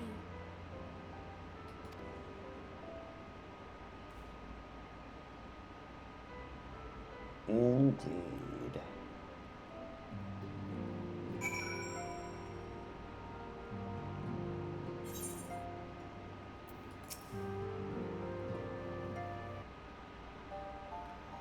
I'm eager to see what the Crystal Braves might accomplish. This shall prove an interesting time indeed for the Scions. Yes, I'm listening. So our worst fears are confirmed. The entire Isle. Such power defies comprehension. Truly? Kryl is alive? Thank the 12. I see. Kryl. Pray, inform me if her condition changes. Yes, I shall pass on your words to Urianger. My thanks. I shall contact you anon. When I learned of the loss of the Isle of Val, I dared not hope that my friend had survived. Yet, by some miracle, it would seem she has. She's still to regain consciousness, it is true, but better that than death. Putting this happy news to one side, we must now endeavor to make sense of the readings taken by the survey party. It appears the etheric disturbance which accompanied the Isle's destruction is of a magnitude alarmingly close to that of Ultima. Could the Ascians be responsible for this devastation as well? That's a big explosion. That's a really big explosion. Have you heard aught from the Mother Crystal since the battle with the Garleans? No. Then she speaks to neither one of us. Heidelind's silence portends naught but ill, I fear. Louisoix, I pray you yet watch over us.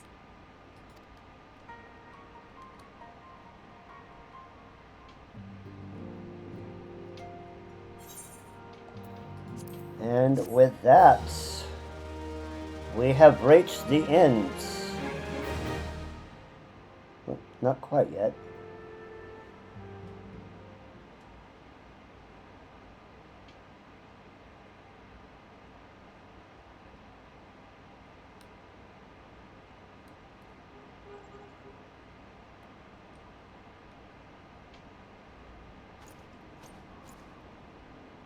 Very good. See that the provisions are prepared for transport.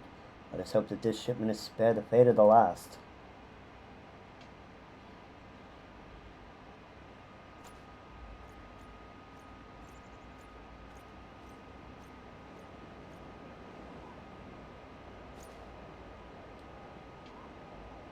You hear something, Harshy.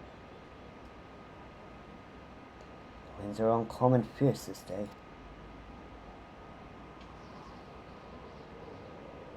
Yeah, that is quite the fierce winds. Hello, what will we hear?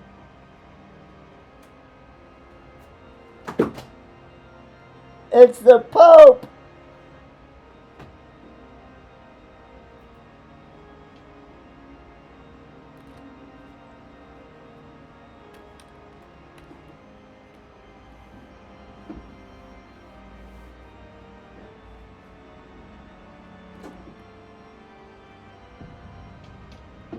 Oh, that's not good.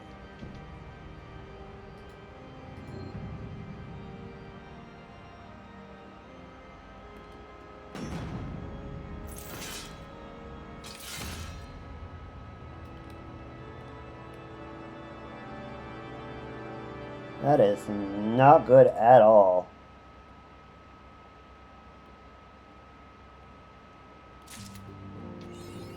And with that, we have officially reached the end of the 2.3 story. And that is all for the stream today. Tomorrow, we will do all of the dungeons that we've stockpiled. That will also include getting to level 50 in the Palace of the Dead. So, and if we have anything else we can do after that, we will certainly do it, but at least those dungeons and a level 50 Palace of the Dead run is on tap for tomorrow.